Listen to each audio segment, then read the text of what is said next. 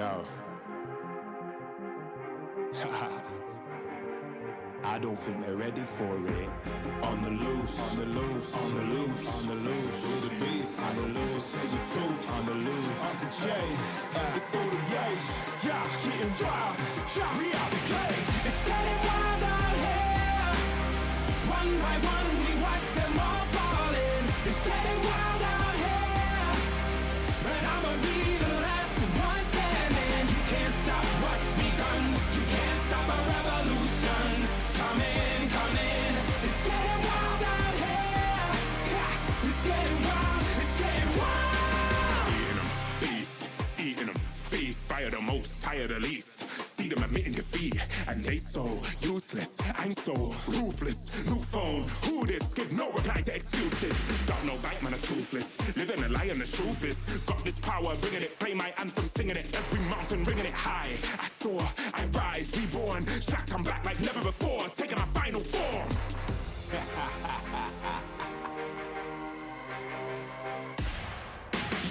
It's getting wild out here. One by one, we watch them all falling. It's getting wild out here. But I'ma be the last one standing. You can't stop what's begun.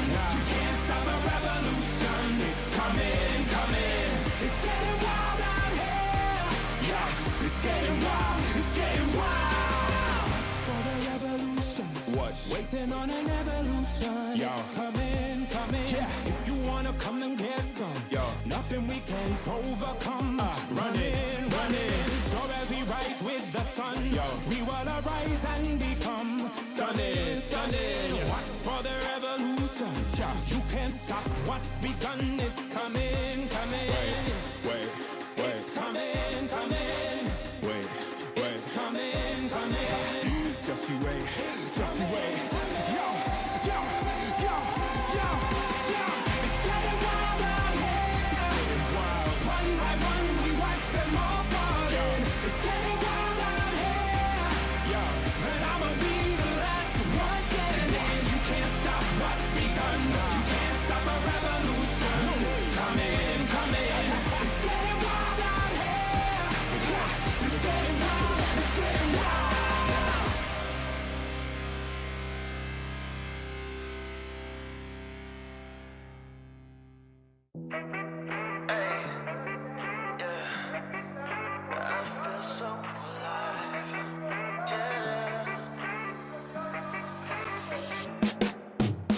I got this feeling in my bones, things will work out. Nothing's gonna keep me back or turn me around. Hey. I just know it'll turn around somehow. These good vibes never run out. 'Cause I'm feeling alive. 'Cause I'm feeling alive. 'Cause I'm feeling alive. Watch me do my favorite dance, 'cause it's all good. You would do the same thing, I promise you would. Oh, got me feeling so high, never come down. These good vibes never run out. 'Cause I'm feeling alive. 'Cause I'm feeling alive. 'Cause I'm feeling alive. And they can't take my shine. This feeling is one of a kind. It's the best day of my life. 'Cause I'm feeling alive. And there's nothing you can do. I'm feeling brand new. And even when I'm down, I'm still cool. There's no way I can lose. I feel invincible. That's just what I choose. Yeah, feeling good's the choice. Now scream it out with your voice. Yeah, my time has arrived, 'cause I'm feeling so alive.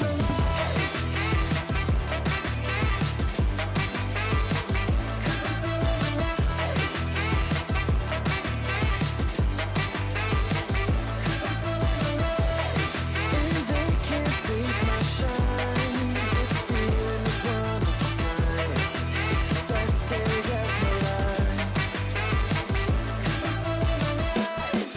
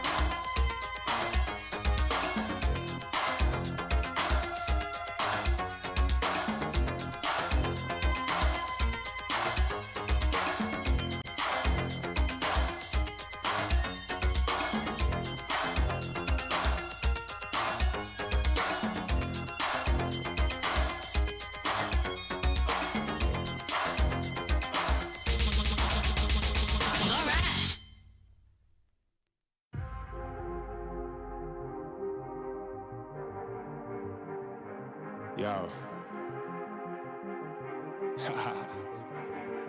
I don't think they're ready for it. On the loose, on the loose, on the loose, on the loose. With the beast, on the loose, say the truth, on the loose. Off the chain, it's all the gauge. Yeah, getting wild, shot me out the cage. It's getting wild out here. One by one, we watch them all falling. It's getting wild out here. But I'ma be the last one. Welcome back, everyone, to day 2 of the PUBG Mobile Macau Invitational 2026. I'm Hot Jukes, joined once again by the one and only Max Man, and we've got another action-packed day ahead. Yesterday set the stage. Today, the pressure ramps up as every match becomes even more important, especially for one group in particular, Max. Oh yeah, especially for Group Red, right? That we need to keep in mind today is going to be their last 6 games. After this, it's up in the air. Their fate is not in their hands anymore. Will they make it in the top 15 to reach the finals, or will they be at the bottom and be sent right back home away from Macau? That is the question we're going to answer today. Absolutely. You can take a look, right, guys. The tournament info for those of you guys that are just maybe tuning in for today. We got the group stage, one more day left. And then we're going to be heading straight into those grand finals where that smash rule will be coming into play. Total prize pool, $440,000. And man, there are some teams, Max, that are at the bottom of the leaderboards that are going to have to go crazy today if they even want a chance at it. Yeah, I mean, really looking at the teams of Group Red that are at the bottom right now, we need to see those guys bring the heat, especially your Alpha 7s, your Yangon Galacticos. What the hell's been happening with those guys? Unfortunately, not much in the game. But of course, looking at the schedule, yesterday was Group Red versus Group Green. Today is going to be Group Red versus Group Yellow. So we're going to have an extra set of 8 teams that have yet to play a single game so far. So we're going to have Influence Rage, E-Arena, Nigma Galaxy, Goat Team, Quaishal Gaming, Nongsham Red Force, Weibo, and Ulf. Come on. I mean, if you are a PUBG Mobile Esport fan, all those names should instill fear. Maybe not for you because you're watching, but at least in Group Red's eyes, it should definitely instill a bit of fear because, Group Yellow looking insanely stacked, Hot Jukes, and that's mainly off the back of this lobby just being so good throughout every single group. Yeah, it's crazy how I think the level of difficulty is going to step up once again here big time. And it's so crazy how yesterday we were kind of talking about, right, which is going to be, is it possible that UF will become the best team in Turkey, right? And then Silas at the last second, at the buzzer, right, just said no, right? Regnum Karya is still here to play. But, UF are coming in here for the first time. They're going to be really looking to dominate and put some big points on the board. They'll be playing tomorrow once again, right? And they'll know exactly how many points they need to qualify.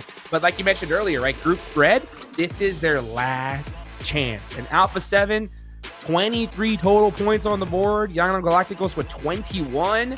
Yeah, they have to start off so strong, especially in Rondo coming up. Yeah, Rondo's going to be very important for Yangon Galacticos, and they showed some sparks of aggression every once in a while yesterday, so that was definitely interesting to see from Yangon Galacticos, that usually is known as a very passive, macro-oriented team. But no, yesterday they actually were trying to do some things, which I did appreciate.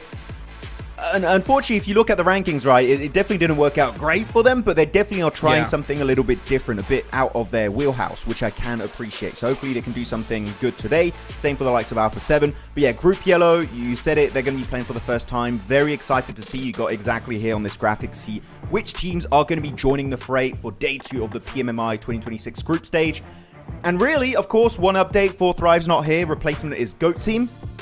Really stacked lineup, Focus, insane at long range, Moxie, the man with the hovercraft, every single game it feels like. So, Goat Team, I would say, a fitting replacement and a team that I would generally not be surprised here. Hot Jukes very easily could be making it in that top 15. Absolutely. I mean, we've seen teams in the past that have got this kind of opportunity where they weren't really designed to be here, but all of a sudden, because of circumstances, they showed up and really optimized that opportunity, right? They capitalized on it, didn't mess around, and were able to make something happen. Let's see if GOAT is able to do that here today. We got 25 teams in this tournament total. All gamers are going straight to the finals, so we're not seeing them here, but we got 24 squads in this group stage. And yeah, like you mentioned, Group Yellow are coming in today. They're looking to start off hot, and Group Red need to make something happen. Group Green, chilling. today, right? Don't got to worry about a thing, especially for some of the squads that are on top of the leaderboards. They are big chillin'. Don't got to worry about it. You know, they're especially like VTR. They have 49 points, so they're pretty much set.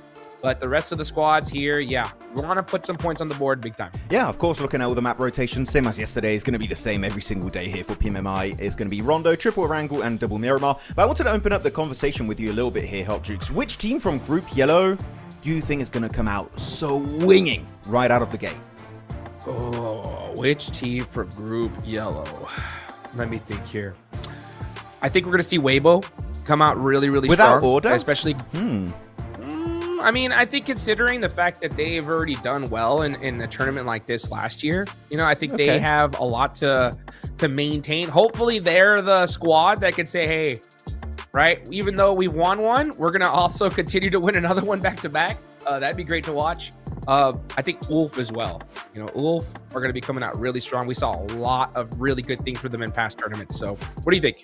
I feel like Ulf is a slow burner. I feel like they get better longer the tournament goes on. So I feel like Ulf maybe not going to pop off here, but I'm expecting top 15 should be relatively easy for them. Of course, let's check out the leaderboards before we dive right into our first game, because right now the lobby leaders is going to be AURORA from the MENA region, and 51 points. They're not playing today, right, because they are in group green. So we're going to be able to see a lot of these teams try to play catch up and overtake their position, especially looking at your S2Gs, your LGDs. Bigatron also going to be in group green. So a lot of teams here can have that opportunity to overtake them. So who's going to be the new first place team? Going to be a bit of a tough one, but really, if you have a banging day, I would love to see, genuinely, I would love to see a team from Group Yellow be first place, having the most insane day possible. It's unrealistic, but, oh, that would be cool. Come on. That would be crazy. Yeah, for a team in Group Yellow to be in first place today, that means that they beat 8 squads that had 6 more matches playing. Yes. That would be wild. I mean, it's totally possible. We've seen something like that in the past, right? But we'll see just how hard they come today. And I mean, the good advantage that they had was they were able to watch all of yesterday's matches. Yeah. You know what I'm saying? So I'm sure they did their homework big time when it comes to Group Red. And that could make things for, you know, a little bit more difficult for Group Red here today. But you have to adapt and you got to overcome if you want to be able to get some of that big money coming up down the line. Yeah, I mean, actually, most of the teams that yesterday that did poorly were teams from Group Red, right? Wolves didn't do great, RQ didn't do great, Alpha 7 Yangon didn't do great. We didn't see much from TIANBA. The only teams that really did something were LGD and S2G, which are currently your second and third place team, which is why I'm saying I would love to see a team from Group Yellow jump up in first place, is because most of the teams on this page are not playing today, right? We don't have Regnum, we don't have Thunder Talk, we don't have FURIA, we don't have AURORA, we don't have Bigatron, and we especially don't have AURORA. So only 2 teams are playing today in second and third place. Come on. Yellow are looking insanely good. I'm expecting that group to just pop off today and play an insane catch-up in their first 6 matches. Yeah, let's see what they can do here. And like you mentioned, those are the squads that definitely need to put in work. You look right there, 11th place, Wolves, 29 points, RRQ, 28, going down to TIANBA, Alpha 7, and Young Galacticos. Yeah, Group Red. We were talking about which team was the group, which group was Group of Death yesterday. And I think Group Green definitely took that one when it comes to the numbers. But will we see Alpha 7 not in the finals is one of those big question marks I have because of what happened in PMGO, Max. Well, it's not just that. You know what? I'm going to go on a tangent here and say I think Alpha 7 is not going to qualify because there's so much weird stuff happening with this team. I feel like their gameplay is nowhere near what we saw at PMGC last year. It's closer to what we saw at PMGO Season 1, which, of course, they were bottom 2 and didn't qualify to the finals after the group stage. But then they have Nuth, right, playing instead of Carrillo. And that in particular rang a few alarms in my mind, Hot Jukes, as to there's some weird stuff happening in the background that we're not aware of. And the fact they're changing a player as experienced as Carrillo, the IGL, for a new player, I don't know if it's they're not taking this event that seriously and they're just messing about a little bit, but I don't know. I don't like what I'm seeing. I am a little bit skeptical about the mindset of this team going into PMMI.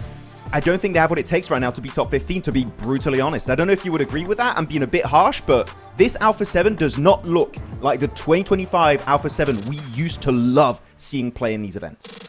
Yeah, I mean, it's definitely a night and day difference. That's for sure. So something is going on with this squad. I hope that we can see them do something different. Yeah, yesterday was wild. I mean, we saw them just once again starting out so slow, mistakes here and there. We even saw Carrillo like kind of drive out in the open and just get shot, and we were like kind of like, what's happening? Yeah, we were sounding like what was happening with him. And then literally the next game, he's not even in there. He's not even in the match. So I'm not sure what's going on internally. I got to probably send them a message and kind of get a good idea because, yeah, I want to see them make something happen today, shut all the haters up. But the odds are stacked against them because, I mean, we could definitely see some teams in Group Yellow be like, hey, you know what? We don't want to even think about Alpha 7 come finals time.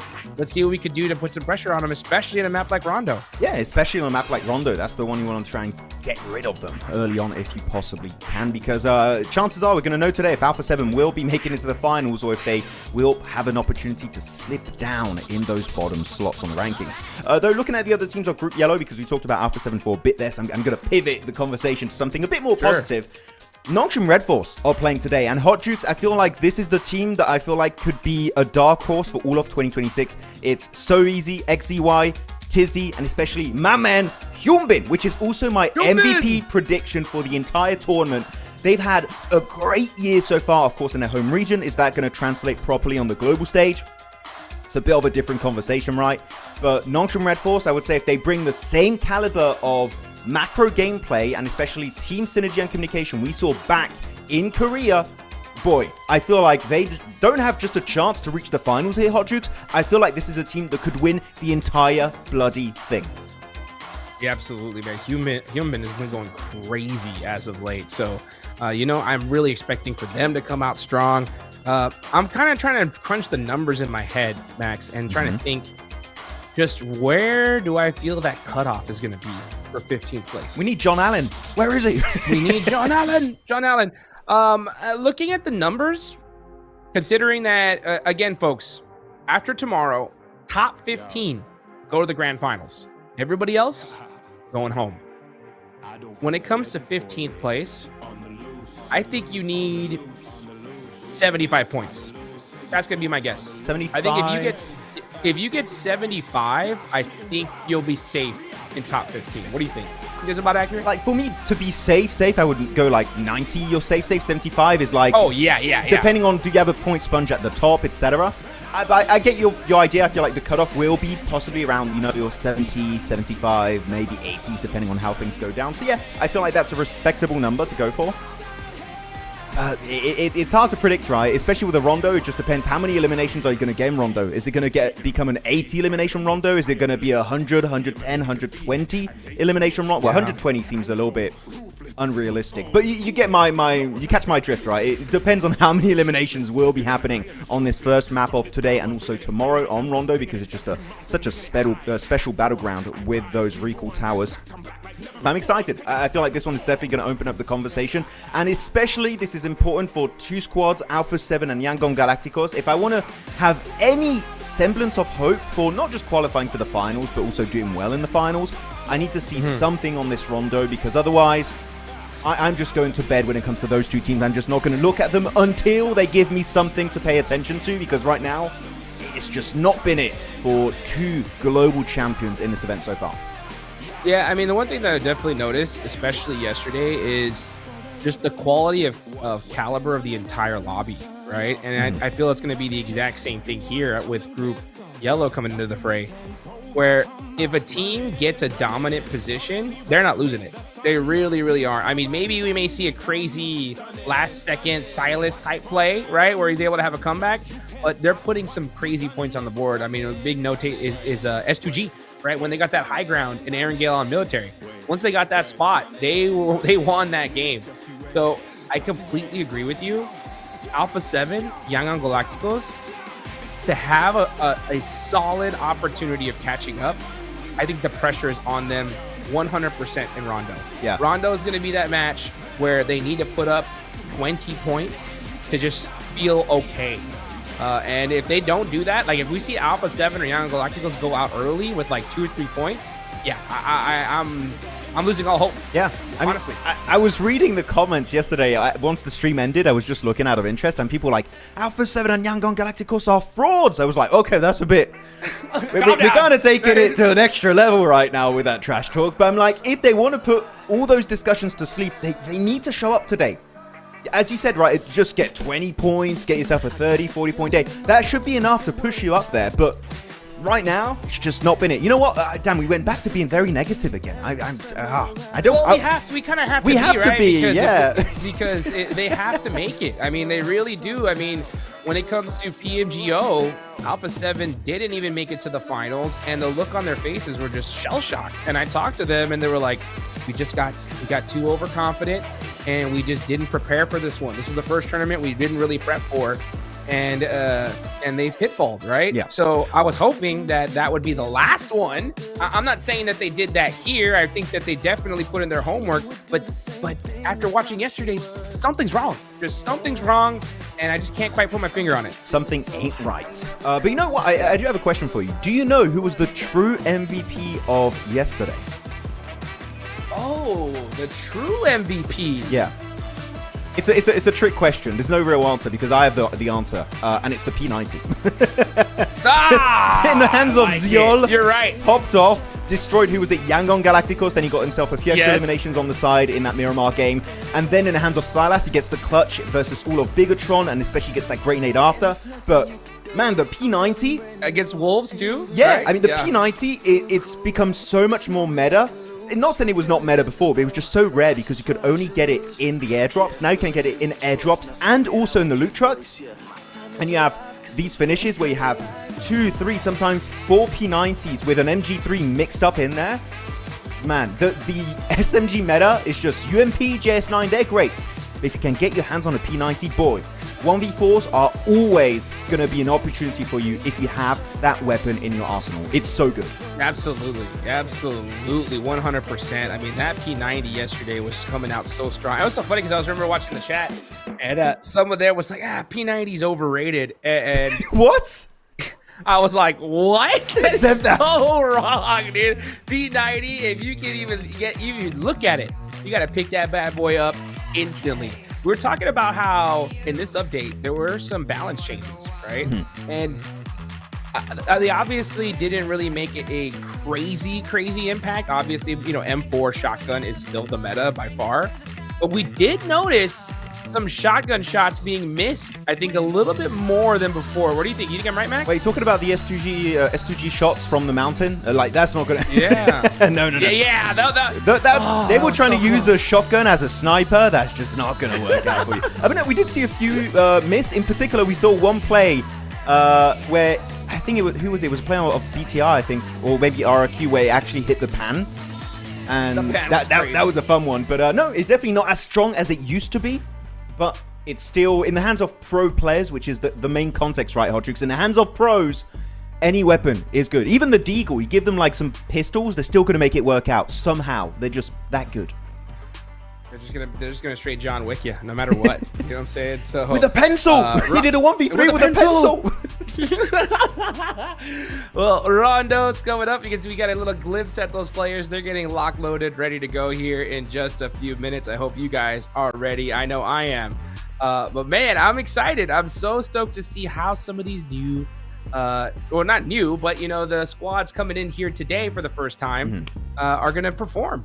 Yeah, I mean, I think Weibo, just to bring back the conversation to Weibo a little bit, we talked about them slightly earlier. As we know, Order did leave the team. He joined, I think it's RSG recently. Weibo's still doing really good in PL. If you look at PL, one of the most recent seasons, they got a second place. They were not able to smash, and they got second place, missing out first place in that very last game. Very unfortunate for them, but still looking insanely strong on the battlegrounds. And I feel like this roster of Weibo is looking really strong. In case you guys are not aware about this team, it's Suk, 33Z, Suki, Bei, and Jin En. I believe Jin En is going to be the sub going into this one, unless they go for a little interesting rotation like Alpha 7. We'll have to see. But Weibo still have not only their regional dominance in PL in China, but also so much international exposure, especially for Suk. My man's been playing in globals since like 2020. So, So if any team from China can bring the heat today, it will be Weibo Gaming, Hot Jukes. Well, let's see if they're going to be able to do it as we're locked in for match number 1. It's Rondo, the big map to get some serious points on the board and hopefully give you that golden ticket to the finals. We got a singular playing path here going right down the middle, so we're going to definitely see them hot drops ring out very quickly here, Max. Yeah, I mean, Test Track is going to be up there, Yulin too, and Danching is going to be available for these teams. Usually those are the 3 main drop locations. At least that was the case between Groups Red and Group Green. Now it's going to be Group Red versus Group Yellow. Are we going to see as many hot drops, especially Yulin, that was happening? I think it was like, what, a 15-20 minute hot drop, right, Hotrix, yesterday because of the circle combined with the plane path, and everyone was just staying there for as long as they possibly could. BTR ended up getting a bunch of eliminations there, followed up by also Thunder Talk.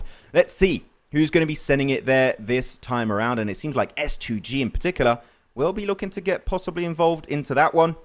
Oh no, they're going to go for the stretch, making it over to Stadium itself. But yeah, Test Track is getting busy, Dancing getting busy, and especially Yulin. Going to get especially busy here, Hotrix. And look at this, Alpha 7 losing the fight off the rip to D plus Kia. Finding those weapons early on, and man, did they get lucky. Wow. AUG AK off the rip. That's what you like to see. Revel gonna hold it down for his squad. Trying to find some angles for his team. Ooh, Yangon. Ooh. That's huge. Okay, oh no, this is massive. They just squad wiped LGD. That's massive. They need to get those points right because they're so low on the rankings. Big win. That's right. Baton catching Federal there from the Influence Rage. So the Wolves are getting active as well. This is always in Neox Factory.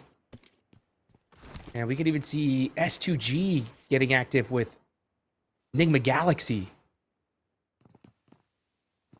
Pressure's starting to read up. Yeah, here you're going to be having Yulin, Nocturne Red Force. You've got the Wolves moving about on the northern edge. Yangon Galacticos. TIANBA. But this fight, definitely a bit slower than we had last time. Yeah, for sure. I mean, one thing we saw was like GOAT didn't even get into this at all. Like GOAT stretched all by their lonesome, and they said we want 0 hot drop action. That's really interesting for me because I mean, I think the meta by far is going 3-1, just trying to put some points on the board early on. But we'll see what happens here. Oh, Master Smile. Does he get the nade? Oh, we saw it coming. Yeah, avoiding it. He's like, how about you want some nade in return? I got you. How about that's a good counter nade.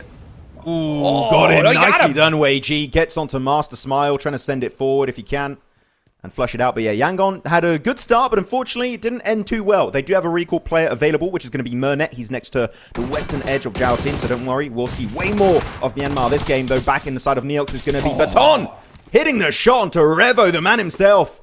And that's going to be NA getting the win. And Necessary in particular, right? Getting so many good clutches yesterday. And here, alongside Baton, getting the squad wipe onto A7 in Neox.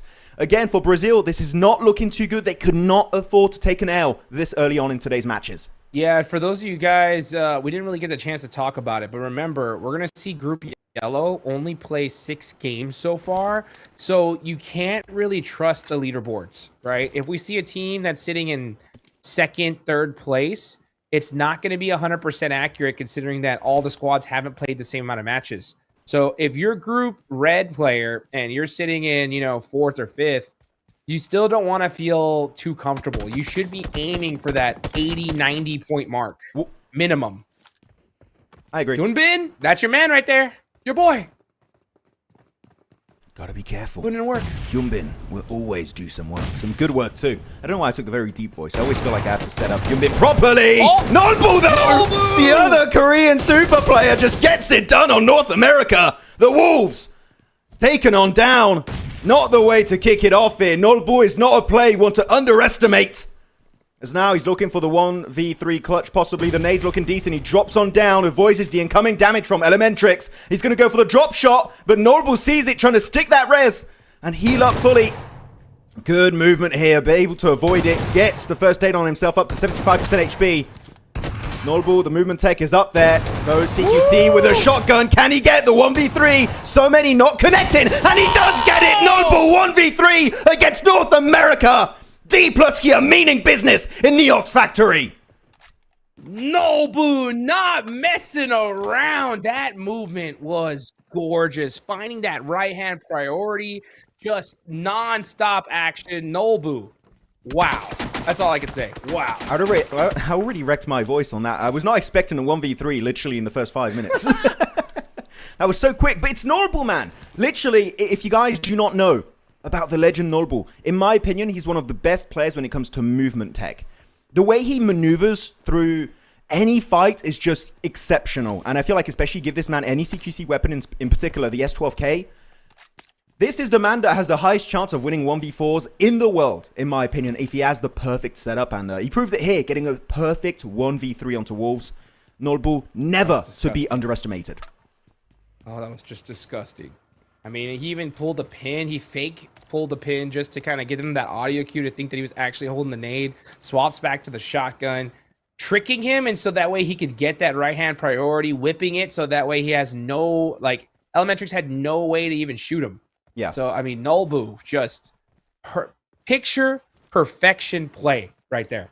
Yeah, I mean, it's not just that. There's also a few little things. He saw the nade coming his way. He knew he didn't have time to stick the heal and get up to 75% HP. So he drops down, says, it's fine, I can take the extra full damage to reposition to avoid the incoming nade damage. He does it. All of that in like the matter of 5 seconds. The speed at which he made that decision was just mind-boggling. So Norbull, whew, oh my word. Yeah. The man is looking looking insane. Yeah, who needs to heal if you can't get shot? Yeah, you know true, fair enough, yeah. Oh, okay, the arena though, looking for the push. Right onto the Turkish team in the top 2 right now. They don't want to go out. They want to try and catch up to the big boys in number 1. And actually, why I said that, they are number 1 right now because they've already got 4 eliminations, but that's going to be the win. E-Arena, though, getting a little bit over-aggressive and getting punished by S2G. Ah, getting some nice shots as well. Beautiful thirst. And that's S2G, yeah, coming out on top of E-Arena, putting up some points. They had a great day. And now it's all about just continuing that dominance and just locking in that position here. Most definitely. Oh, nade gonna get cooked up. Ooh, doesn't take the damage. Gonna get surrounded here. I believe that was lost there for a second. Yep, trying to get the angle with the AUG. But this is going to be an easy wipe. Send it all together. There's no way you get clutched up. He does have an S12 case. You definitely got to respect it. And they're getting third-party by a team from a distance. So you've got to be a bit cautious here. And it's going to be RRQ looking to get involved in that elimination feed. But Tony K will get kicked off and eliminated. 7 points already headed the way of S2G. You know Barish G is going to love this one for his squad. Yes, he is indeed. You can see RRQ, one of the teams that really, really need to go crazy today. Let's see what they can do. So far, no eliminations.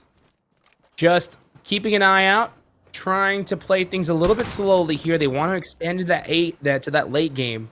Everybody's centered up, except for Alpha 7. Yeah.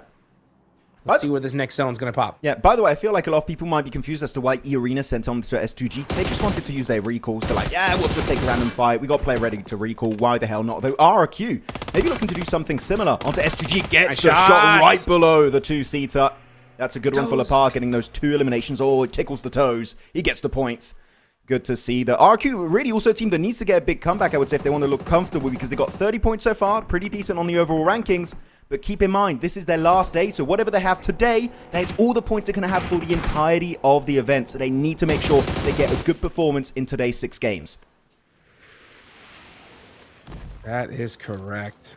Let's take a look here as KSG hitting the laydown. Using some of that terraforming. We saw that yesterday, and we're going to continue to see that today. Ulf was a nice nade. Ooh. Peppering the side of KSG.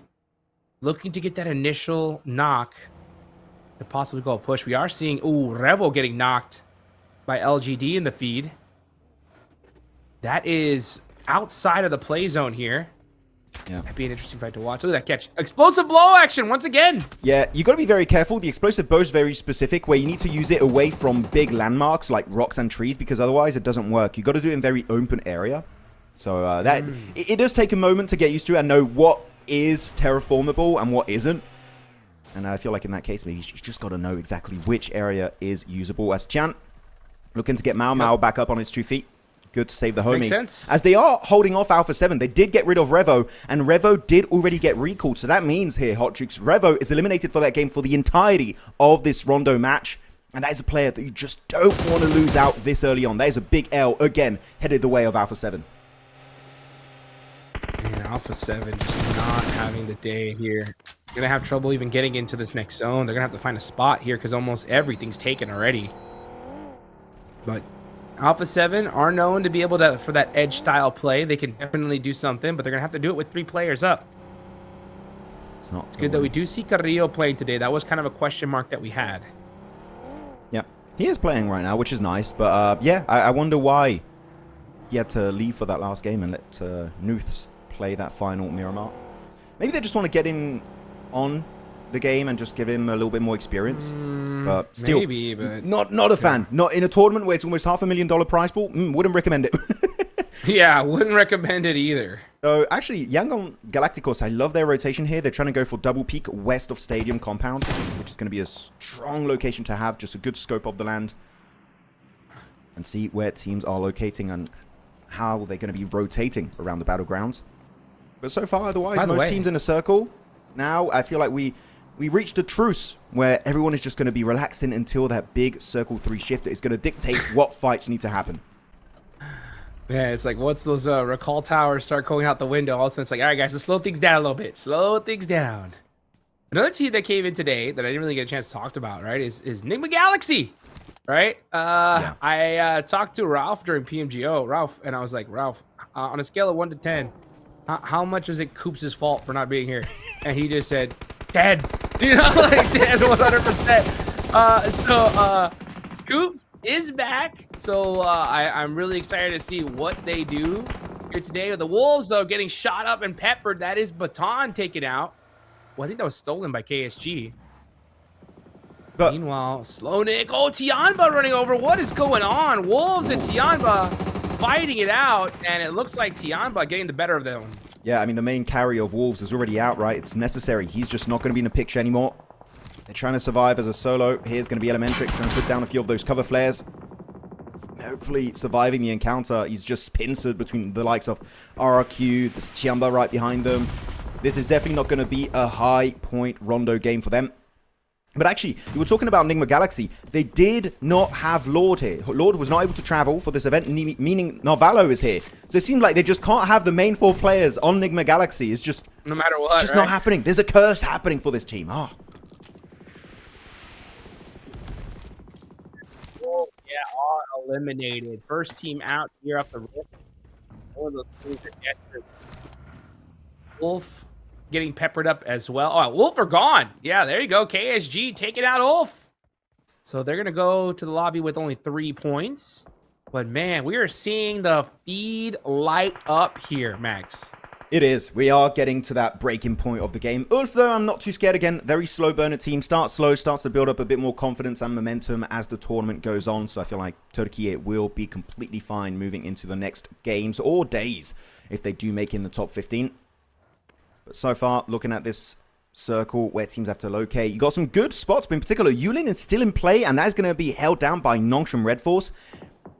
I'm looking at the map, there's no teams in a 500-meter surface area around them, so Nongshim Red Force, I would say, off the back of that circle, top 8 should be very easy for that South Korean team. So I'm very hopeful we can see a strong finish from their end. As Yangon, though, had to move away from Double Peak next to Stadium, and they're going to encounter the Tide team. It's E-Arena. Will they be willing to take the fight as Master Smile does get knocked? Tourney K. Keep an eye out in the blue zone. Putting a little bit of pressure on the Yangon Galacticos. Team that really needs points here desperately. TIANBA and RRQ are in that same boat. But the good thing for TIANBA and RRQ, they are dead center of this circle, you can see.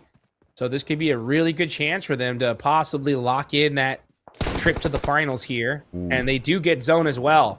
Let's see how they're able to capitalize. Meanwhile, say Cloud, gonna have to make a play here against E-Arena.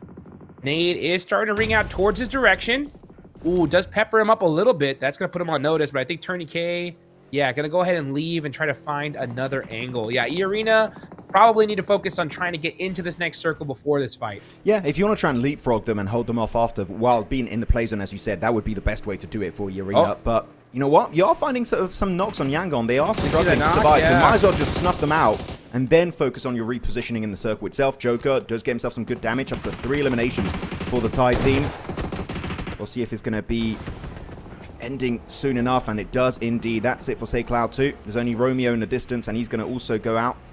Back to the lobby you go. One knock. And only minutes remaining right now. He's going for a big Eastern rotation, and as I say that, it's just not working out, and that's them eliminated, remaining in that 15th position that we know, Hot Jukes, is the cutoff to reach the finals.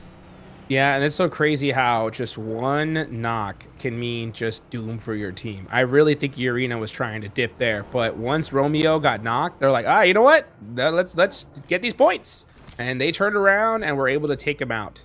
So yeah, Yangon Galacticos, they are sitting at 15th, but that is not the true 15th, folks, considering that they played 6 games yesterday, and we have 8 squads that this is their first match.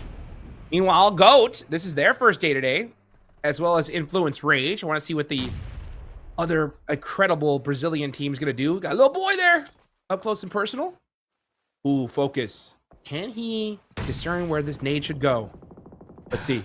You got to be careful. This short. is a very nadeable area too on that bridge if Influence Rage can get a little bit closer. So just make sure you zone them away. If you demand that respect, that position remains playable. Keep respect. Yeah, you want to keep Federal in check. There's a guy you don't want to let loose on the battleground, or he'll just do some crazy plays on you. Maybe pull up a clutch if he does it right.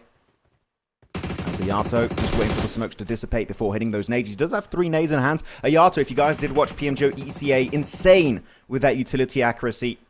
He can just thread that needle so many times back to back to back. As Mark C also going for wide Eastern rotation, trying to get an off angle onto Influence Rage. I do like the idea, but you got to be careful. S2G is there lingering, waiting to have an opportunity to strike. So if he does show his back for a split second, that could go terribly wrong very quickly. A little bit of a stalemate right now. GOAT and Influence Rage kind of just sharing this location.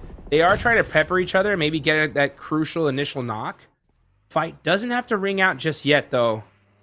As the next zone, if it does center up, S2G is going to be in it. RRQ are going to be in it. And then GOAT will have to make that push pretty quickly here. Or they could even wrap around, but we'll see how this plays out. Yeah, you can see Moxie throwing down some smokes, just trying to buy some time. Yeah, just trying to really delay as much as possible because the circle is just not favoring GOAT team. So they need to do a move eventually with the Roadster. It's going to be forced, dipping in the blue a little bit. It's just a little bit of damage, so he's fine. Back it up. To take it. But the blue zone is going to start to encroach on so many extra spots on this Rondo game.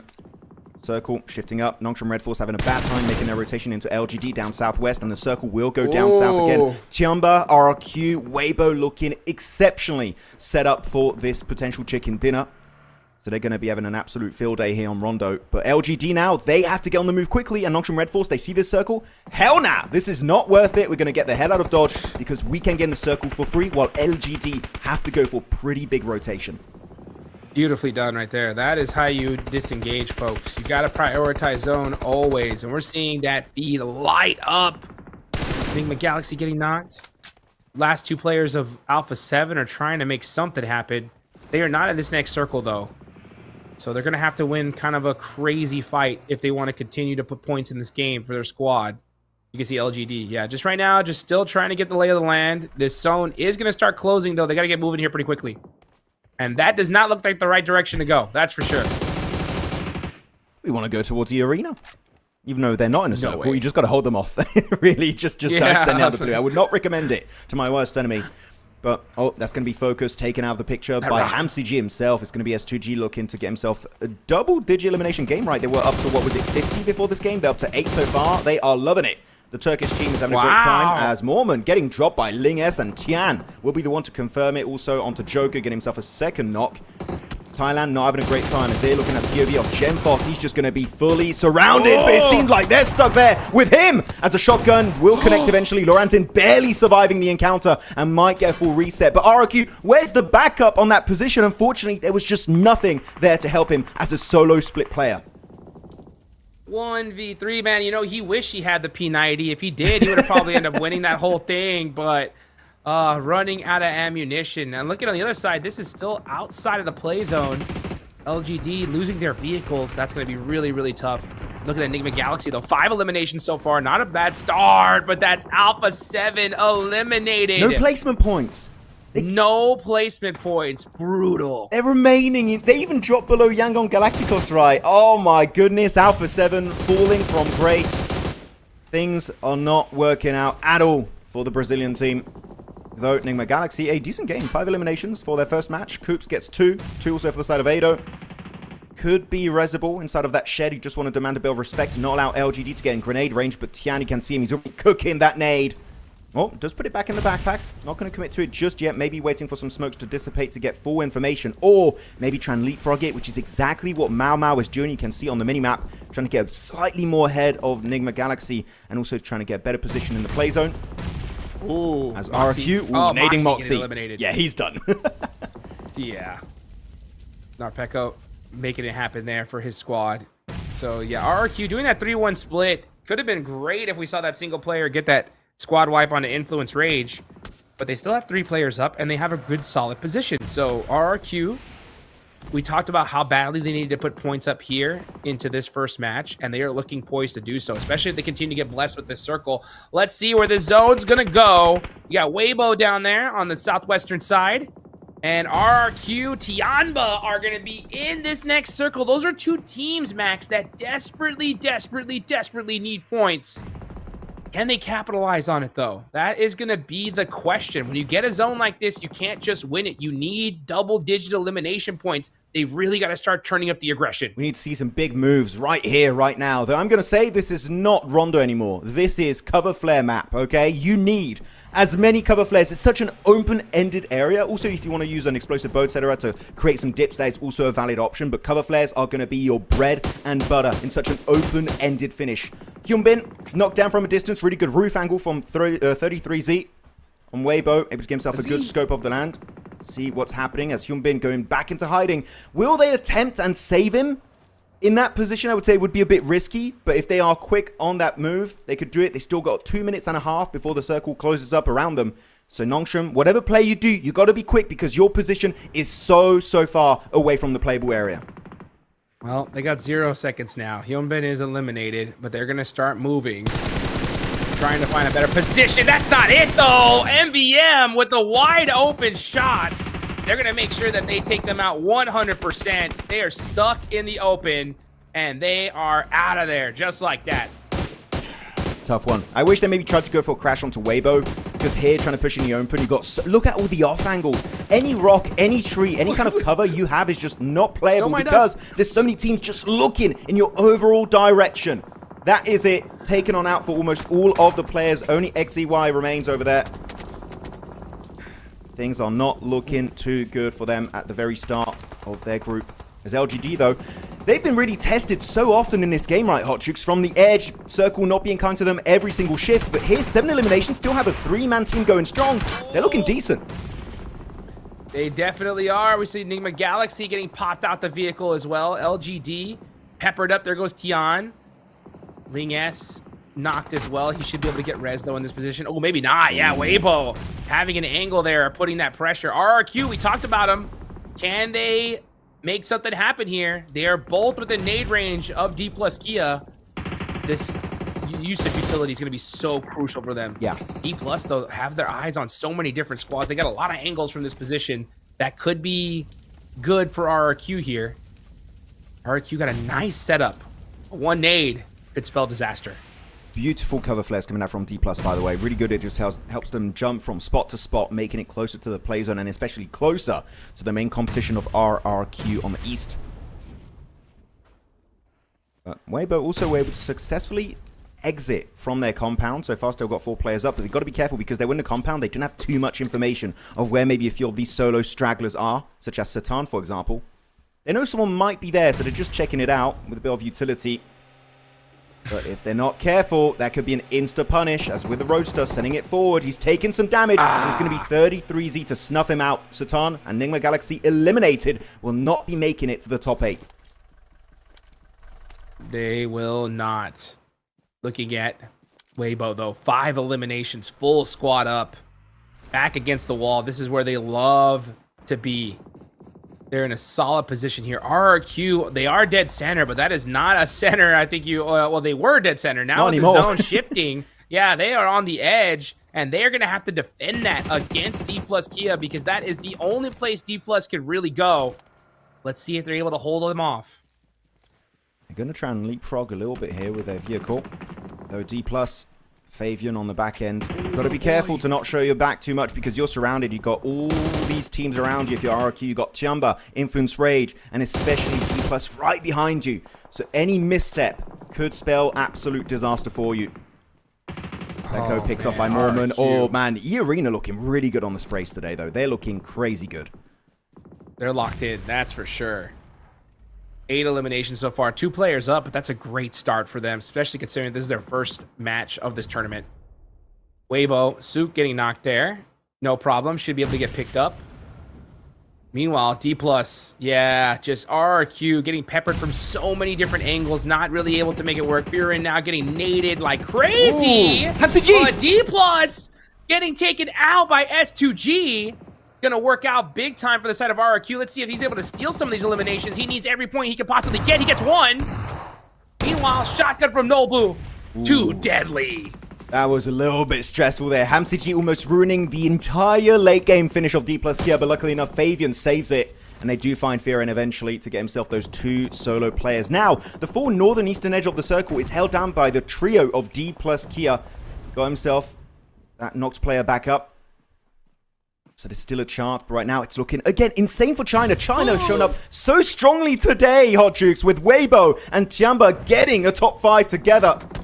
Can they convert it, though, in an actual chicken dinner? That will be the question, as Mormon, suffering the brunt edge of the damage from both Weibo and Influence Rage, will get flushed out. It's down to a solo. It's Turney K.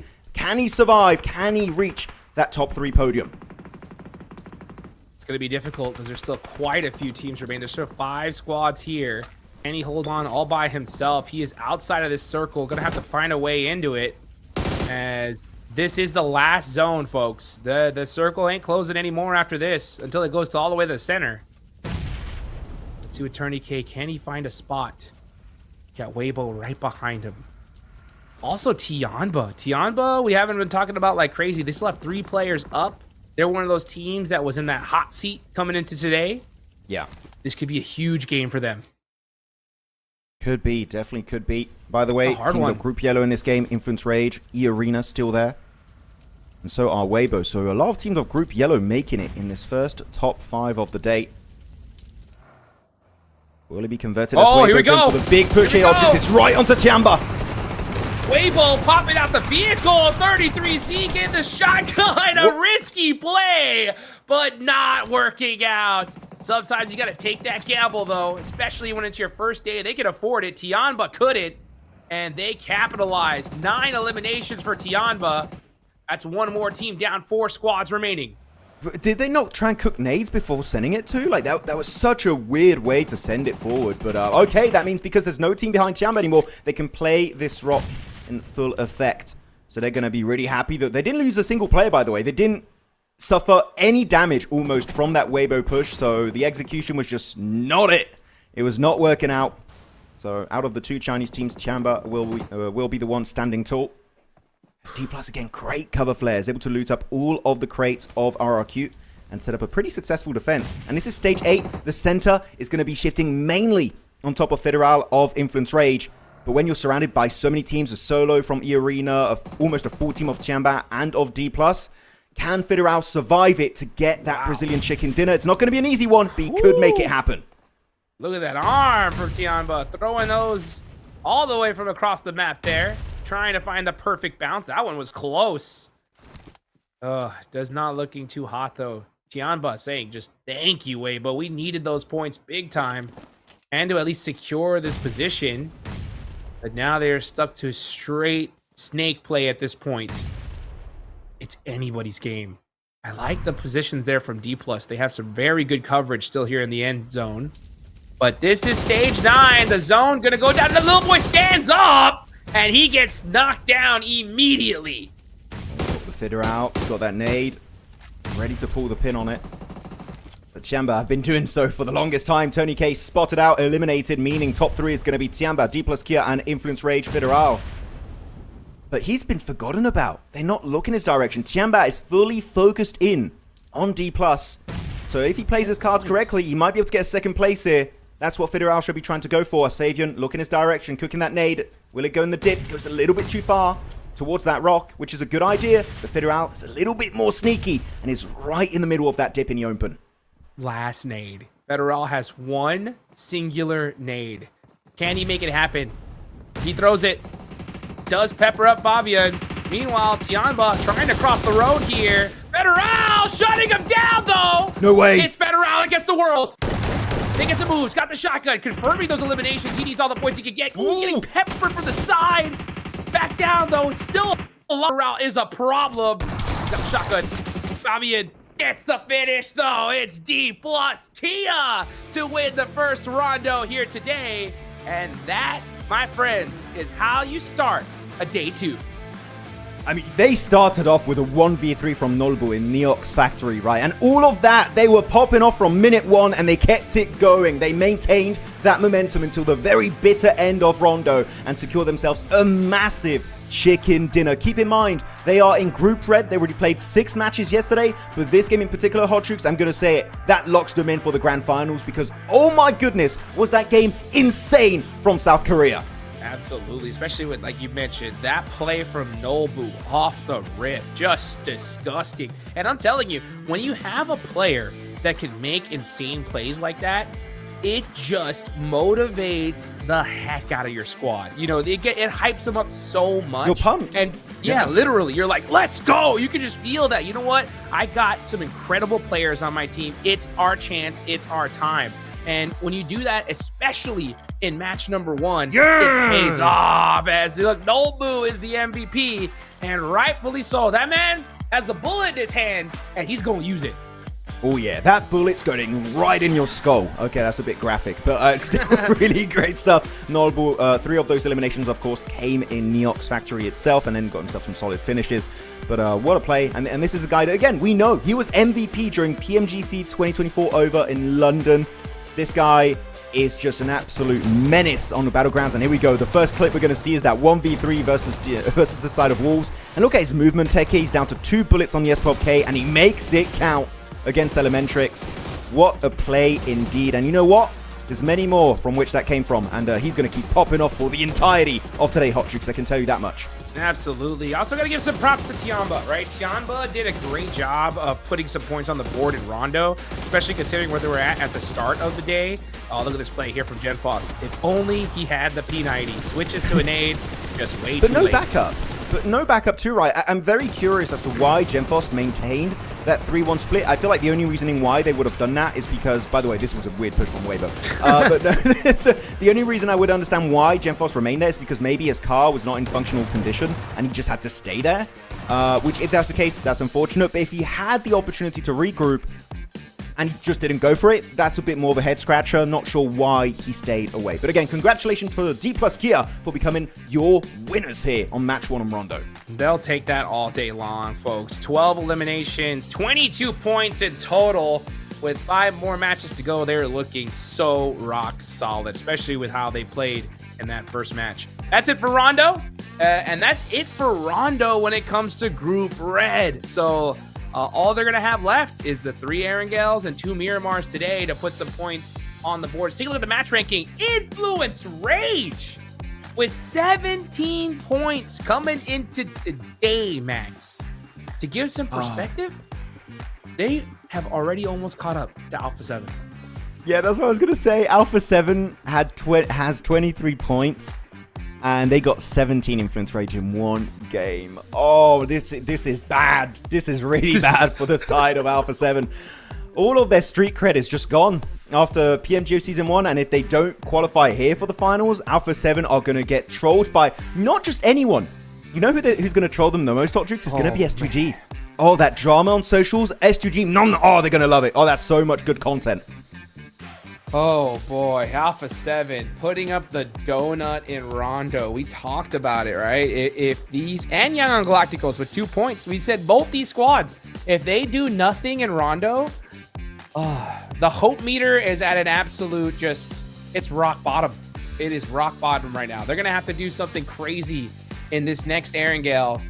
And I'm talking like 25 points to, I think, to inspire any confidence Yeah, I would agree. I feel like we need to see some big moves here, desperate plays if they want to try and make it out of the bottom slots, which right now Yangon is, but you know, they're still on the cusp, and keep in mind they will not be playing tomorrow. Same for Alpha 7, so they need to get some big points on the board, otherwise it's pretty much game over. Looking at the overall standings, of course, it's going to be S2G taking away that number 1 place away from AURORA. They did drop not just 1 slot, right? They dropped 3 slots ahead of S2G, LGD, and also D plus Kia. So still, top 15 is looking really good for AURORA, but here, unfortunately, 3 teams overtaking you in game 1. It might be a bit of a tough comeback for them to reclaim that number 1 position when Group Green is back on the battlegrounds. Yeah, absolutely. I mean, D plus 56 points, right? That they're sitting pretty. I don't think they're still fully comfortable just yet. I think they want another, you know, some good, decent little games to really just feel like, all right, we're set up. But these teams at the bottom, oh man, I mean, Wolves, even, you know, RRQ, Alpha 7 and Yangon, just, it is not looking too hot.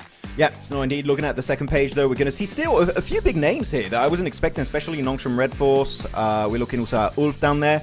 I'm not too scared. I feel like this circle, I don't know if you would agree or not, Hardrix, but it was kind of tough, right? It was moving mainly on the side of TIANBA in the center and also RRQ. All the other teams on the edge, just like, try your best, you know, Hunger Games, give it your best shot. And unfortunately for Nongshim Red Force, they were leaving Yulin in the open, and so many teams were looking their direction. I wish instead of just trying to survive on the edge, they actually committed to a breach onto Weibo, because then you'd be fighting in a compound and nobody would be able to third-party you too easily. But they got a bit hesitant, but it's game 1. I just feel like I want to see that confidence back in the next 5 games of today. Yeah, I do as well. You can see there the elimination so far for the days. It's going to be Tian with 14. Yeah, this is total for the tournament so far.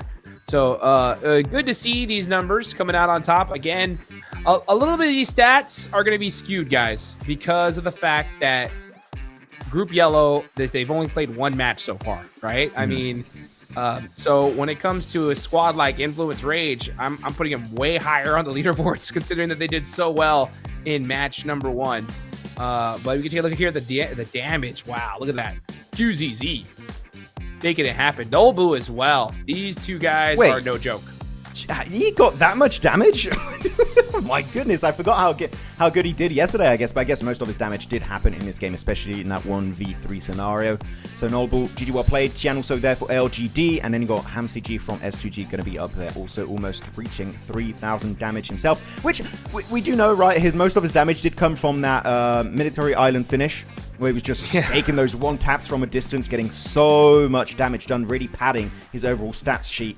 So HamCG, very happy. And I would say, going back at PMGO Season 1, I was a little bit upset with the performance of S2G Hardrix, but here, they've rekindled that flame I have for this roster, and telling you, they could go the entire way in the finals. I hope so. You know, their watch parties are going absolutely nuts. So excited for them. We got Erangel, though, coming up very, very soon, guys. Don't go anywhere. We're going to be right back.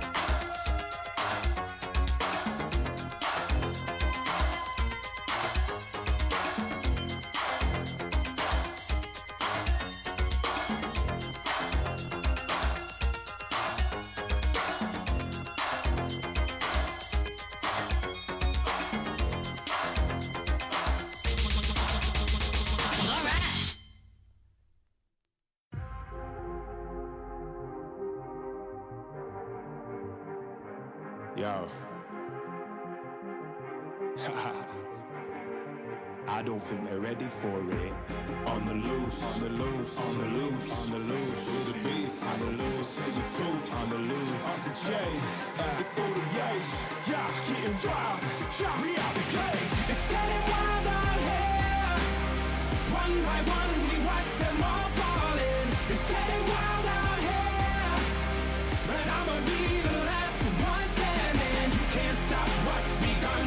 You can't stop a revolution. Come in, come in. It's getting wild out here.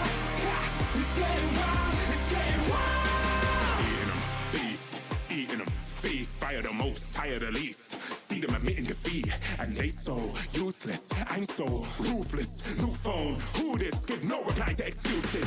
Got no bite, man, I'm toothless. Living a lie and the truth is. Got this power, bringing it. Play my anthem, singing it. Every mountain, ringing it high. I soar, I rise, reborn. Strapped, I'm back like never before. Taking my final form.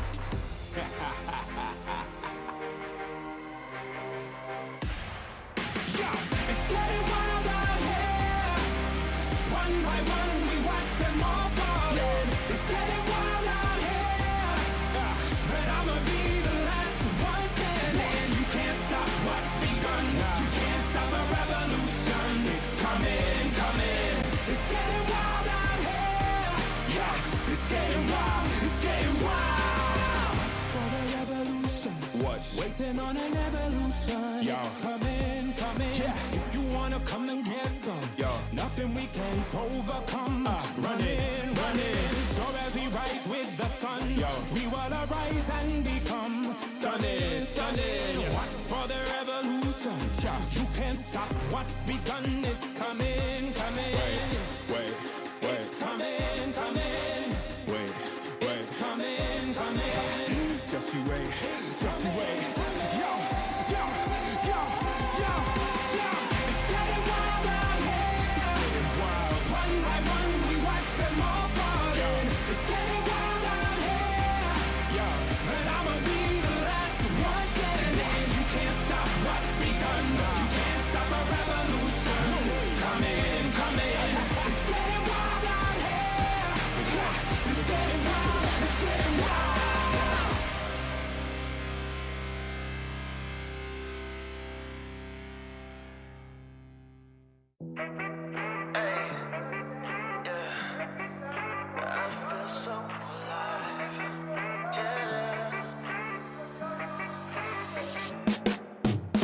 I got this feeling in my bones, things will work out. Nothing's gonna keep me back or turn me around. Hey. I just know it'll turn around somehow. These good vibes never run out. 'Cause I'm feeling alive. 'Cause I'm feeling alive.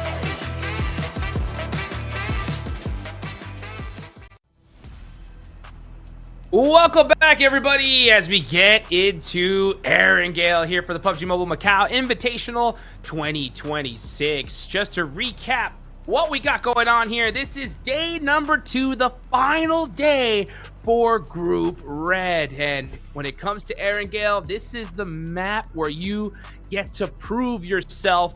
Let's see if they could do it here and now, Max. Oh, as the song in the break keeps on saying, it's a revolution coming, coming. Let's go. I love the song, by the way, in the breaks. I don't know who decided that was the playlist for PMMI. You should get a raise because I'm really enjoying it. I'm vibing. I mean, you know, Hot Juice, we keep vibing during the break like, it's a revolution. It's so catchy. With that said, looking at the drop location for some of the teams, I'm not expecting too many hot drops unless some team is like targeting some particular squads in particular. Actually, I'm going to shut the hell up because Novo is getting a bit busy right now. I'm looking, I'm like, wait a minute, this Yangon Galacticos maybe looking to have a clash over there. And also in farm. Okay, I lied, guys. Apparently, I'm sorry. Why are the hot drops happening? I thought this was all going to be resolved in scrims, but no, you have Goat Team versus Yangon Galacticos and Novo. And in farm, you have Wolves versus, I can't quite see the team. It's going to be the side of Nongshim Red Force. What? Unreal. This is like do or die here for Wolves, on all honesty. Like, Wolves have to win this fight.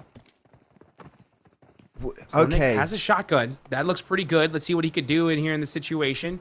Staying up close and personal. Baton is with a pistol, though. And for the side of Nongshim Red Force, these guys are kidded out of their minds when it comes to weapons. No M16 armor, though. Yeah, M16 or QBZ is going to be available for So Easy. That's going to be a good pump to the face.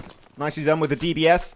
They fought Nolbu earlier. It didn't work versus South Korea. They're like, let's fight another South Korean team. We'll see how this one works out onto us. They do confirm So Easy. Nice. Good execution. Very quick on the pivot. But Hyunbin was able to get a little bit of elevation here. Jumping up top. Trying to reach this elevated area of the building if he can on the balcony. But the thing is, when you only have these few buildings to loot up, you're very low in terms of resources, in particular utility. I'm not seeing any nades or Molotovs available. As you said, Baton with a pistol here, and Yumbin with the UZ. You know which one's going to win that fight. So we'll see if they try and send it forward, but it's a 3v3 here. Yeah, there you go. Look at the stairs. Get out of there. Baton, you do not want to deal with the suppressed Uzi. So, man, geez, look at this. This is like just a game of chess right now. Is who's going to make that first move? Who's going to make the play? You know, Nongshim Red Force doing well when it comes to weapons. Oh, looks like someone found an M249, though. Yeah. That's Elementrix. That's a great start. Necessary and Baton, both with shotguns. Oh, yeah, good elevation here, Tizzy. Yes, I love it. I love it. Good play. Trying to go for the jump shot. Uzi! Oh, my goodness! The Uzi from Hyunbin, the drop shot from above. He gets the surprise drop onto Elementrix. Necessary also falling. Baton, sole survivor here. Full squad of Nongshim Red Force coming his way, and it's just not meant to be. South Korea once again taking down North America. Shooting some boxes as well. The disrespect. Wolves getting destroyed. And that is them out with 0 points. 34 in total. Ain't going to do it here, Max. That is not going to get you to the finals. So, I mean, at this point, it is double chicken dinners to stand a chance for Wolves. Yeah, it's not looking good. No. Not looking good. Hey, you know what? It's looking even, I would say, pretty bad. Not pretty bad. Yeah. That is a good call. Yeah. I'm quite good with my words, yes. Yes. My vocabulary is insane. Here you go, though. Yangon Galacticos Minutes got the surprise angle. They did not expect him to be hiding behind that wall. Instantly gets one knock with a PP Bison. Does not see, though, going to be stranded forward, and he gets another one. Mernet clutching it up against the EECA team. And that's going to also deny the res. Ayato giving up on it entirely. But where's the backup? Where's the team of Yangon Galacticos? We know Mernet is good. You're asking him to do a 1v4 here. Come on, you need to give him a little bit more support. Finally, they do get there. Looking for the final player. It's another one picked up by Mernet. He's got the 3-piece. Can he get the 4 eliminations onto GOAT team as only focus remains in that 1v4 against Myanmar? Go for it. Go for it. You got the Bison. Oh, that it is too good as Say Cloud gets the last one. But wow. What a play there. Yangon Galacticos, we talked about just how desperate they are, right? And for them to win that fight off the rip, hopefully that is the motivation they need to make something happen here in this match, because they need this win. They need it bad. I don't understand why GOAT were like, oh, let's leave, and then they came back. I don't see the reasoning. It's not worth it. It's phase 1. My rule I like to give teams when I'm looking at esports is if you can avoid the fight, phase 1, phase 2, just go for it. It is not worth it. It's just a pure ego fight. In that case, GOAT team were just so ego-driven. Like, yeah, we want to send it. We want to spill blood here on Erangel. And, well, they took the L to the hands of Yangon Galacticos. So, really, I hope that that's a good lesson for them, that they're just not going to commit to these unnecessary fights in the early stage, because it really just causes you to slow down, lose all your momentum. And in this case, if your GOAT team remain in 24th position at the bottom of the rankings, which we know is not where you want to be. Oh, now where you want to be is the right words once again, Max. As you take like a dictionary. Oh my goodness. Just like, what else can I say? He's nailing it, guys. I mean, eloquent. It's so true. It's just wild. I'm still kind of a little bit shell-shocked here. At a loss for words when it comes to the teams that we're seeing on the bottom of the leaderboards from Group Red. I mean, I did not expect it. I mean, Influence Rage, you can see just a few points shy of Alpha 7, and Alpha 7 has played 7 matches when Influence Rage have only played 1. And yeah, Young Galacticos, it's good to see some signs of hope, but I did see that yesterday towards the end where they had a really good position and then let it slip through their fingers. Hopefully that doesn't happen for them here today. Hopefully that will be the case. Just looking at some of the quick early pivots there.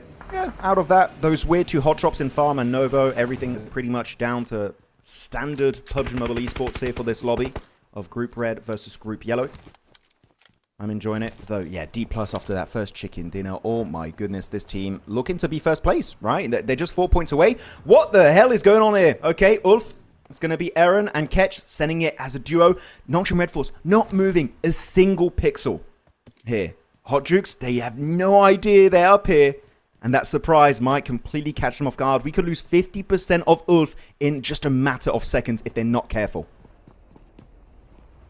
Catch. Catch. Oh, yeah, moving up little by little. Oh! You said you thought you caught me. No, I caught you. Catch with the turn there.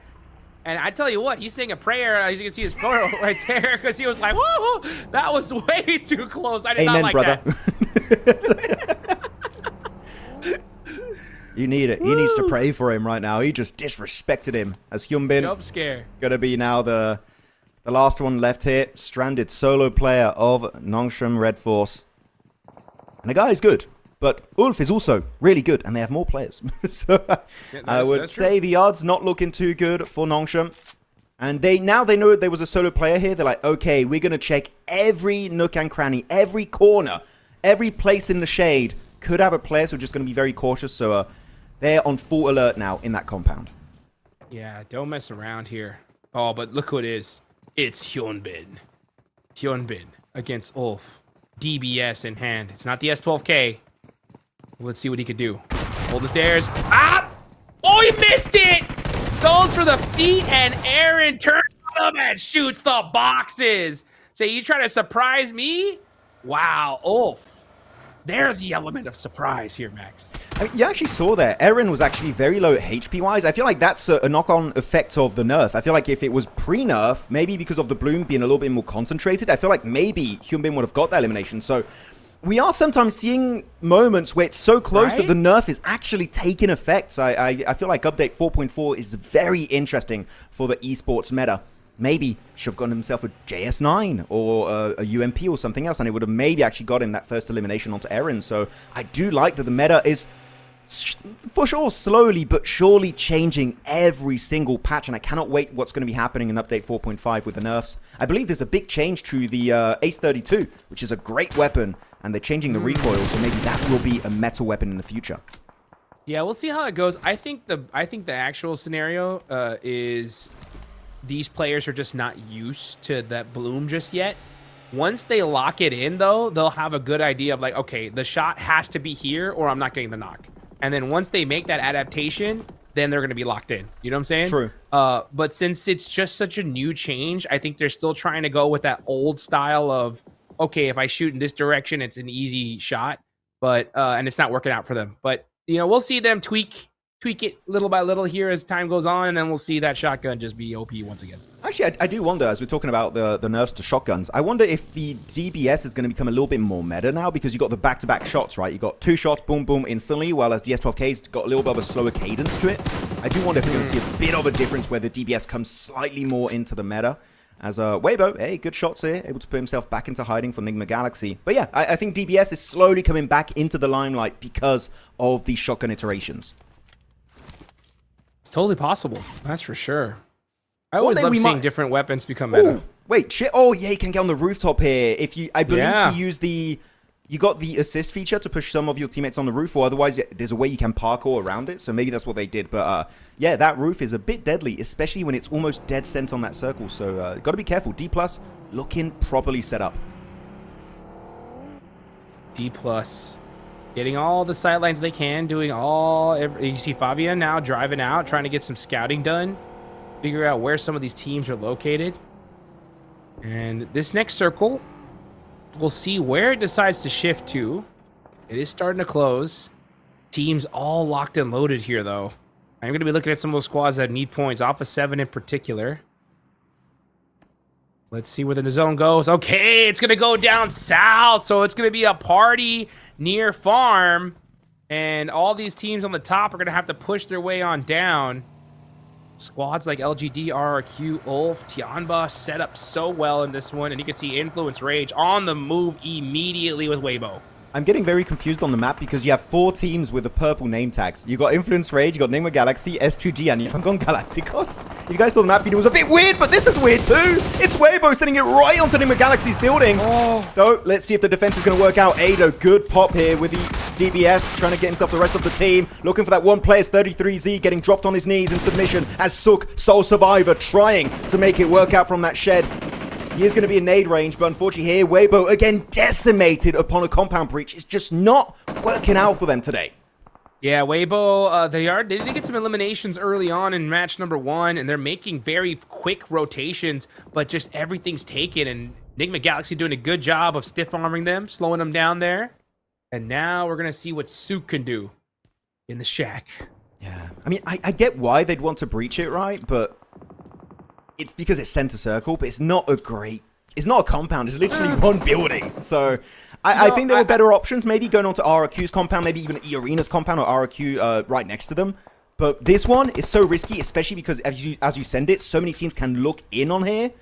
I think there were better options. I feel like it was just a bit risky and didn't think about it too much, in my opinion. I don't know how you feel about that, but it was a Hail Mary send for sure. You know, it's one of those things, right, where I do agree. There's definitely some better options. The one thing I love about them, though, is that all or nothing play style, right? Like, well, they really do.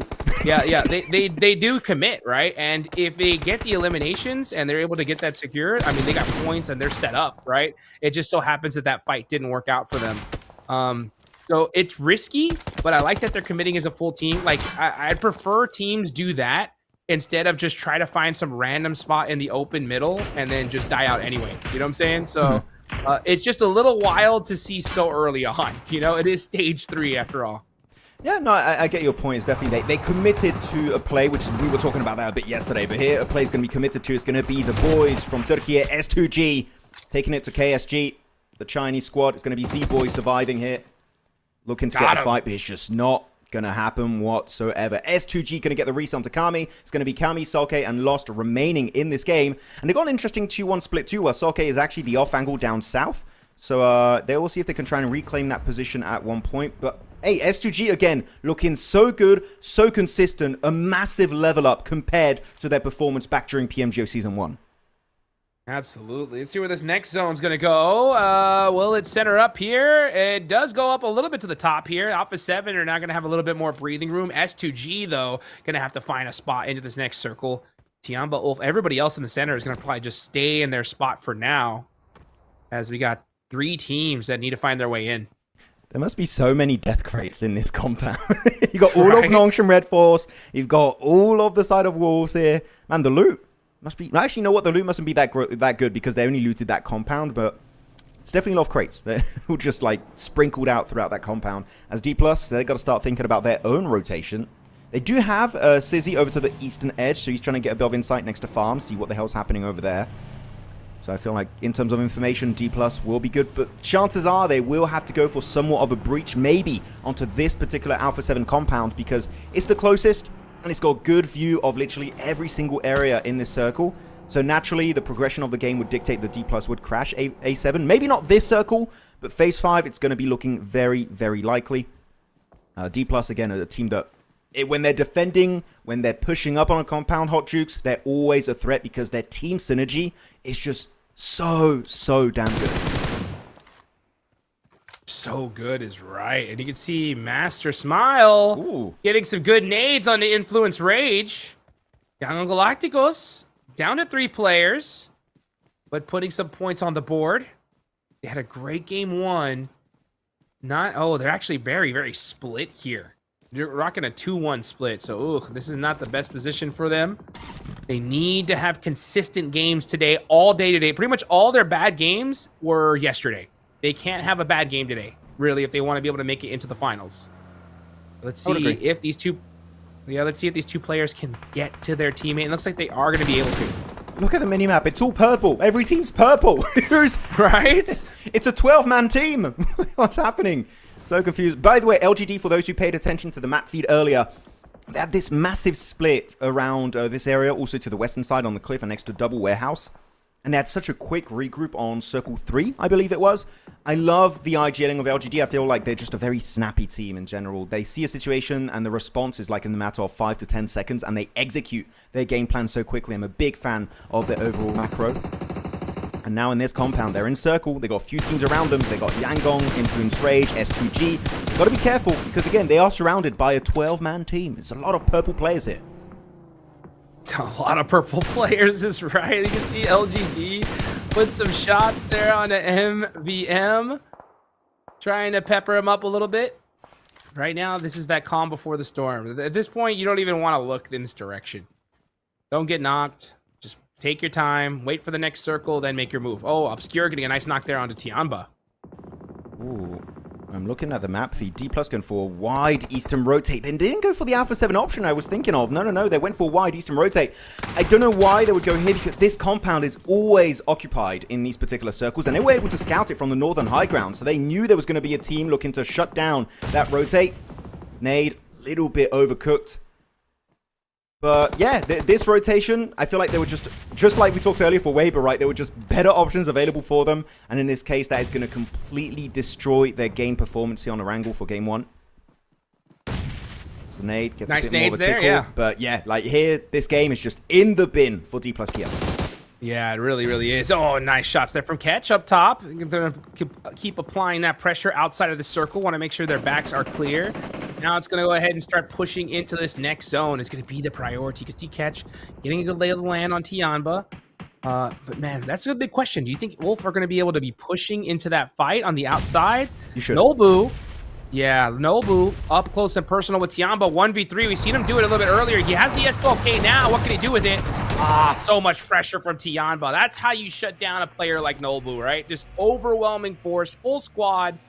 TIANBA making it happen there. Just fully surrounded. I mean, there was no wiggle room for him to make this work out. And I feel like they would have been a good third-party option for Ulf if any player on TIANBA gets knocked. In this case, they read the elimination feed. Only one player got eliminated. It's a full squad. You are not really willing to take that fight when it's just not worth it. It's outside of the play zone. I would say give it up. There are better options available for you. Though Circle not going to be kind to these southern teams on the coast, especially for the likes of Influence Rage and S2G alike. So they have to start to push up, move forward towards the direction of LGD and also Yangon Galacticos. Actually, LGD's compound is also not in the playable area. So this is going to be a bit of a race to see who's going to be able to take away Yangon Galacticos' location, because one team goes for the breach. It's going to be a third party, possibly followed up by a fourth party. So we're going to have a bit of a southern party here very soon, with all of those 4 squads getting involved all at once. Yeah, let's see TIANBA. TIANBA holding the shack now. The group red team throwing down the smokes. They are on the edge of the circle. They're gonna. The only way they're gonna be able to make something happen in this match is with those weapons in their hand. They're gonna have to hit some big shots and make some plays. This is not a game that is gifted to them. That is for sure. One team that is, slightly gifted. Actually, I wouldn't say slightly. Pretty gifted here in this match is going to be RRQ. And they're another one of those squads that needs those points. So they're going to have the big compound in this circle. They are big chillin'. The thing about that compound, though, it's kind of hard to defend as a full entire squad. If a full team crashes one side, you're going to have to commit to that side completely. But right now, it is so far away from any team's eyes that they are just big chilling. I fully agree. I'm really happy to bring up the compound of RRQ because, as you said, it's so hard to defend as a full team. You can even share it with another team if you want. If Irene wants to crash it, just share it, work together, have that symbiotic relationship, and then start to fight each other later on based on the circle. Though, it's going to be S2G closing that gap onto Influence Rage. Seems like they don't want to go for the Yangon location, which is what I was expecting initially. But no. They're going to send it right onto Influence Rage. They've got to be careful. You do get closer. It's a bit hard to nade this location. And luckily enough, they do have a hovercraft. If any nades are coming their direction, they can easily tank it by hiding inside that vehicle.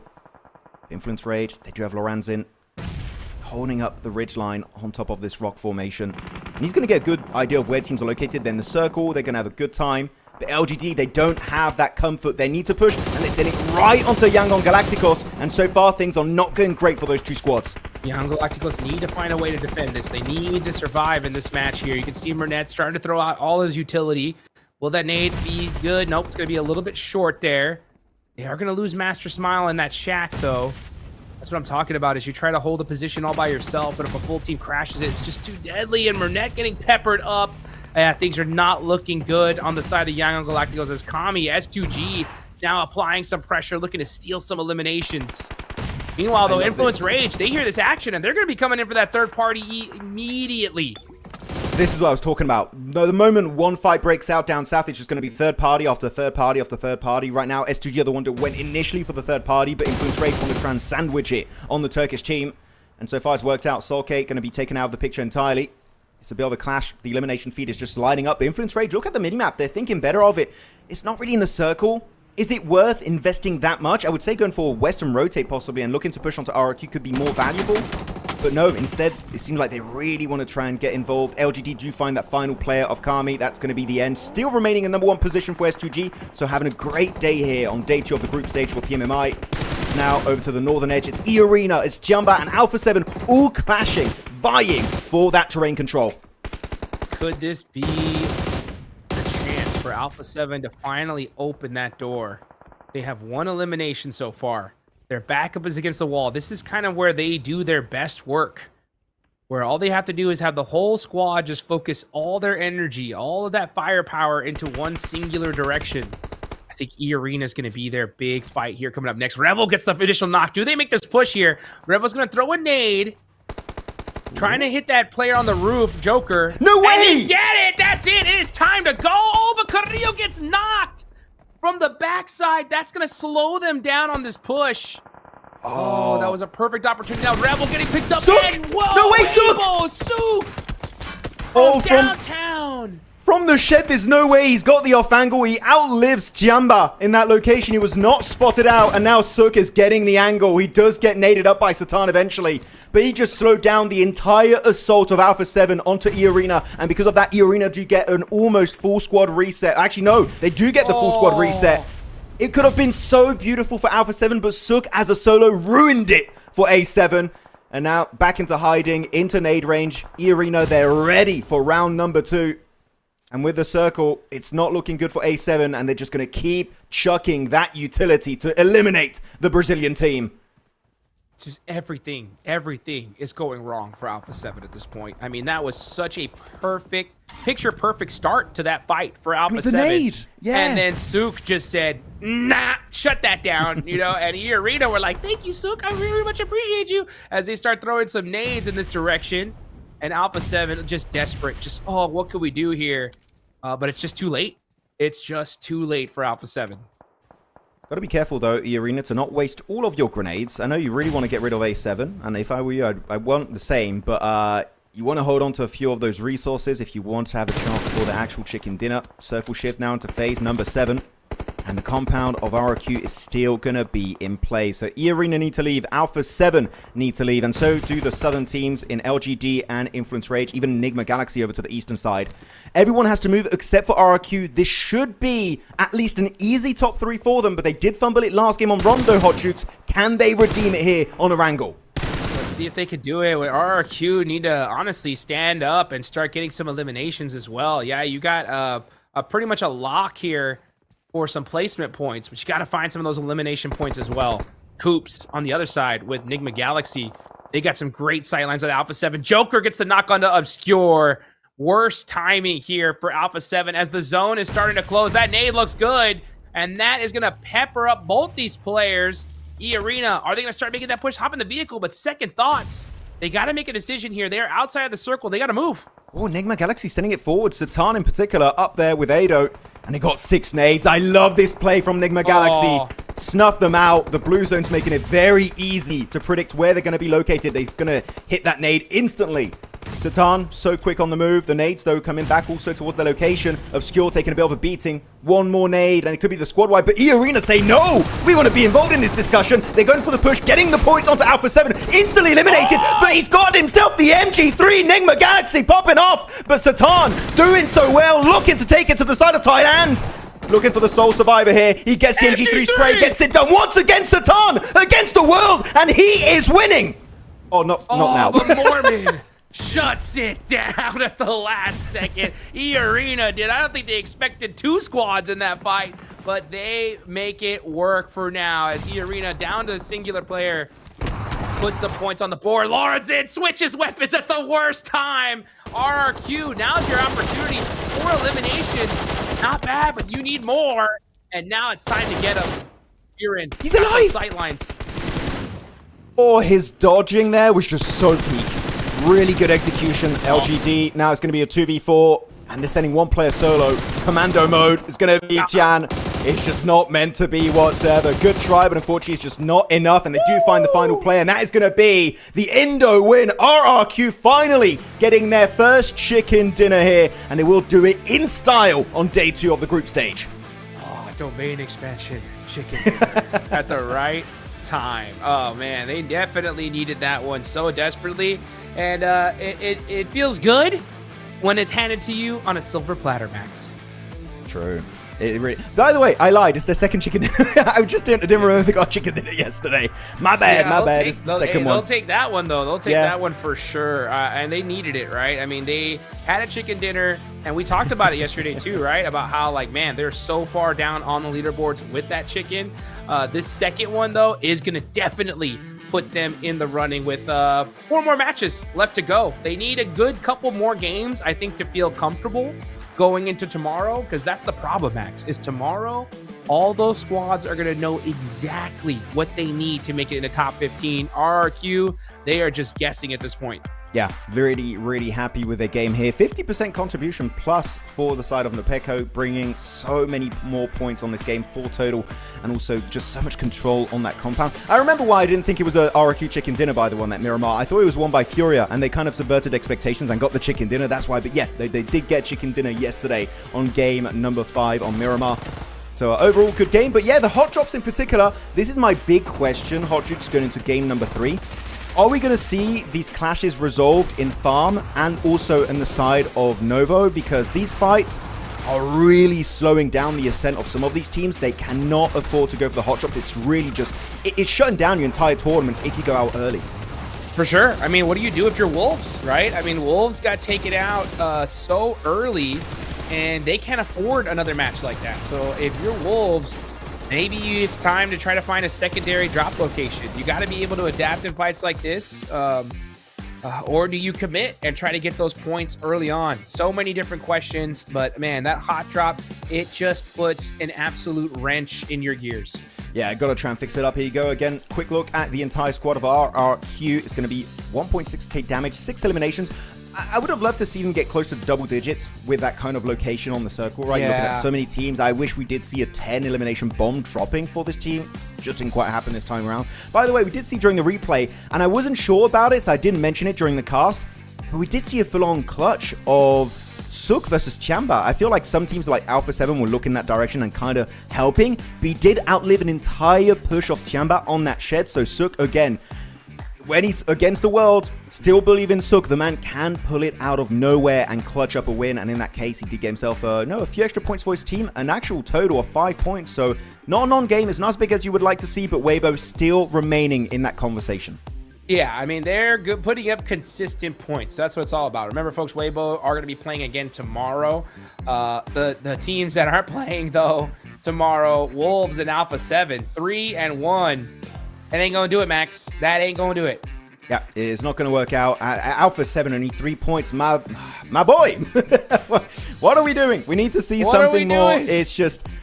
the thing is, I really too. It could have been good. It could have been so good on E-Arena if they could push it. Sook just ruined it. I do feel bad for them in that game in particular because they just didn't expect a player over there to remain. But really, you should try and expect the unexpected. And in that case, they got really caught off guard. Though looking at it, it's going to be number 1 ranked, still held down by S2G and LGD tying it with 69 points. Indeed, very nice here after day 2.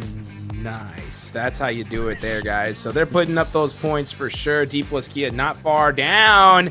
And one team, look at that, RRQ pushing themselves up with 53 points. I still think they need a lot more. I think you need to be in that 80-point range if you want to feel comfortable going to tomorrow. So all these teams, I think, need to definitely step things up here today. But S2G looking very, very solid here, Max. Oh, definitely. So consistent on maps that are not Miramar. I'm loving that. We're seeing non-Miramar strong performances from S2G, which is what I was hoping to see after their performance in PMGO Season 1. Second page of the rankings, though, team that's going to be falling out of contention is going to be K1. Not seeing much here, unfortunately. You know what? I'm going to be a bit brutal. I kind of forgot they were in this game because I didn't see really much presence from K1. So hopefully we can see a bit of an increase in the average points throughout these games. And A7 leaving the death zone at the bottom of the rankings. For now, though, because they're literally only 1 point ahead of K1. So Yangon, A7, sure, we saw a few more points, but still not enough to comfortably make it in those grand finals. I was about to say, now K1, yeah, they're in group green. They're not doing nothing. So they're chilling today. Wait, it says 8 matches. Oh, yeah. Right. Yeah, I was confused. I was like, wait, 8 matches? But no, okay. Yeah, even I was kind of like, huh? You know, but yeah, no, they're chilling. So they're, you know what? They're playing matches offline, Max. They're practicing. You know what I'm saying? They're making sure that they are ready for tomorrow. So we'll see how that goes. But, you know, when it comes to all the rest of these squads with 2 matches down the boards, one team in particular, I mean, wow. I mean, look at this. Influence Rage, E-Arena, Enigma Galaxy, and Weibo. Great game so far. I mean, double-digit points in 2 games is going to be very, very good. Influence Rage with an average of almost 12 points a game.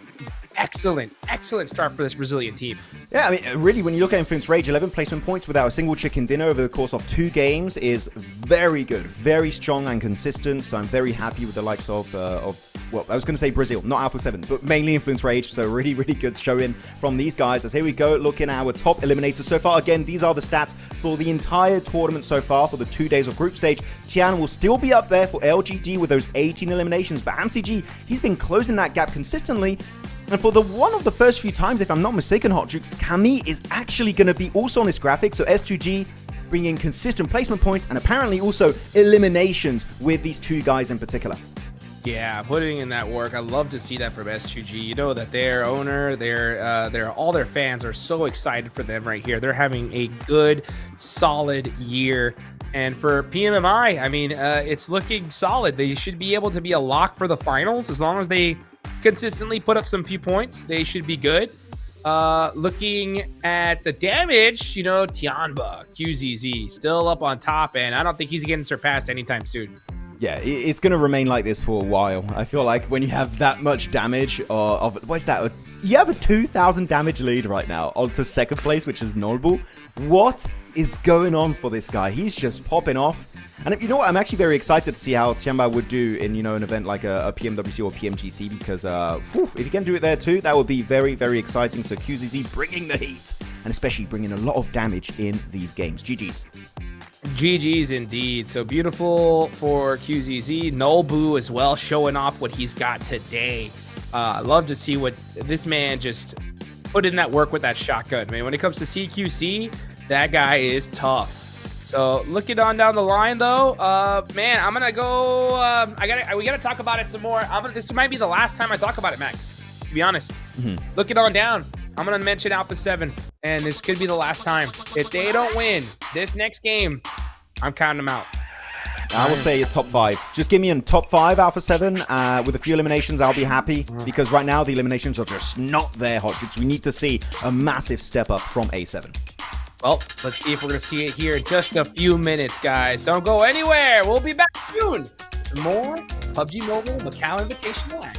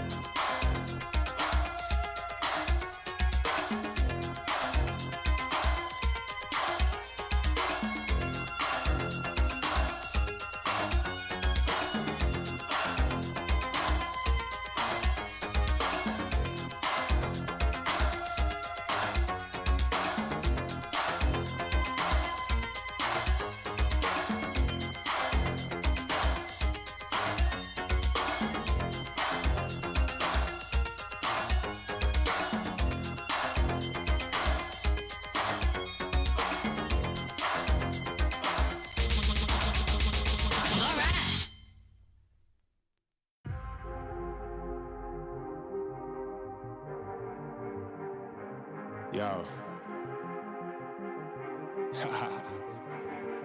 I don't think they're ready for it. On the loose, on the loose, on the loose, on the loose. With the beast, on the loose, say the truth, on the loose. Off the chain, it's all the gauge. Yeah, getting wild, shot me out the cage. It's getting wild out here. One by one, we watch them all falling. It's getting wild out here. But I'ma be the last one standing. You can't stop what's begun. You can't stop a revolution. Come in, come in. It's getting wild out here. It's getting wild, it's getting wild. Eating them, feast, fire the most, tire the least. See them admitting defeat, and they so useless. I'm so ruthless. New phone, who this? Give no reply to excuses. Got no bite, man, a toothless. Living a lie and the truth is, got this power, bringing it. Play my anthem, singing it. Every mountain, ringing it high. I soar, I rise, reborn. Shots, I'm back like never before, taking my final form.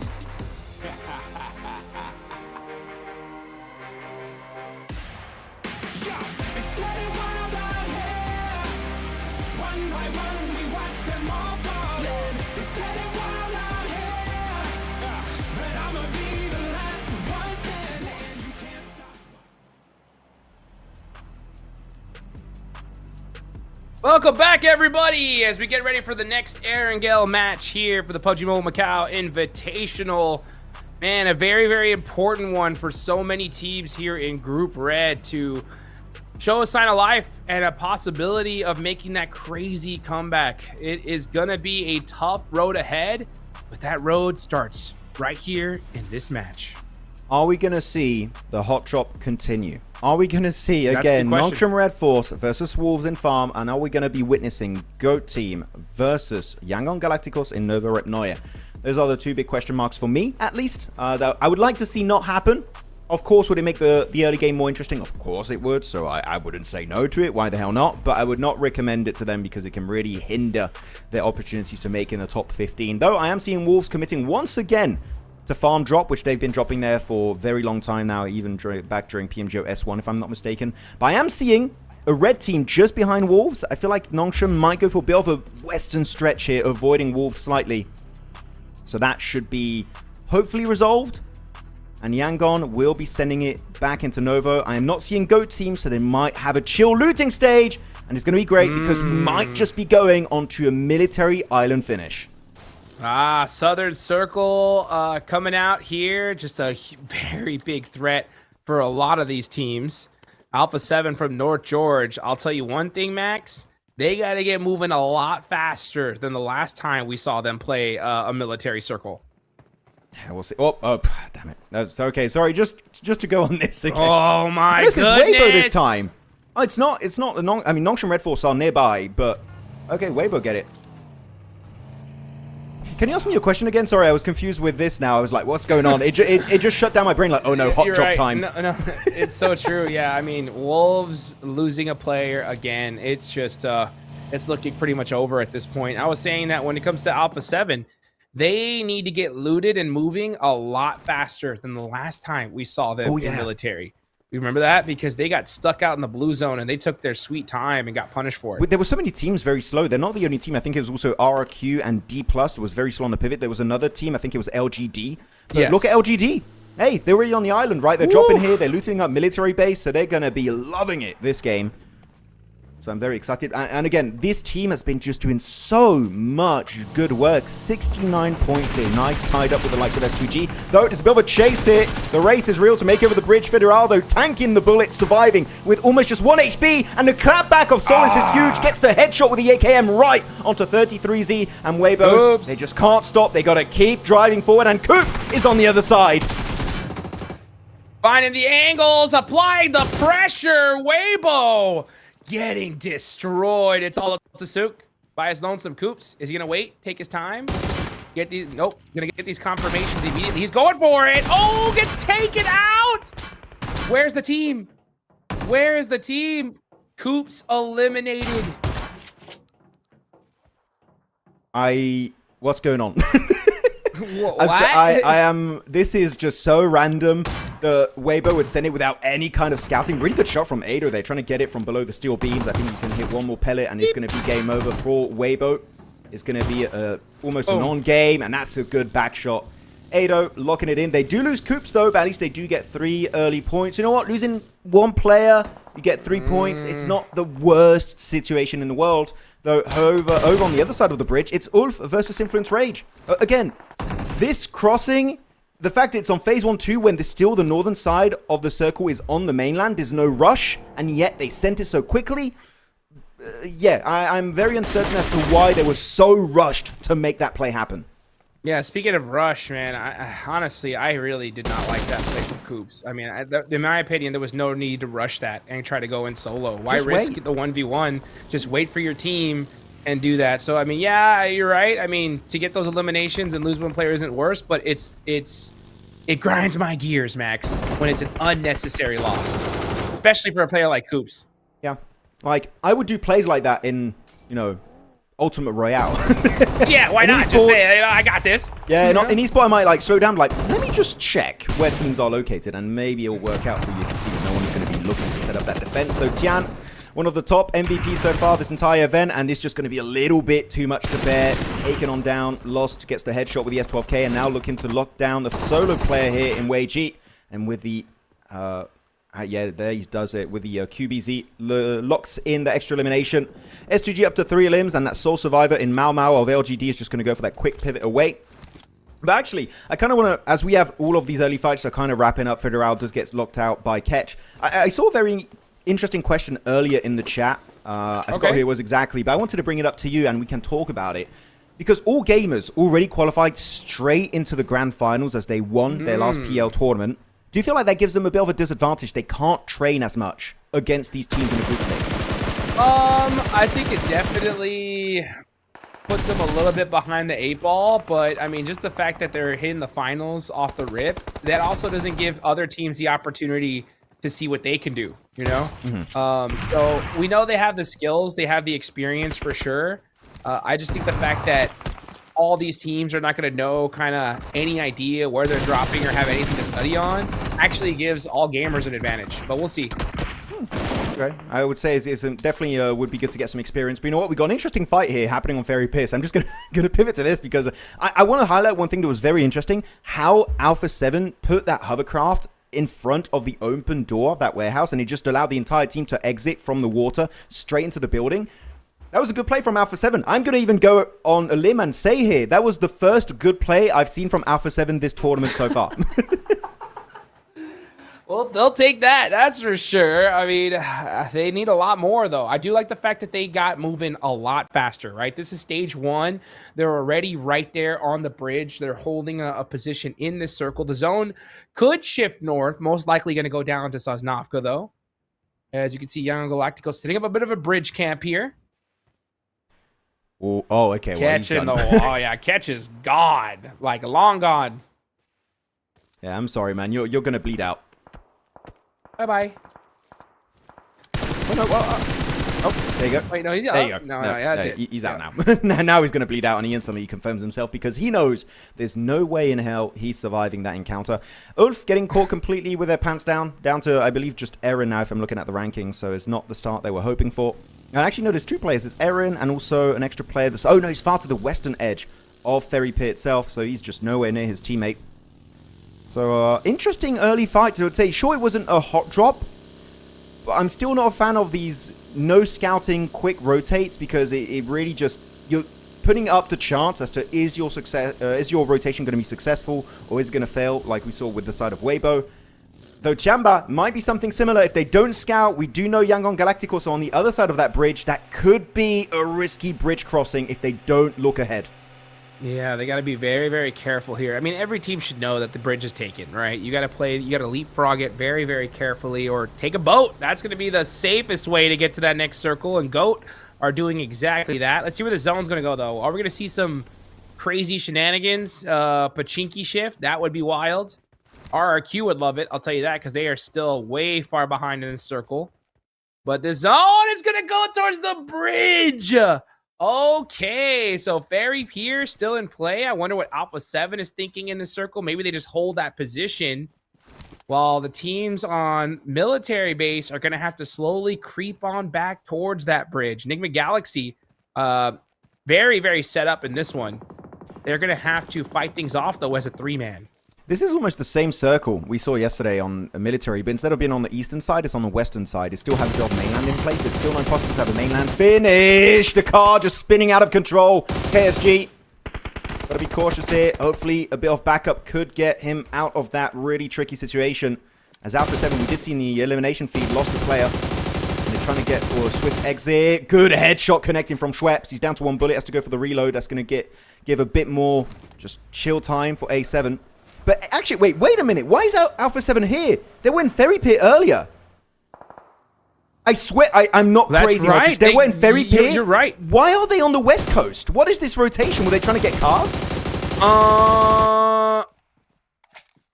I'm drawing a blank. Yeah, maybe trying to find a vehicle. Look for a boat, perhaps. They had a full team in Ferry Pit. This is the biggest question. I would love to talk to them. Why are they here? What is going on? Why are you here? Oh my goodness, it's on fire. They wanted to stop for the vehicle. They can't. Oh no. Oh no. One more bullet. Oh, it's going to explode.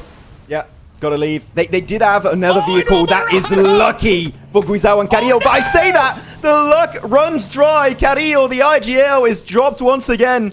They have to run. What is this rotation? What is this early play from Alpha 7? I have never seen something like this when you have a good position in the circle and you're like, I haven't been in the blue zone long enough. Let's go right out in the blue zone. What was that about?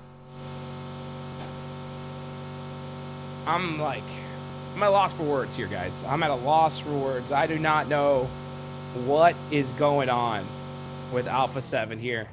I've just never seen... I mean, it's so crazy because in the past, we would usually see them get, so fortunate. Like, they would be in a fight and be 3 down, and all of a sudden another team with third party of the team fighting them, and everything works out. And now it's just seeming the opposite, where it's like Murphy's Law. Everything that can go wrong will go wrong, but they're also making decisions that's like, what are you doing? Yeah, why? No, you know what? Why? I summon the man himself, your #1 analysis YouTuber, Truce, from India. I need Truce to come in here and make a short video of what Alpha 7 were trying to do because I have no idea. I cannot even begin to imagine. My only theory is they tried to get some vehicles or maybe some extra loot, and I don't know why, because Revo was here. They were a full team in this exact location, 5 minutes ago? Damn. And they're just Revo, stay here. We'll send 3 players to the west. They go right into E Arena. Truce, we need you. Didn't they have a hovercraft? They did. They did. I feel like it might have gotten damaged a little bit, but even then, it's still a valuable vehicle to have because you can cross the water with it. By the way, circle shift, it goes back to the mainland. Wow. This is one of the weirdest games I've seen so far in 2026. What is going on? It's just question mark game for me. I mean, after that Alpha 7 play I said, I was like, maybe they're going for a boat, but if they had a hovercraft, that doesn't make sense. Nothing makes sense at this point. Up is down, left is right. Master Smile trying to make a left, goes out of this one with TIANBA holding the bridge. And this is on the other side of the map. This is the eastern bridge in blue zone. So teams, 4 or 5 squads are trying to go down that other bridge, and TIANBA are holding it down. I wish Yangon waited a little bit more just to let TIANBA go for the exit. Now they just showed their location away to TIANBA, so they're going to try and hold it down. They got the elimination. It's down to 1 player. So Yangon, this is just going to be a straight-up non-game for them because he's, as you can see, he's 1,000 meters away from the playable area. So he's got to be very silent for now. Let the teams go for a quick exit, like your S2Gs, like your GOATs, like your TIANBAs, and maybe you can do something on the beach side or go in the water and survive, get a few placement points. Otherwise, Yangon might be slipping out of the top 15, which is where you want to be if you want to reach those finals. The GOAT team clashing straight up head-to-head with the likes of S2G, and S2G taking a massive W and giving that L straight back to the EECA team. This is just wild. I feel like we're seeing too many smart players here. You know what I'm saying? Like, everybody's trying to do the super smart play, and they're getting punished for it. They're all like, oh, you know what? Why don't we... 5 squads. You know what? Let's go down the eastern bridge. No one's going to be there. Everyone's there. Yeah, it's just very... I understand this circle is a very odd one. So teams maybe are getting very desperate. Like, oh, we have to do a quick big play right here, right now. Otherwise, it's just going to be game over. But yeah, it's very desperate times for teams. And actually, you know what? Sorry, I'm bringing the conversation back to Alpha 7. If they stayed where they were, they would be almost center circle with a full team. Just straight up set up. Just set up. This could be their ticket to the finals if they didn't go for that weird send. You know, can you message one player of Alpha 7 after this show, please, and ask them why they did that? Can you? Thank you. I need to know. I need answers now. Oh well. That is just absurd. I mean, it's wild. It's wild to think about. It's wild to see. But you know what? We're still in this game. Let's see where this next zone is gonna go. I know that we keep harping on it, guys, but it's because it's just we have not seen that before. Like, it's something brand new. It is. D plus playing on you yellows. know what else is not? You know what's not new? RRQ getting blessed, baby. Let's go. They are set up in this one. Let's see if they can make another fortunate round happen here as TIANBA's heading right towards them. Don't fight TIANBA. Just give it up. Go on to Lepar. He's already on the crossroads section. Unless they want to play edge, if they're more of an edge-centric team, that's completely fine to focus on that. But this is a fight that, if I could recommend, would be good to avoid. The nade coming in. Oh, good move from Genfoss. He remains there a little bit longer. He might have gone knocked or taken a significant amount of damage from that nade off TIANBA's side. So they will go back into hiding into this small compound straight up north of Longwood. But good push up. TIANBA instantly demanding respect. This is our mountaintop. No one's going to rival us here. We're going to zone teams away instantly the moment we pull off that rotation. I like how present TIANBA are in terms of aggression. If they push somewhere, you know it because they're instantly going on the aggression side of things. And QZZZ, with so many Zs, well, is he going to get a fourth one tomorrow? Maybe. But he is going to find a nice knock onto Wolves. So NA really struggling here in these games. Yeah, for Wolves, I'm almost counting them out. Alpha 7, they're done, in my opinion. We're not going to see them in the finals. I'm calling it here and now. I agree. After this game right here. TIANBA, in pretty much the best position in the circle, at least in my opinion. Loot truck! Gunman said, I want it. I need it. Give it to me. I thought he got looted earlier, so that's why I was like, oh, okay, it's probably not going to be on the bridge, but no, they're going to explode it. That's going to offer a little bit more cover, but it's still not in the play zone. Smoke it up. I would not, you know what? I think this is a bad idea. You know where players are going to try and loot up that loot truck. Enigma Galaxy are just going to look your way, maybe even influence Rage. It's a super risky loot truck to go for. They will try and pull it off. And Say Cloud just sneaking his way behind. He sees the smokes. He knows something's fishy here on the bridge. He'll be looking to get a quick backstab onto the South Korean team. Will he get that knock? Yeah. Don't give away your position just yet. This is stage 4, though. He's going to have to start taking some shots soon. Otherwise, he's going to be eliminated to the blue. Oh, it looks like he might just be following the leader here on the bridge, as a matter of fact. They're not looking backwards at all. I think they think this is all clear for now.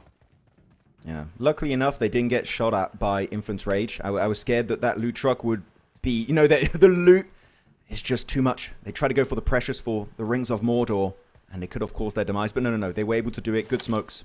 They do see Scarface from Ulf, though. They really lost 2 players very early on in this game, but they were able to regroup. But that smoke, that's smoke instantly... action. Yeah, they're going to spot it. And that's bad because Ado is in nade range. If he sees that smoke, he instantly might try and peek out of the water and get that nade elimination onto Scarface.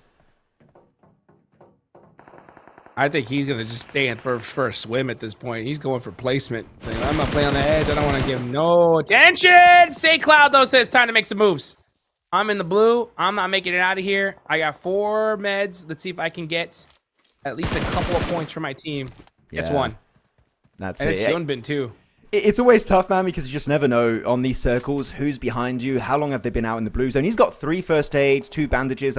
He's got no stim, so literally this is going to be the last few seconds of him that he can actually tank that blue zone. He's going to get more possible meds here on that crate of Nongshim Red Force. So he's going to be fully stacked. If he gets some nades onto Tizzy behind that crate, that could be a very easy elimination.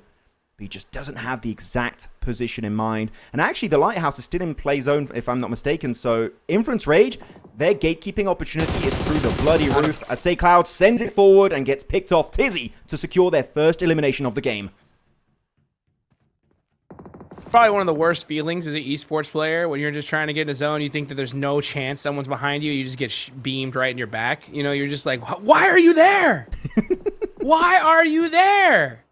And yeah, it's unfortunate for Hyunbin, but Tizzy does get the revenge for his teammate. Only one elimination so far, and that's going to be on that singular player. Meanwhile, Ado, yeah, look at him just swimming it out at this point. It's just going to keep When in doubt, swim it out. Yeah, swim it out like in Nemo. He's trying to get a surprise drop maybe onto Nongshim Red Force. There's still a bit of water in the circle over to the eastern side next to Influence Rage. So realistically, if you are Ado, and I think that's exactly what he's doing, just go for the wide eastern swim rotation. Or as we call it, the swimtation. Patented, yes. We'll see if he can actually just get a few placement points. If he gets top 8, that alone would be a small win for Enigma Galaxy for Ado. As he can actually somewhat redeem this game in the eyes of PMMI 2026 as D+ finally looking to leave the side of these yellows compounds. And the gas station is occupied. Got a solo Elementrix from Wolves. Got TIANBA in the warehouse. If they spotted Elementrix earlier and they know it's a solo here, Hot Jukes, that should be an instant push coming out from D+ on that exact location. Absolutely. Calm before the storm here. Oh, it's Ado. Yeah, in trouble. So easy. Making it look easy here on this bridge, but it is going to get difficult very, very quickly here once the zone pops. This is stage 5. Blue zone is going to start chunking you. TIANBA, RRQ. Looking good. Little boy! M16 single tapping there. M16? S12K loadout. That is, I guess Influence Rage are very undiluted if they've been here for a major portion of this game because that loot is just not it. As Tizzy trying one of the most insane nades. Yeah, I've tried those before. You just can't reach that ridge line, so Tizzy is fine. I think he's just making sure they don't peek over the ridge aggressively and forces them backwards a little bit. But he tried, and unfortunately, it didn't work out. Try to pull off an Uncle Rico right there. How much you want to bet I could throw a nade over the mountains? And it did not work out. But yeah, I mean, definitely a little warning to, hey, leave us alone. As Nongshim Red Force are going to go for a little swim here, trying to find the off-meta play. Hopefully find a way up this mountainside. They're going to have to put on their rock climbing shoes, that's for sure. So easy holding down the bridge for now. D+ Kia starting to make some rotations as well. And right now, everybody else is just big chilling at this point. Yeah, D+ Kia are in a great spot. TIANBA are rock solid. Oh, Nobu getting knocked though. That's by Elementrix. Elementrix making some noise here. Not able to secure the elimination though. I was going to say this is actually not a good position for D+ because TIANBA's location has a direct line of sight behind this rock. The only way you can play this rock is if the warehouse is not in play, which it is still going into circle number 6. So I think that D+ here losing that vehicle, this game is just not going to work out unless they maybe have an extra wheel. They looted somewhere and they can repair the vehicle here for the Roadster. But otherwise, the moment that smokes dissipate, I feel like maybe they don't get eliminated, Hot Jukes, but at least they do lose their way of transitioning deeper into this game. As RRQ, though, sending it straight onto the Thai team. It's going to be onto E-Arena, La Par. Okay, well, that breach was looking interesting, but the three players get knocked pretty much in the first 3 seconds of that breach. Not what they were expecting. Yeah, 3-1 push is just shut down instantaneously there. Good job from E-Arena. Putting that step on Ralph. Peeks out of the shack. He's right back into it. Enigma Galaxy with a single player. Still 9 teams remaining, guys. It's 22 minutes in, and if you go out now, you're getting 0 placement points. Nice shot there from Janfoss. Gotta redeem it. Rapid fire mini. Yeah, gotta try and redeem it when you've got no teammates remaining. And he's gonna try and encroach slowly. I would recommend maybe a wide eastern rotate, try and send in the water and get some placement points, because here, the only way you get into the circle outside of going in the water is by fighting someone. Rauf could be a good option, but he's not even in the play zone himself. That shed is not gonna be in circle 6. So Genforce just kind of weighing his options. What the hell am I going to do? So he's trying to make it over to that other shed, which is in the play zone. But he doesn't know it's free, and he's just going to keep sending it. He loses the wheels. He goes out, and that is it. Game over. RRQ not getting a single placement point in game number 3. Wow, interesting play. You know, sometimes you see a shack right there, but you also see a wide open street in zone 6, and that wide open street sometimes is the play, Max. That time it wasn't, though. That was not it. Every other time it's not either. But you know what? You never know unless you try. Give it a shot, and it just didn't pay off at all. Nullbull, though, sending it in the water. I know he's got some great movement tech, but in the water, it's got to become Michael Phelps if he wants to get something of value done. And yeah, the big issue is that TIANBA had that direct line of sight. All the vehicles have been just completely wrecked to pieces. So that rotation is not working out. So it's just a salvage game at this point for D+. If they reach top 5, I would say that's a quote-unquote win for the South Korean team. Outside of that, chicken dinner, almost impossible for D+ this game. Yeah. Sorry, that was so funny to me. Nobu just great movement, but only on land. In water, actually, you know what? Update 4.5, you got a dash in water. Nobu, if he has the dash in water of update 4.5, maybe he can clutch it up. Who knows?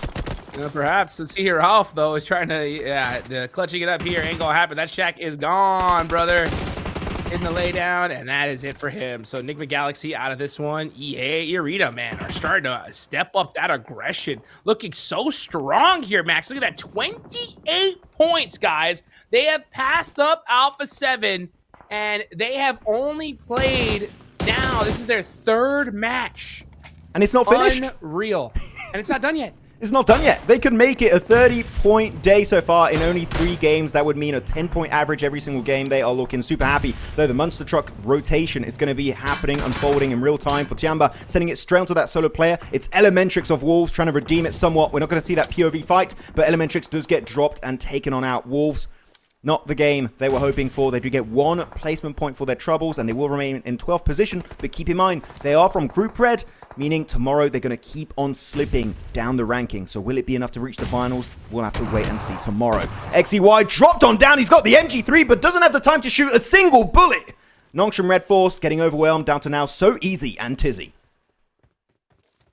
See what Noble is. I'm looking at him right now. What can Noble do? Because guess what? He's back on land, baby. Ooh. And he's ready to put in that work. He's like, oh, my socks are dry. I'm ready to make some things happen here with them shimmies. E-Arena, wow, look at the smokes all over the place. Making sure that rotation is safe. They do end up getting to this Wizard Tower, and it's clear. So, wow, E-Arena, great steps of Mormon actually pushing up here. They have to know this is taken. Yeah, Ulf are here. The pins are getting pulled. Scarface, shotgun ready. That door opens. Whoever's there is going to be in big trouble. It's Scarface and Eren. And if you guys remember PMGO Season 1, we saw what Eren could do against a full squad of BTR. The second Molotov, just to confirm it. And that is it. Mormon will get the drop onto Scarface. Eren with those 2 nades, trying to maybe allow his teammate to make it forward, but nope, Scarface will get confirmed. And so will Eren, actually. That's a double nade confirmed from Mormon. Wow. And E-Arena, after an amazing breach and great timing and execution, they do confirm the Western compound. And off that position, looking at the circle Hodrix, that could be converted into an actual E-Arena chicken dinner if they play their cards right. Dude, E-Arena are going crazy, guys. I mean, they've already averaged 10 points a game here in 3 matches. Joker just get knocked there. Lawrence in! Right into the bite force of Tizzy. I don't even know what to say here because he just dropped right down into that one. Meanwhile, we can see Tizzy not going to really be able to get a chance at another elimination, but he'll just take all those drop downs he can. Just try and survive, just get some placement points. If you get top 4, that would also be a nice one. Nolbu just dropping on down, and he's going to be in the blue very soon, so got to be careful. Why are you doing this? What? Okay, sorry, I did not know how to respond to that. Why he just yeeted himself over the cliff? What is happening? What is happening? What is this game? I can't be seriously breaking it down. Oh man, Influence Rage outside of the circle, no vehicles. They are toast at this point. No way! On land! Taking out the Eagle. Oh, is that a steal? It was. Look at that. 30K E-Arena taking every point away from everyone. Great game for TIANBA, though. TIANBA, one of those teams that we needed to see something from, and Nolbu is down. 10 eliminations on the side of TIANBA. A phenomenal game right when they needed it. They could have won that game, but now losing 2 players, one because he yeeted himself over the cliff and the other one for the hands of Nolbu. I feel like they just completely lost control of this game. Second place might not even be available because look, they're getting peppered by the entire force of Thailand. It's E-Arena going for the win here. Influence Rage do get swept under the rug, and that's it. It's only them and 2 players of South Korea from Nongshim Red Force. It's So Easy and Tizzy. Tizzy in the water, so the only real threat is So Easy. Can he get the 1v4? So Easy. Playing it so carefully. They have no idea. No idea. When is he going to take the shot? Oh, he peeked back! Oh, this is all! So Easy. Not able to get the knock. Gives away his position. Gotta leave. Brutal play from him. You're in a very nadeable position. He does take a lot of damage. Just a bit beating, getting pushed up, and that shotgun will lock it down. E-Arena going hard here on Erangel, and we'll get their chicken dinner here on game number 3 of day 2. And it was a big one, folks. E-Arena came to play today. And, man, I mean, just with this performance so far, I mean, they are looking locked and loaded to make it here into the finals. And this is what we were talking about here, folks, is why that 75 point mark was kind of my guess, because E-Arena, this is their first day, 3 matches in, and they have put a ton of points on the board, Max. Yeah, I mean, really, if you put it into perspective, they've outdone the performances of teams that have now played, 9 games, and they've done it in 3 matches alone. They've outdone Yangon Galacticos. They've outdone the likes of Alpha 7. They are world champions from last year in PMWC and PMGC, respectively. So E-Arena, they're bringing the heat. They're dropping those Molotovs down on the battlegrounds in style, and if they keep this kind of momentum going for even just the rest of today, top 15 is definitely going to be locked in for this squad, as your game MVP will be Mormon. And that nade in particular, Hotjux, I want to jump on that one once again, but that nade where he confirms, who is it, Scarface, and then also gets that knock and flush instantly onto the other player of Ulfu, which was Eren. That nade alone, I would say, made sure that they didn't have to take big casualties in that fight and could really exude control from that western building. Man, what a crazy game. I mean, this was interesting, to say the least, Max, man. Wait. Just for you guys in chat to know, when a caster says something is interesting, he means, oh, that's weird as hell. Okay, that's what the word interesting means. It's a funky game, man. I don't know what else to say. This is just straight wild. I've seen some plays that I couldn't even conceptualize or think is an option, you know, when it comes to the side of Alpha 7 going for the wildest hunting down a vehicle maybe play. I don't get it. And we saw wild rotations, crazy circle shifts, and but you know what? E-Arena said when it comes to craziness, we're crazy too, and they took advantage of it. We're crazy too, and Gemfos was also crazily trying to make into the play zone. But here you go. This is Mormon, the double Molotovs onto Scarface. It just stacks so much damage, and he could not really survive the encounter. No, why not? And then right behind Tizzy. Again, I really want to try and analyze and break down this game. Like, what was QZ doing here? I have no idea. He just tried to make it work out and secure maybe an extra ranking for his team by getting Nolbu, and then Nolbu just got his climbing gear to get back on top and get an extra knock onto TIANBA, which realistically, Nolbu doing so, Hotjux, kind of made this win even easier for the likes of E-Arena to lock down. That is a massive 15 elimination chicken dinner, 25 points. I mean, actually, you know what? This game alone gets more points than the entirety of yesterday for Alpha 7 and Yangon Galacticos. That is how insane of a game they just had. Yep, it is unbelievable. I mean, this is what I was talking about, right? I mean, you think you're comfortable in, you know, that 60-point range. You're really not, because this is their first day. Their first day. They still got 6 more matches tomorrow, as well as 2 whole groups of gameplay. So you cannot rely on these leaderboards. You can be comfortably thinking you're comfortable in like 4th place today. You're not. You need to get as many points as you possibly can. After this game, there is one team that I could say for sure is making it to the finals. That's S2G. I think they did enough already to lock themselves into a position for the finals. And there's a few more I think need to do a little bit more just in case. But yeah, they have had a great tournament so far. Oh, most definitely. S2G have redeemed themselves in my eyes. After PMGO, I was a bit like, not the most impressive stuff I've seen from that team. Even Barish G, the owner, was a little bit disappointed from their performance. But I am telling you now, they are looking so clean in PMMI. And you know what? I hope that's going to continue going into PMWC. S2G looking at the overall ranking, 77 points for himself, 8 eliminations this game. They are loving it. And so are teams like LGD, D plus Kia also jumping up nicely. They're going to be on the podium. And so are TIANBA. So China is here to play. If you guys remember last year, it was kind of the Weibo show, and it was only the Weibo show. But no, we're seeing other Chinese teams, Hotjux, doing well. And I'm loving it. The rise of China is going on in full effect this event. Man, what a crazy play there. I mean, look at these movements there. TIANBA getting some good points on the board at the last second. We love to see LGD popping off as well.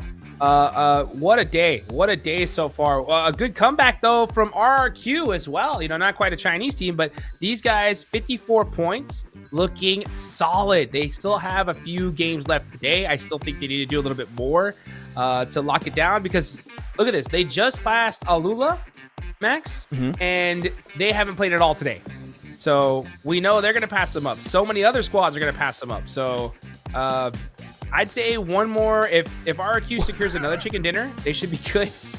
Look at you, Arena Man. 3 games played, and they're up in ninth already. They overtook so many big names. Your Regnum Couriers, your KRXs, your Yangons, even your Alpha 7s. Actually, wait. Where's Alpha 7's on the 3rd page, aren't they?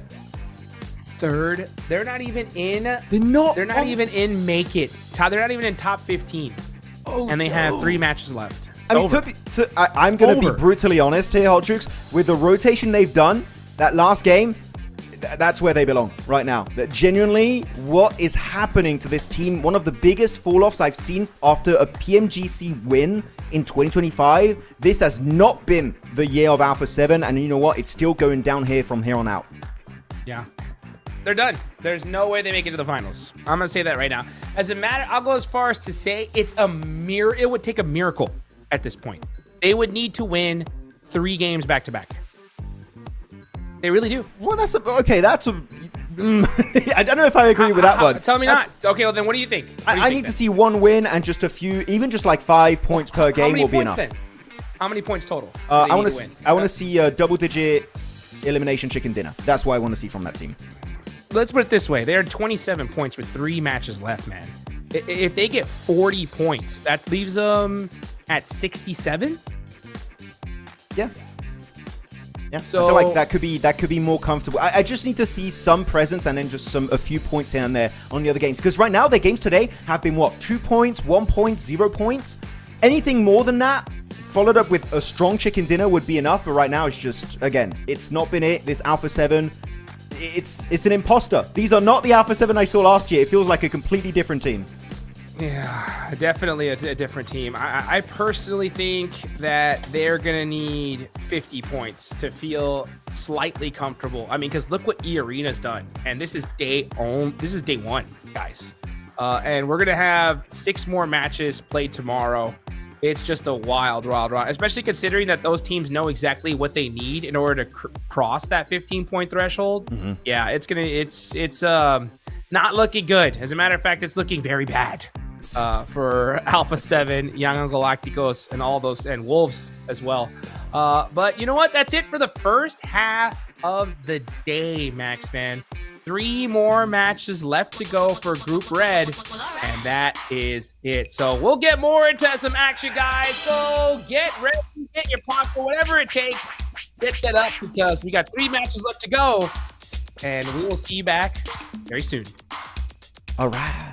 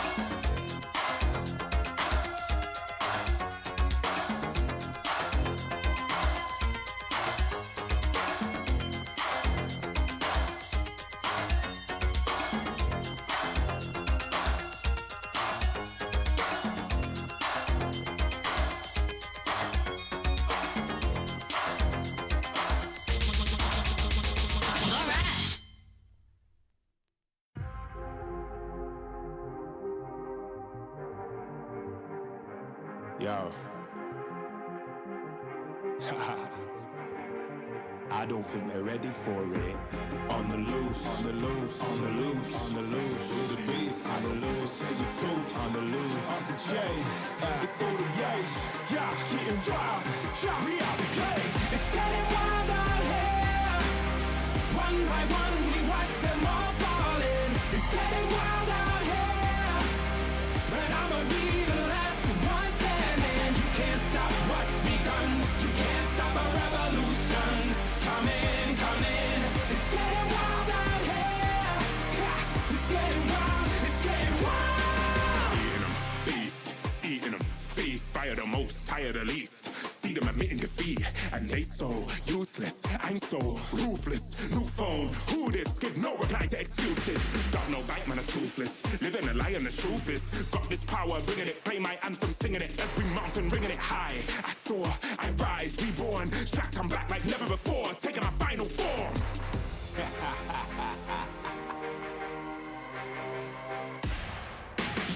It's getting wild out here.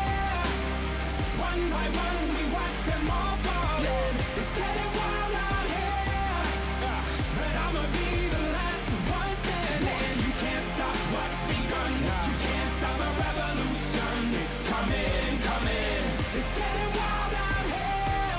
Yeah, it's getting wild. It's getting wild. For the revolution. Watch. Waiting on an evolution. Yo. It's coming, coming. Yeah. If you wanna come and get some, Yo. nothing we can't overcome. Running, running. So as we rise with the sun, Yo. we will arise and become stunning, stunning. Watch for the revolution. You can't stop what's begun. It's coming, coming. Wait, It's coming, coming. wait. It's coming, coming. Just you wait, just you wait. Yo, yo, yo, yo, yo. It's getting wild out here. One by one, we watch them all falling. It's getting wild out here. But I'ma be the last one standing. You can't stop what's begun. You can't stop a revolution. Come in, come in. It's getting wild out here. It's getting wild. It's getting wild.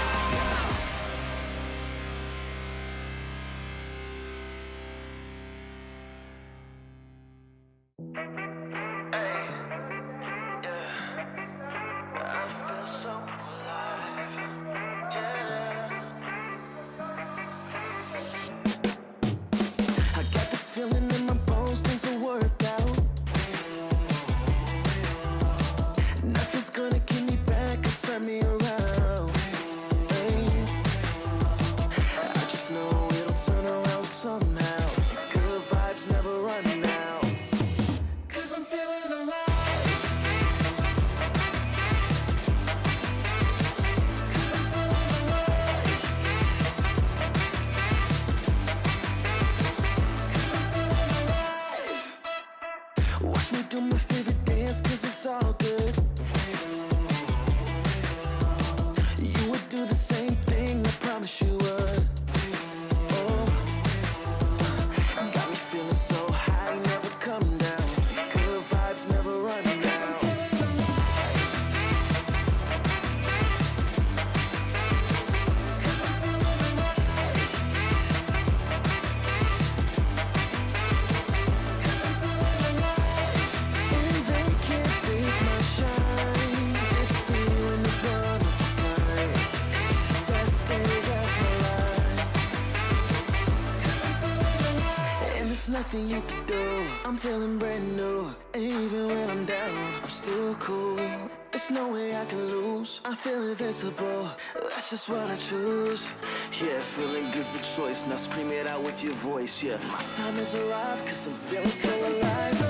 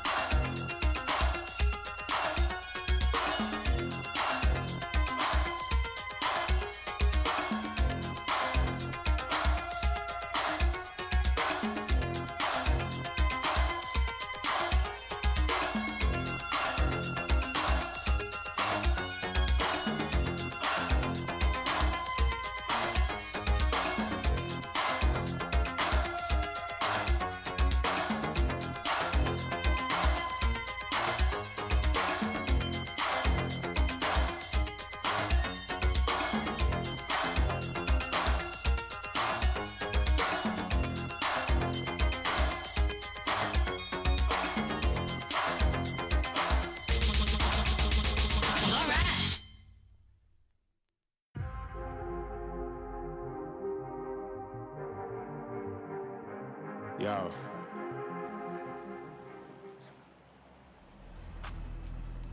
Here we go. Second half of day 2 of the PUBG Mobile Macau Invitational here. The last and final day for Group Red. And man, I'll tell you what, Group Yellow in particular has come out swinging here, Max. E-Arena have been popping off.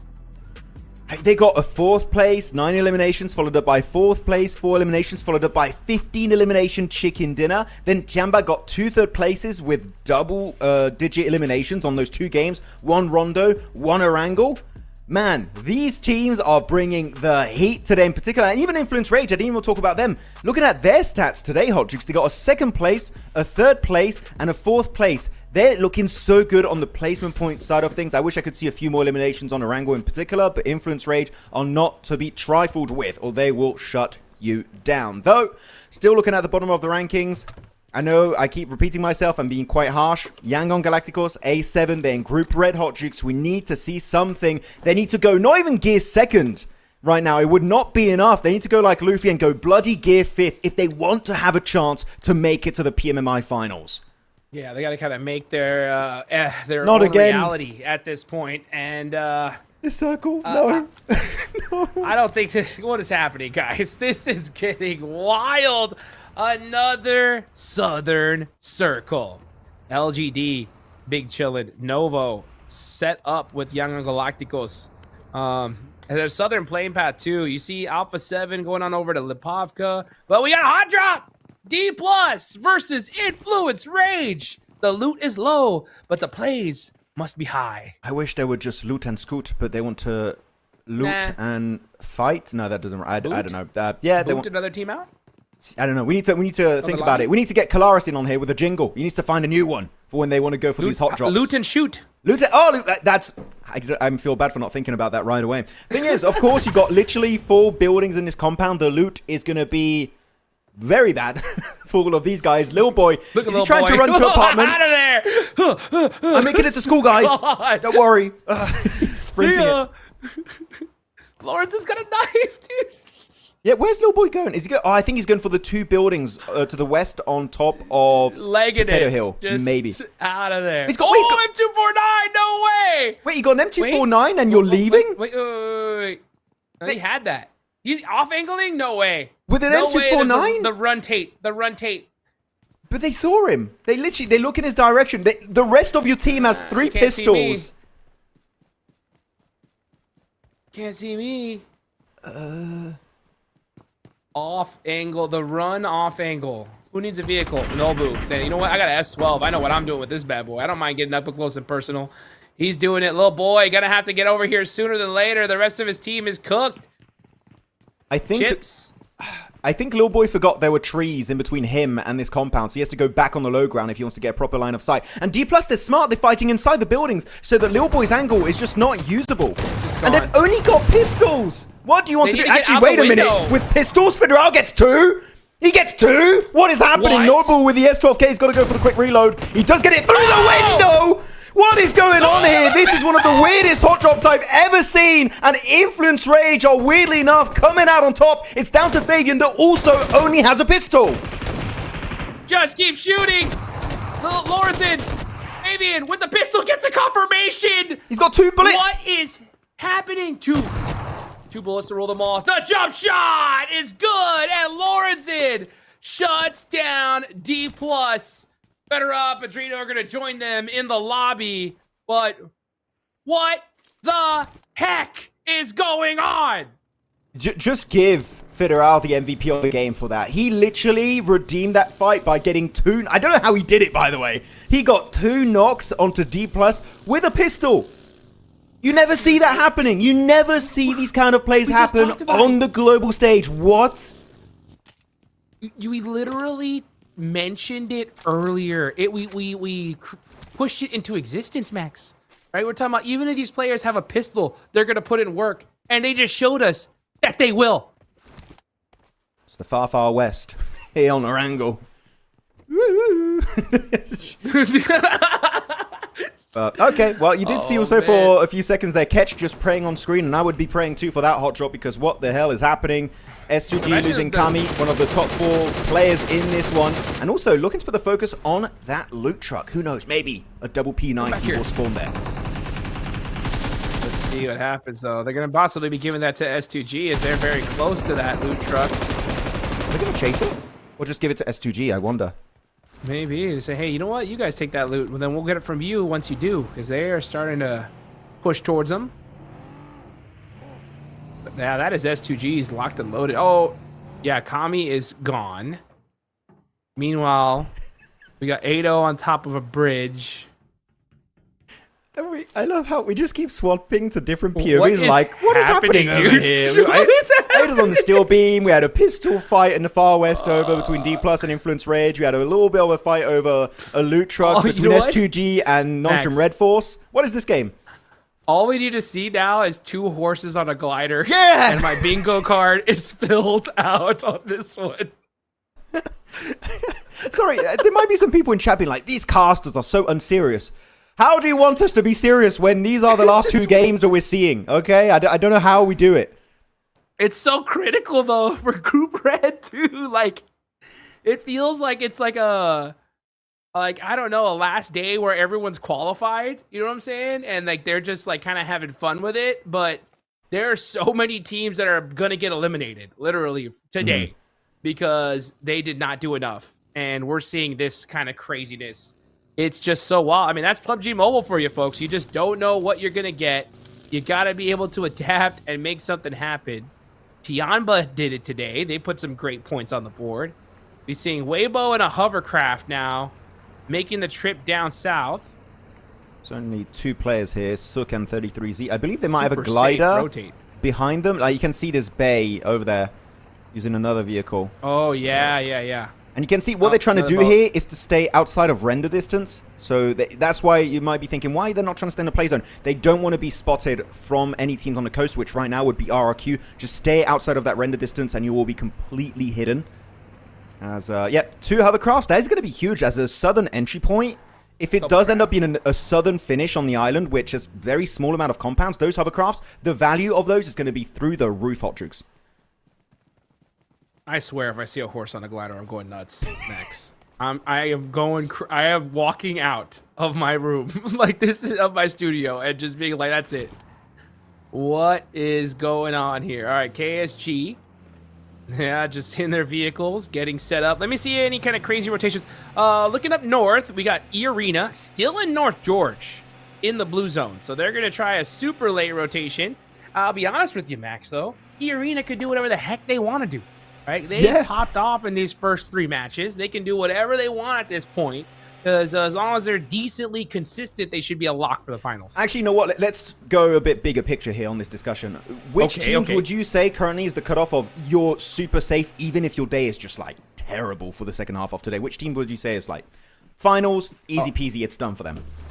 I mean, well, obviously S2, I mean, because I'm still thinking that 75 points is going to be the cutoff. I feel like it's a bit less now, but okay, now I get what you mean. I do agree. It's going to be probably in that 65-ish, maybe. 60. It's right around there, though, right?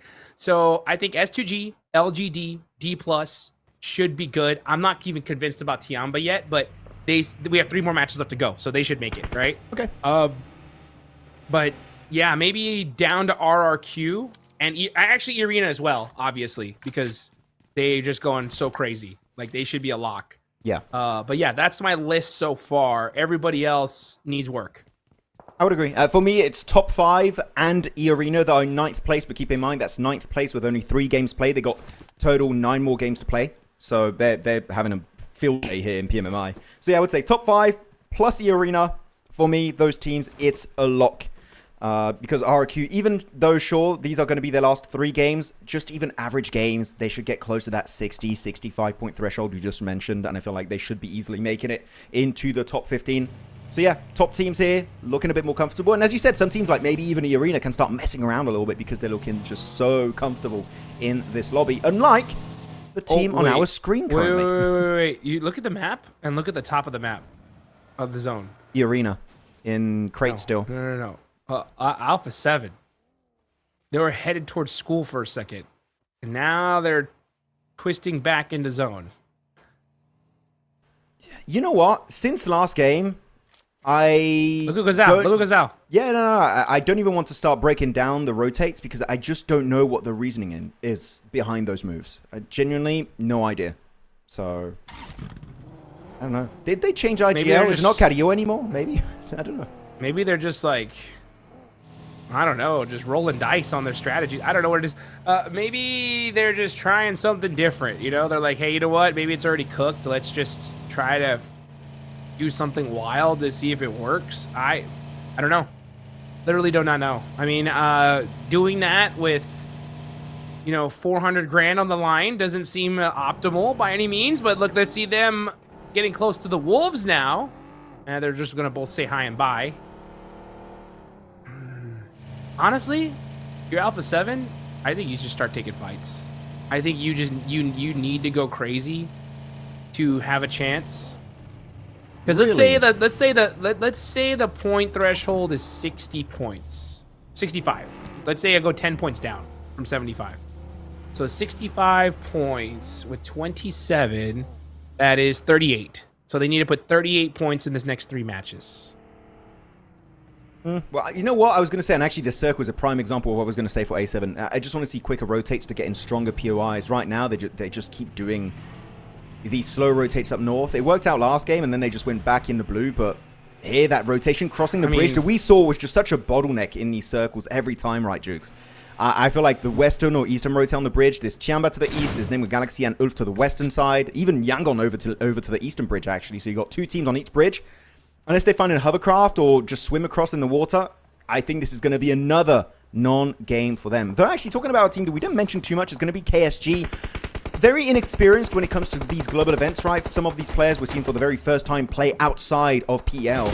And so far it's not been a great day, right? Only 4 points. I need to see them wake up a little bit if they want to show what they're made of, because right now, kind of invisible on these first 3 games. I want to see some more presence for them to show what they really can do in the lobby of this caliber. I want to see it as well. KSG. Right now, I'm trying to find their position. They're dead center. Okay, they're dead center down in military. So this could be that game for sure for them to pop back off. Mormon holding it down up here. Keeping an eye down on Ningma Galaxy. Ado, though, with this off angle, could make something happen. Let's see what kind of cheeky plays they're going to do. But there you go. Here's KSG. Mighty close to RRQ. Not the most necessary of fights. They could just share this for now. But they're going to start poking some shots at each other. If one of them gets a knock, then we could definitely see that fight ring out. But it's going to be dangerous. I'm really sorry. I have the YouTube chat always on the left side of my screen, and I just read a comment and it made me... Narem saying, 2 horses and a glider walks into a bar. It does sound like the start of a really bad joke. I don't know. It really does. That was a good one. I like that comment. That's a good one. We'll have to try and find the punchline to that one. As you said, also, teams in the center, we do have KSG, RRQ also going to be there. I do want to see RRQ tested a little bit more. I feel like a lot of the times, the good games they've gotten in the past were because of the circle being very favorable to their locations. I want to see just a more, maybe edge-centric finish from this squad if I want to really be hopeful about them, how they could do in the finals. The E-Arena, jumping off the cliff here, making it down, and I feel like that's a good response knowing that Ningma Galaxy on the other side of the road, it gives you a good angle to start shutting down that future Ningma Galaxy rotation. Ado is going to be the big critical player here. He sees Mormon wide out in the open. They have no idea he's there, but Mormon non-stop moving. He's like, stay still! Never mind, takes the shots and can't get the elimination. That's why you got to always keep moving, folks. Yeah, very good angle from below. He gets him. He shoots his feet, and that's it. The steel beam player on the bridge is out of the equation.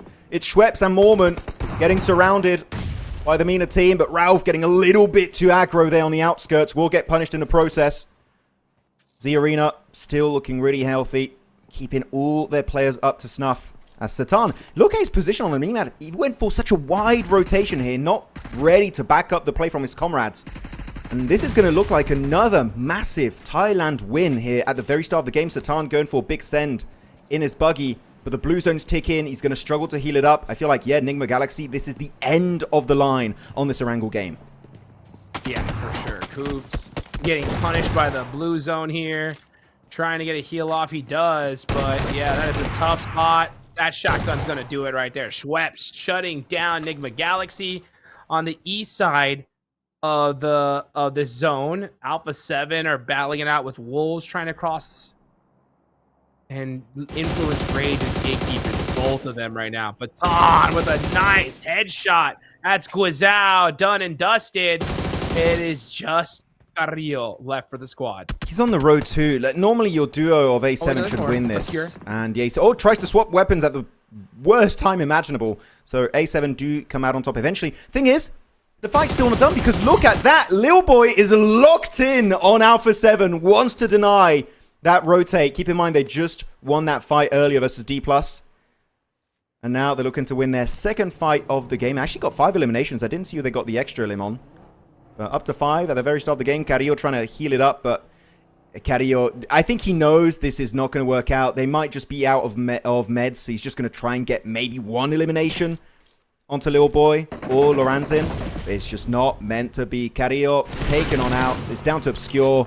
A7 just lost any momentum they were hoping to build up as INVITATIONAL making the cross right into the open loving arms of Ulf, and the win is looking good for the side of Turkey. Beautifully done. Yeah, Wolf with a wonderful gatekeep there on that bridge. And they're going to get some points on the board, punishing INVITATIONAL. And you can see Solus driving around, trying to find some angles. That's INVITATIONAL eliminated. But INVITATIONAL have done enough today. They are big chillin'. Wolf could always do a little bit more, though. 18 points. Okay start of the day. They definitely need a lot more, though. As you can see, Weibo... bunch of hovercrafts. They are safe here in this circle. Don't want to get that blown up, though. Kind of want to keep that safe for now, as this zone gets that much closer towards the end game. This would be so valuable if Weibo did make it over to a gas station. If you guys don't know, gas station is the only building in PUBG Mobile where they will spawn a welding gun that fixes up your hovercrafts very quickly. I hope they did go out of their way to get that, because with a double hovercraft strat, you do need at least 1, if possible 2 welding guns, and you can just keep fixing those bad boys the entirety of the game until you're out of, well, it's not ammo, I guess fuel in the welding gun. Yeah. So that would be a good one, but I didn't see them repair it yet, so I feel like that might be one resource they are lacking so far this game. That is Alpha 7 out of this tournament at this point. Let's see what is going to happen for the rest of these squads, though, as now the next zone does go on up towards the water. That's going to put some of this play zone out of play. S2G dead center. Got RRQ on the south side. TIANBA still in the mix as well. Both these teams doing a great day today of making up for that pitfall they had yesterday. Solus gets knocked. Influence Rage just trying to drive to safety. Switches vehicles, almost gets the double, but Soul K shuts that down. Oh, yeah, I think there was a little bit of a misclick. Yeah, put him down. Put him down. Go for the first aid first. That's always how you should do it. Heal yourself up first, and then you go for the reset onto Lost. HamCG on the other side of the road, actually. He's dead center of the circle right next to Say Cloud, sole survivor of Yangon Galacticos. But you want to get Lost back up because you saw his arsenal. They actually, the loadout for the 2 players is insane. They got, what was that, a FAMAS? Yes. And a, oh yeah, not FAMAS, sorry, Groza. It was Groza. Okay, Groza. Groza with an MG3. I think that was all from that loot truck earlier in the game that they clashed with Nongshim Red Force. So that loot is looking insanely good for S2G. Hyunbin trying to get the shots from downtown. Gonna start putting some pressure onto that buggy. It's a quick reload. Just gonna keep holding that angle. They are inside the circle. He likes that roof. So Hyunbin is big chillin' at this point. S2G, first team to break 80 points. Locked and loaded for the finals. They can do whatever the heck they want at this point. RRQ getting a nice nade there onto LGD. Lapar's on fire. Gets another one, though, onto Ling S. RRQ. What a difference. I love to see teams that have a rough day one can show that, you know what? We're going to get home. We're going to go ahead and shake things off and make it happen on day 2. And that is exactly what RRQ is doing. Exactly. You're going to try and give it their all. Make it work out. Good headshot connected with a body shot from Suki himself. Actually, no, it's going to be 33Z. I read the elimination feed a bit too quickly there, but still Nepeko. Not an impossible to res location, right? You've got to exude a few resources to maybe getting to crawl his way back. But yeah, he has that slight opening, and 33Z puts him right 6 feet under. That's going to be Weibo up to 2 eliminations. I believe still have one hovercraft. Yeah, Suki's got that one hovercraft. I don't know if Suka's got the other one, but they had 2 earlier. If it's down to 1, it might be a little bit tougher to make that southern rotation on the high ground, but they need to deny that location away from RRQ. If they get the win here, they'll have a great transition point into Circle 5, maybe even Circle 6 if it is favoring their location. So Weibo got to be cautious as Eren gets here right onto Suk. That's a massive headshot and very hard to res. Right now, I'm going to see what Suki can do. He's going to have to throw some smokes. Suk trying to make something happen here. He's got the shotgun out. That's interesting. Yeah, go ahead and switch guns right back onto your AUG. That's going to be your weapon of choice. Wolves, Elementrix, last player up. Not going to be enough for that team. Looking dead center. You got S2G still with 3 up. Ulf over to the east side of the zone in the compound right now. They have all 4. A little bit quiet for this game besides that bridge camp we saw earlier. But that's perfect, right? Just take your time. Have that blue zone to your back. Wait for the next zone. And then make the big push as we get into stage 6. And the zone does pop even more into the water here. This circle might as well be a stage. Actually, no. It's actually barely in the water. It looked like it was a lot more than that from the mini-map. But S2G going to be the team blessed in this one.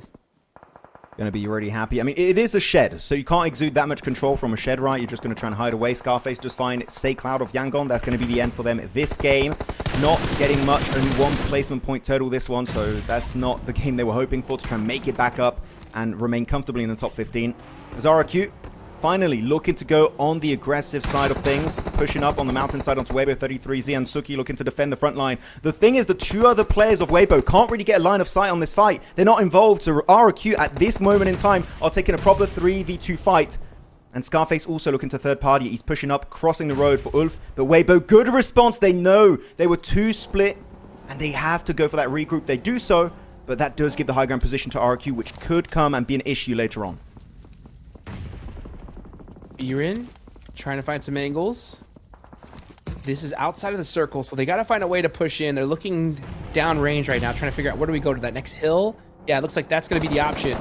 So they're going to be pushing on down, but that's Elementrix. They take him out very, very quickly. Very fortunate for them. Not the best place, though, when it comes to coverage. As you're going to see Nongshim right there and then across the way at XYZ getting that punishment. They're not able to put down smokes in time. Soulless from the other side as well. Just applying that pressure, trying to get some knocks, possibly some elimination steals here.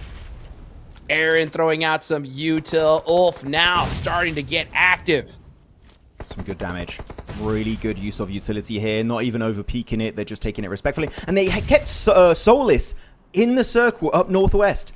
This is such a great off angle too. It forces Weibo to not over peak the ridgeline or he gets punished. And they can just go on the full-on offensive. Really good Molotov onto Suk. That's going to be it, I believe. Yep, Weibo swept under the rug. End of the game. Making it not even close to top 5 right now. Able to make it at the end of the day. So very unfortunate for them. But good play overall from Ulf. And they're not overstaying their welcome too. I love this play, Hot Tricks, from them. They're like, we've done the job. We came here. We did our overall game plan of eliminating Weibo. And then we're just going to regroup back onto Soulless in the compound to the west. Beautiful execution for Ulf and showing why they were second place in PMGO Season 1. Gotta agree with you there. TIANBA get eliminated by RRQ. RRQ looking to lock down their ticket to the finals here. 55 points, 59 now. And then with a good placement here, this could be it, guys. This could get them there. Ulf now. I think this is Ulf's game, though, to be honest. Ulf, they're playing this so well. They know they have this entire side of the map to themselves. They're split up, just looking to keep applying that pressure. It's really their game to win, but one little slip up could spell disaster with a split like this.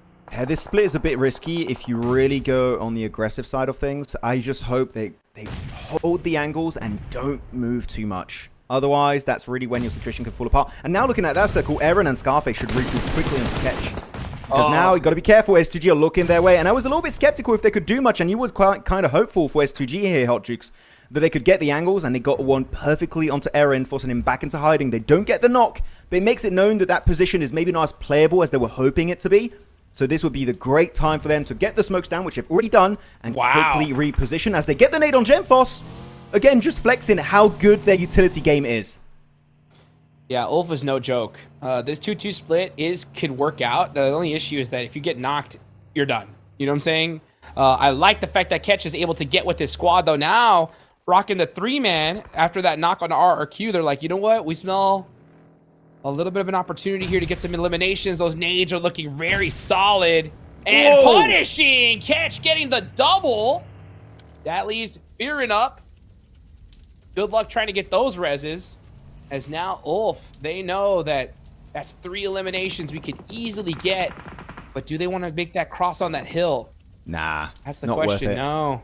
You wound the team. You've done a lot of work there. You damaged also their vest and helmets. You took a lot of their resources away, especially in terms of meds. Better to go for the chicken dinner. It's all you take a risk. Send it on RRQ, maybe get eliminations, but that chicken dinner might be given over to the side of S2G or Nongshim Red Force, or you actually refocus your attention onto the play zone. And I like that play from Ulf where they could have gone for the fight and won it easily. They're just not going to risk it for the biscuit. I do appreciate that play overall. As Ulf now repositioned, but the backstab happens. Maybe they should have gotten rid of the full squad here, because that's instant regret on the side of Ulf. Right now, we're looking to see what Nongshim Red Force can do. They are making some moves, slowly creeping up on all these teams, trying to find a way to make things more difficult for these squads. XYZ trying to find the angle onto Solus. So easy, stretching out even further. No. Now Ulf are getting punished, and things are falling apart on the side of Ulf. I was really enjoying the way they were doing it, but I guess they were kept rotating across that road too much, and they get overwhelmed and absolutely demolished. Even Lepar gets 1 elimination confirmed onto Eren. So that's going to be good. Even, yeah, actually gets that one even onto Scarface. So they're able to redeem it somewhat in this game. RRQ will get eliminated out in the blue zone. It's down now to the side of S2G versus Nongshim Red Force. Which team will get himself the 4th chicken dinner of day 2 of your PMMI group stage? Actually, Gemfos still there surviving, hoping to get a 2nd place. He does find Tizzy and flushes it out. How many points will RRQ get? That many. That many right there. Beautifully done from RRQ. I mean, that's what you got to do when your back's up against the wall and you're trying to make it to the finals. That could have just done it right there. 67 points is looking mighty fine going into the last day. But you never know exactly how many it's going to take. But they got a few games left to make something happen. Nongshim Red Force, though, 8 eliminations versus S2G. S2G a lock. At this point, they're just flexing against the rest of the lobby. But keep in mind, S2G do have that Groza and MG3, and it's echoing throughout Erangel. It finds XEY. That will be a really hard res to go for, but luckily enough, Lost does not have a single nade. He's got 1 flashbang to work with. Hyunbin instantly going on the offensive with his own utility behind that rock. A little bit of a long shot. Not going to do any significant damage to Lost himself, but so easy trying to go wide on the angle. Solke, though, chucking a bit of his own utility. Gets some good tickle damage onto So Easy. If Solke goes down, this is looking like the win. He gets the spray, gets tucked behind the grass, but he will get taken on out. And that is going to be it. Game over. S2G claiming himself their chicken dinner on Erangel. It was looking tough from that ridgeline, from that shed. And you know what? They still are able to come out on top. And with those airdrop weapons in particular, they secure themselves a massive chicken dinner. Oh, yeah. S2G dominating this lobby when it comes to the group stage. They are by far in first place. We'll see if they're able to maintain that come tomorrow. But what a great day. 2 days, actually, from this squad here. So everybody watching them, all their fans, supporters, got to be so stoked because we are 100% seeing this team in the finals. I was a #1 S2G doubter during PMGO. I was just not there when it comes to how the team was playing. But you know what? They shut me up right here, right now in PMMI. And I'm loving it. I love being proven wrong when these teams that I feel like all the odds are kind of stacked against them and they start getting these big performances and showing, no, we are one of the best teams. We are S2G and we can get some of the biggest games in these kind of tournaments. And looking at the MVP, it will be none other than Lost himself. So actually only 2 eliminations to his name, so it is still a relatively low elimination chicken dinner. But the way they were able to transition to that shed in the first place, get rid of Say Cloud from Yangon Galacticos and just control the entirety of that circle from that location alone was just so beautiful to witness.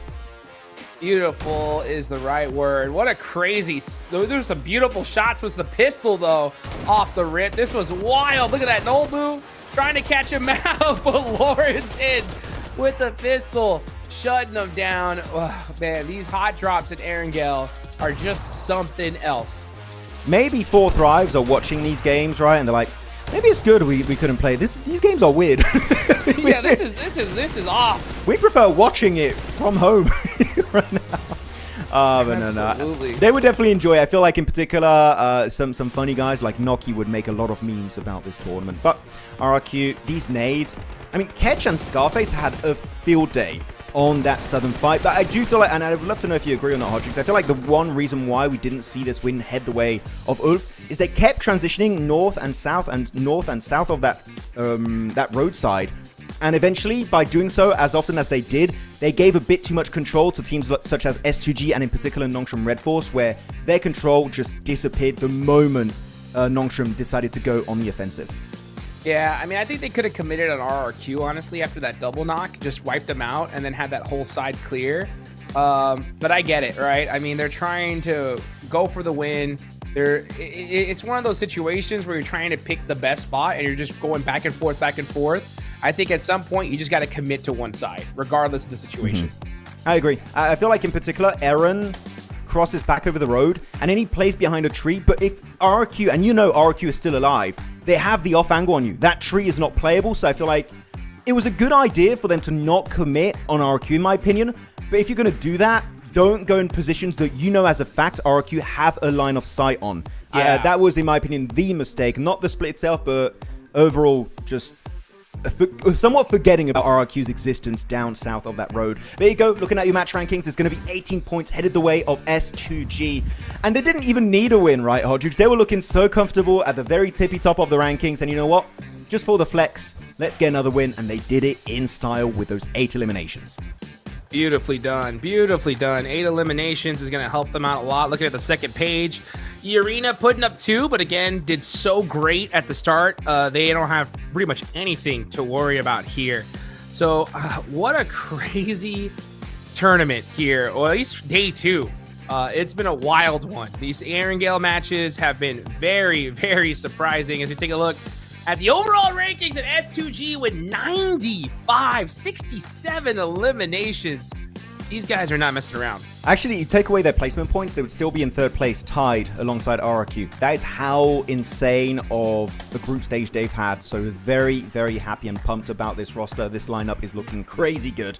So are RRQ, right? I feel like just like S2G, this is a team that had to prove themselves going into PMMI because really, PMGO Season 1 did not go as planned for this team, and here they're showing up massively, getting themselves so many strong points on board, so loving what we're seeing. And actually, also really happy for the likes of Alula, Bigatron, and Aurora Hodrix, because sure, they're not playing today, but even without those 4 extra games of today, they're still in 6th, 7th, and 8th place, respectively. That still goes to show how strong of an opening day they've had yesterday.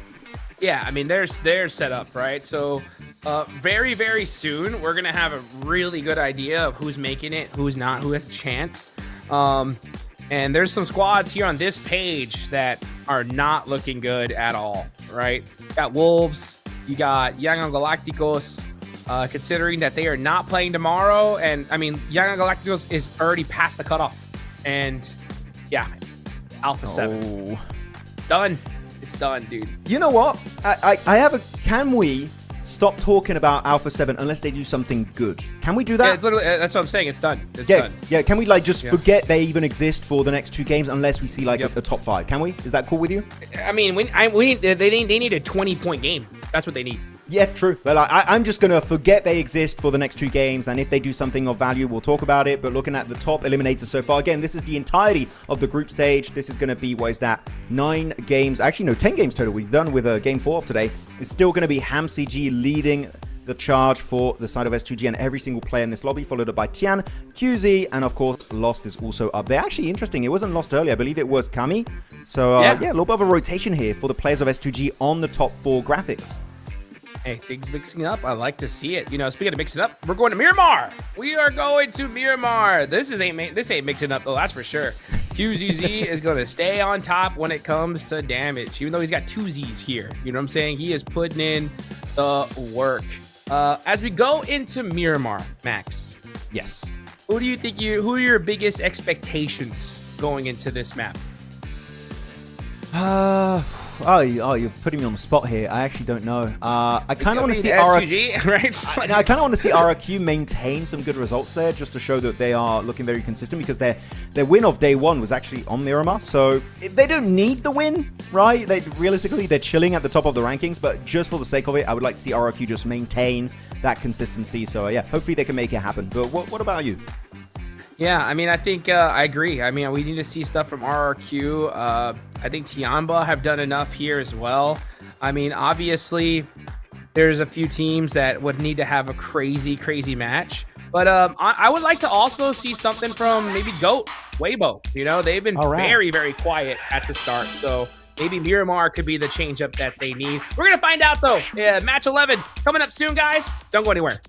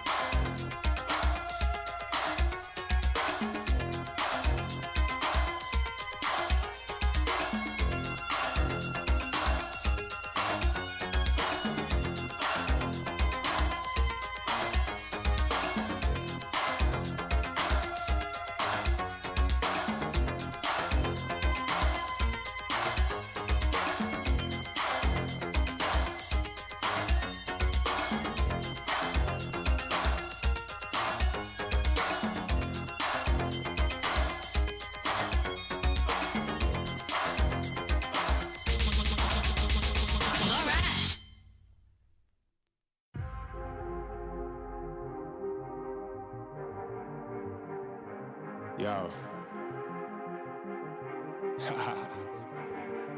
I don't think they're ready for it. On the loose, on the loose, on the loose, on the loose. With the beast, on the loose, say the truth, on the loose. Off the chain, it's all the gauge. Yeah, getting wild, shot me out the cage. It's getting wild out here. One by one, we watch them all falling. It's getting wild out here. But I'ma be the last one standing. You can't stop what's begun. You can't stop a revolution. Come in, come in. It's getting wild out here. Yeah, it's getting wild, it's getting wild. Eating them, beast, eating them, feast, fire the most, tire the least. See them admitting defeat, and they so useless. I'm so ruthless. New phone, who this? Give no reply to excuses.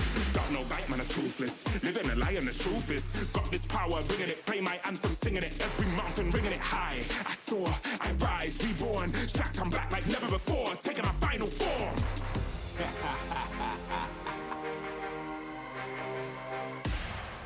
Yo, it's getting wild out here.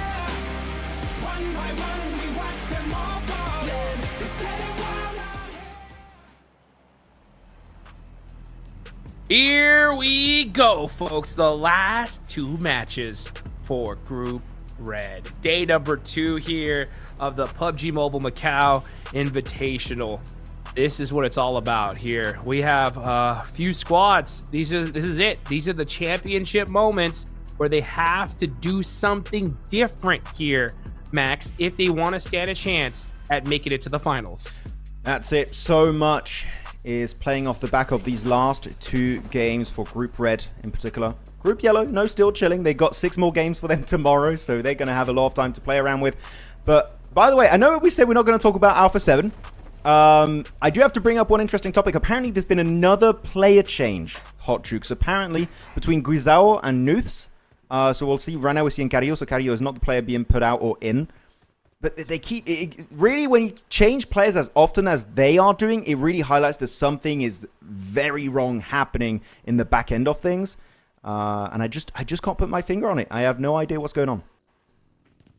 I'm thinking something internal. Something internal is happening behind the scenes between these guys. If they're having such crazy plays, number one, that's out of character, and then roster swaps. Yeah, but you know what? Let's see what this fight's going to ring out as we look at TIANBA versus Enigma Galaxy. Shotgun in hand, jump shot, gets a headshot, does no damage. And Coop takes advantage of him there. Let's see the rest of the TIANBA, though, trying to support their teammate. Oh, you can see Enigma Galaxy. Satan's got the dual MP7. At long range, that weapon does nothing. Most of the bullets are just going to go straight into the sky. And it might hit someone on Erangel or Sanok or Rondo. Definitely not on this battleground. So MP7 at that range, not quite the way to go. If I could recommend for NGX, it would be the best option for them to fully disengage. Even Rauf has got himself the dual MP7. But you also... dual MP7, M1 Garand. Yeah, the loadout's just not looking too good. As TIANBA, though, on the leaderboards, they're top 5. I would say they don't have too much to lose compared to NGX. So they're just like, why not? Let's get involved and take the fight if we can. Yeah, NGX, okay start to the day. Not the best one. I mean, 23 points, 4 matches. Yeah, not going to get you there into the finals just yet. So with 2 more to go, they could definitely make something happen. And they have to have a good day tomorrow. But TIANBA with 66 looking solid with 2 matches left. Don't want to go out just yet. I think TIANBA could get a few more points just to feel comfortable, extra cozy. You don't want to put up 2 goose eggs, that's for sure. I believe Revo with the Winchester just got a knock onto A-King. What? How did I miss that? Yeah, I saw that in the elimination feed. I just caught up to it a little bit, but he just got some damage done onto these 2 squads. And he's peeking it solo, right? The rest of A7. By the way, I can confirm Nuth is playing instead of, I believe it's Guizao. So yeah, Guizao is out. Nuth is back in, which is the newest addition since Matthew Osio left the team. So we'll see how that's going to work out. As yes, Satan again with a dual MP7 at any kind of range is just not the right weapon. Actually, the Scorpion, which is played by Eagle, is a way better option. The recoil control and the bullet pattern is way easier to hold on to.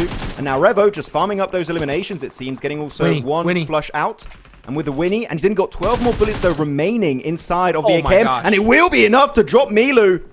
He's woken up. He wants to make it to the PMMI finals.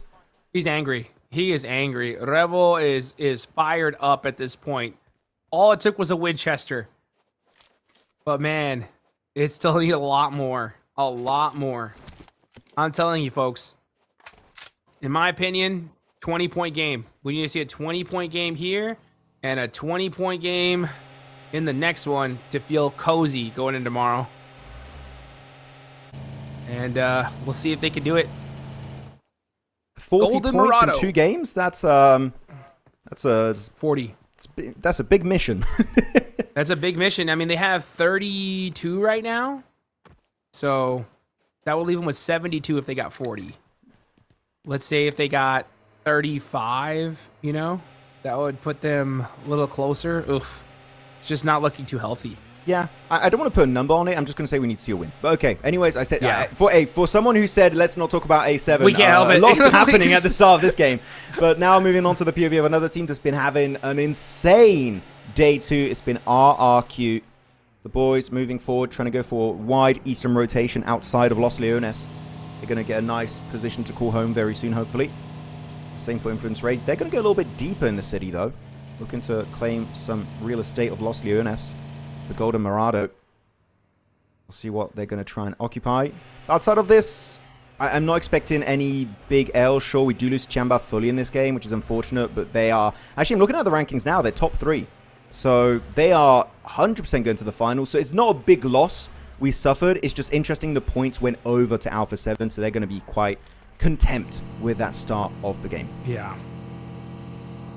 Definitely. Definitely. I mean, they needed it. And it just sometimes all it takes is one play. right? One play from your team leader to fire up the rest of the squad and say, let's get it.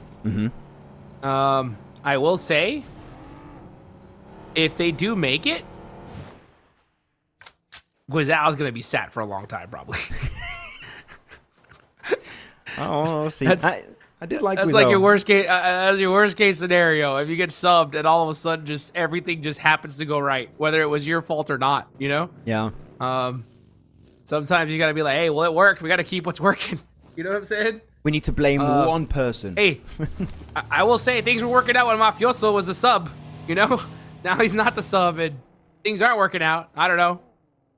Weird theories. It's But a let's theory. see. Yeah, it is a theory. A game Maybe theory. he was just giving his good vibes from the bench. Yeah, maybe. Anyways, looking at some of the rotations, you know what, I'm going to go a little bit bigger picture here. Wide Eastern rotation from D+. They love this area. In particular, when you look back at how they won PMGC, sure, the roster's a little bit different, but how they won PMGC 2 years ago, it was near that coast when they crossed on the island. Still, the best game in PUBG Mobile Esports history. Are we ever going to beat that game? I actually, what circle, what setup could beat that PMGC finals in London last game won by D+? What could beat that? I don't know. I really don't know. Crazy island. I don't know. Stolba finish? No, not even Stolba finish. Stolba finish with like in the main building with the zip lines and everything. Oh, that'd be wild. That could be fun. That'd be interesting. Yeah. Stadium finish could be interesting in Rondo. I mean, Rondo's always the first game, so it has to be on Miramar or Erangel, depending on the smash rolling.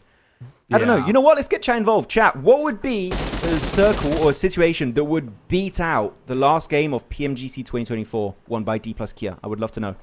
That's an interesting discussion. Yeah, it really is. It is. Yeah. And D+ winning every last match of PMGC is still the most hilarious thing to me, because I wish I had I wish I was recording their faces when I asked them. Right? Because I asked them, I was like, guys, what is going on with the last match? And they looked at me like with the most dumbfounded face. They're like, we don't know. we don't know why we win last match. And it pisses us off. Like we don't get why this is a thing. And then they won the last match again on the final day. And I looked at them and they just were shaking their heads. They're like, this makes no sense. But hey, you know what? If it works, it works. Yeah, I love your casting with Blank in particular at that game, because you guys were like, yeah, it's a win. Alpha 7 going to make it. It would be really funny if D+ end up winning that game again, though. Yeah. That was a good time. They should still let D+ win. Yeah. Big Eastern circle shift over for circle number 2, Puerto Paraiso, and the entire southern eastern beach side is going to be in play. On the edge, sure, but still available if any team wants to try and go for that wide edge rotation. Some teams such as Nocturne Red Force, even D+ Kia or KSG, even Yangon Galacticos could go for one of those southern beach rotates. Outside of that, the terrain southeast of Los Leones is incredibly rough. It's just so many... You got fields, you got high grounds, you got low grounds, you got so much terrain variety over there. These circles are always very interesting to me, because it really goes to show how good of an IGL you are if you can maneuver your way through all of that and end up getting a win by using those positions and leveraging it to get yourself a massive chicken dinner. So whoever wins this, gonna have to tip my hat to you, because these circles are not easy to maneuver through. I mean, look at the terrain here. He's already losing control of the golden vehicle almost. It's really tough. Yeah, the Golden Murado's starting to smoke already. Wolves keeping all 4 up early. That's a big difference from Erangel. Man, those hot drops really hurt them. Meanwhile, yeah, Influence Rage trying to get away on that Golden Murado. Lawrence is gonna get in. Oh, the MVM. Oh, actually, never mind. Tian was able to get that done. And now it's little boy down on his luck, all by his lonesome. I always wondered why Mau Mau is called MVM, but he wants to be called Mau Mau. Maybe Mau it Mau. would be easier. Just call yourself Mau Mau, you know? But, yeah, that would help. It's like, my name is Maxman, but in my in-game, my name is MVM. Also, actually, a Maxman, so... Yeah. Call me Maxman. I'm Maxman. Yeah. MVM, it's me. But yeah, I find it interesting. If you know what, if there's any aspiring pros in the chat, I recommend just your name you want to be called, just write it in the game, and then that you'll make our job Make that your 10,000 times username. easier. Yes. Yeah, make that your username. That would that's usually step number 1. Get a good name. Yeah. You know what's even better? Make it your username that is also on your socials, so people can actually find you. That's a good one too. Actually, I always struggle to find socials of players, so that is also a good shout. Yeah. These are very pro tips, guys. Honestly, if you want to be a pro player, people want to like, oh, how do I contact this guy to actually do that? Oh, I can't because I don't know what his socials are. Please But do it for us. Please For the boys. do it for do it for your own career's sake. Goodness gracious. As we take a look at this next circle, okay, gonna go down to the south here. This is Miramar, so plenty of room. E-Arena, Alpha 7, all the way on the north side, pushing on down. Again, E-Arena, 48 points, guys. What a great day for them in the first 4 matches here. Over 10 points a game. Yeah. By the way, I have not seen a cave finish in Miramar for, I'm not joking, probably 5 years. This, me neither. I believe the Me cave neither. is in play. If because I do not remember. I believe it is going to be available here, so we'll see if it's going to end up working out. E-Arena, though, going to go for the fight versus Carrillo. Carrillo, so many shots being missed here. Having to swap over to his main AR, and he still loses it out to the hands of Turney K. That's Alpha 7 suffering a massive casualty. Revo trying to get for another fight and just sending it over the cliffside, taking a bit of extra fall damage there. And he's getting overwhelmed, but he gets another win on the slither of HP. Revo has to win it eventually. He does just that. But still, this fight is just not looking good. Obscure might just be the next to fall. And the hopes of dreams of Alpha 7 are getting crushed in front of our very eyes. Rebels is trying to put this team on his back, and it's just not working. It's just not enough. Man's making plays, 3 eliminations, and it is just falling apart for Alpha 7 here. 1 player left. He's got to get this elimination on Mormon to try and rescue Obscure, because he needs him. He needs him. They need a crazy point. Mormon's leaving. That's actually huge. No vehicle, though. They are going to have some loot. Oh, they do have the buggy. Perfect. New should be able to get to Obscure. They should be able to have 3 players up. Actually, if I'm E-Arena, and because you do get an elimination confirmed on Carrillo, I feel like you just stick around because it's really... Yeah, good from Mormon. Just leapfrog it a little bit if you can, but he's getting backstabbed here. Perfect. I feel like he's going to get eliminated. I like the attempt. I see what he was trying to go for, but it's just not going to work out. Makes it behind a very small amount of cover and does pull the first aid pretty much instantly. But I feel like his game plan is not to get a win or anything here. He just wants to get rid of Alpha 7, and if I were him, I would do the exact same thing. Why not, right? Yeah, I mean, you're already pretty much a lock for the finals. Just do what you can. I wouldn't have even backed off that much. I think I would have kind of sent it on the fight, but you know what? It don't matter. Luckily for Alpha 7, they keep 3 up. That was so fortunate for them. Oh, no. Mormon trying to continue to be a thorn in the side of Alpha 7. Is he going to be able to crest this hill and find an angle? No, he's not. Yeah, I get what he was trying to do, but you know what? RQ might just do it for him. Let him drive by. All right. Yeah, they'll take that. Going deep into the city, Los Leones, RQ just like, nah. I also, Furia knows he only has, what was that, 32 bullets left in his main AR, so just going to give it up, not worth it whatsoever. But still, this is Alpha 7 going into the circle without any information whatsoever, so they're going somewhat blind into this next playable area. As Ulf, though, still chilling. The big issue I had with Ulf back in PMGO Season 1 is the very early on in the tournament, they would keep losing players. It was very often down to just Ketch, or sometimes Eren, even Scarface at times. I need to see the grand finals, Ulf back here, where they have these 4 players alive until the very end and they just start dominating. We saw a glimpse of that last game, but Ulf, I feel like this is still not the 100% Ulf we can see. There's still a lot more they have to offer in these games.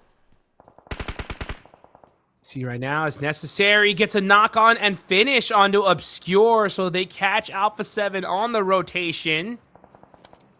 And now it's just 2 players for A7 up. Weibo, dead center of the circle. No need to even move a muscle for them, as it's just Satan up left for Enigma Galaxy. Enigma Galaxy, 24 points. 1 more game left to go. They're gonna have a good day tomorrow to get into that top 15. Uh-oh.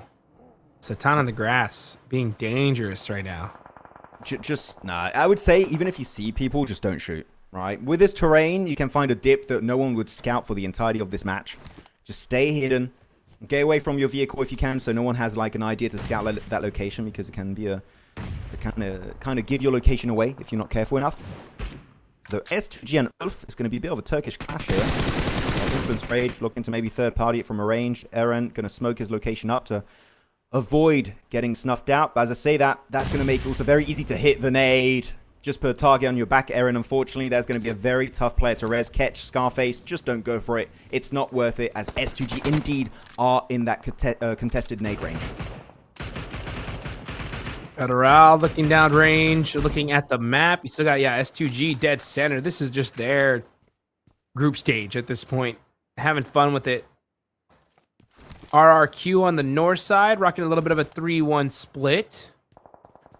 Looking down the leaderboards, looking for D+. Where are D+? Okay, yeah, D+ all the way on the east side. So they're hugging the circle at this point. Goat Force gets knocked by So Easy.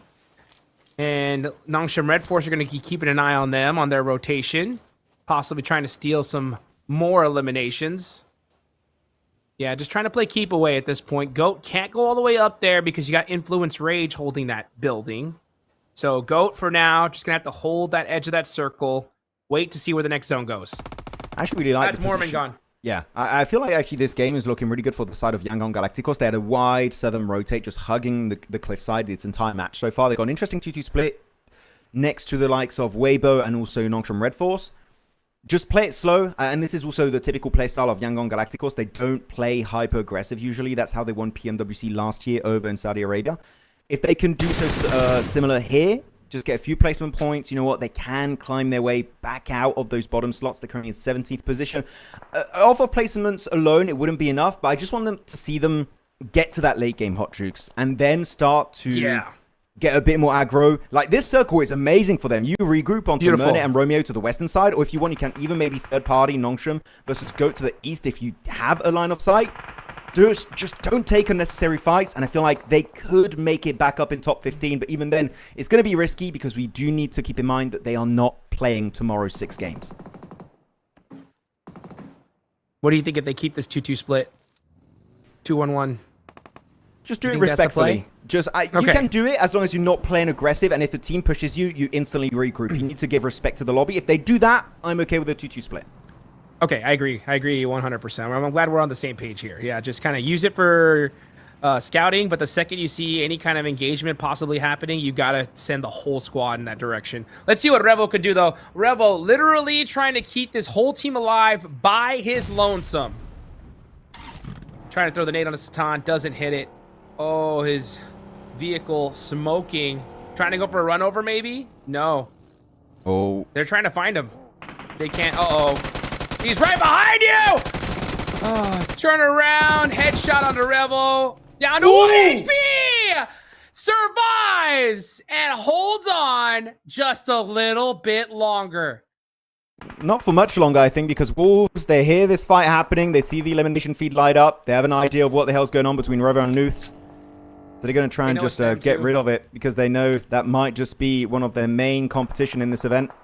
As he has a good angle, it's necessary. He sees the smoke. He doesn't get the line of sight just yet. He might just wait for the smoke to actually dissipate. They've got a minute 30 seconds to work with. Revo trying to make a quick dash out of there. The car takes up into flames, explodes right in his face. He's still alive alongside Nuths, but they just don't have the amount of control they were hoping for. Revo, man, by his lonesome, just putting in work. That is Nuths down. He's got no help. It's Revo against the world. And that is it. Wolves eliminate Alpha 7. Now we're going to see Weibo try to apply that pressure onto the Wolves. Elementrix is down, not going to get res in that position, that's for sure. As Weibo are going to play keep away. And so the Wolves sacrificing that player. That's a team that needs to do something crazy here if they want to make it into the finals. Oh, actually, Slownik is going for the res. Super risky. Let's see if he's able to get it off. Loving it. Slownik able to give himself some good angles. Weibo, though, got to defend it successfully. Didn't love their breaches so far. They need to get a good defense, but so far it's falling apart. They are getting denied that off angle by 33Z. And Suk and Bay remaining. Suki is very far away, by the way, so he's just trying to make sure that Wolves can't go over the ridgeline, and he's going to try and keep his teammates in a safer condition. I'm not super sold on the way this defense is working out initially. 33Z, it's not an impossible res, but Wolves, we need to go on the offensive here. You need to get involved. You created a man advantage for yourself. Why are we not committing here? Otherwise, 33Z is going to make it back to the buildings, and they're going to get the res and get back up as 4 players. Wolves, you should not let this happen. You got to go crazy, Wolves. You got to understand, you're in 11th place right now, 39 points. There is 6 more games going to be played tomorrow by a whole bunch of squads. You need every point you could get. Dude, this is no time to be passive. It's time to even be extra aggressive. Get every point that you possibly can, and they just opened the door for a reset on Weibo. They got it. They got 33Z back up, and now they're sending it, but they just don't have the information. It's too late. Weibo went for a little bit of a quick regroup, and now they're looking to solidify their position. Suki did regroup with his team. 33Z does get the first aid. Now they're inside. The Fox is in the hen house. Wolves looking to claim full control of this position that is just slightly in the circles. There's still a lot of value here to be found. Bay gets dropped on out on his knees in submission, and Wolves finally securing himself the wins on that skirmish. Suk still has a strong off angle if they're not careful, and actually he's going to get dropped onto Baton. That's the angle Suk was looking for. He was waiting for his time to strike. But S2G in the background, they're third partying it, possibly looking to get 3 eliminations. It's taking too long. That off angle is so deadly. Oh, huge for Wolves that they end up taking that player up top down. So now they don't got to really worry about it. We don't watch out for Kami, though. That nade's coming in. It doesn't, though. He steals that elimination. That was a necessary elimination for the Wolves. As we take a look over at RRQ. I want to stay on that fight, though. That's a huge, important fight here, as this is the last day for Group Red.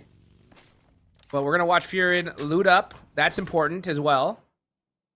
All right, we're back here at it. Wolves, things slow down. They have the building to themselves. This is at the edge of the circle, but with 6 eliminations, this could be the start of something hopeful. It's in zone. It's in zone. They don't have to rush too much to make it back in circle number 7. So you've got a lot of time to work with. Good nade. That's going to find so easy. Noncham Red Force on the southern side versus Yangon Galacticos. Yangon Galacticos, I'm going to say it here, Hot Jukes, they can't afford to lose. If they lose, that's their spot in the finals pretty much done, unless they have a miracle run in the last game on Miramar. They need to secure the win, but everything is falling apart. Hyunbin hits a beautiful utility right on the face of his competition, but so easy also gets flushed out of this game. It's tough, it's down to the wire, but Yangon need to get a win here. They need it, and they're going to have to do it with 2 players. It's Romeo, Murnet. So far back, there's no way they can support Master Smile at all. And it looks like they're just going to play it slow here, just going to try to survive as a 2-man. Romeo does get pieced up a little bit by that nade, trying to just sneak their way into the next zone. But man, not able to do so. Nongshim Red Force doing a great job of applying that pressure to Yangon. They're in the vehicles. Yeah, they're just trying to get away from this one as much as they can. Yeah, the hesitancy was there. They weren't sure, do we commit, do we disengage? Wish they would have made that decision when they still had 4 players alive.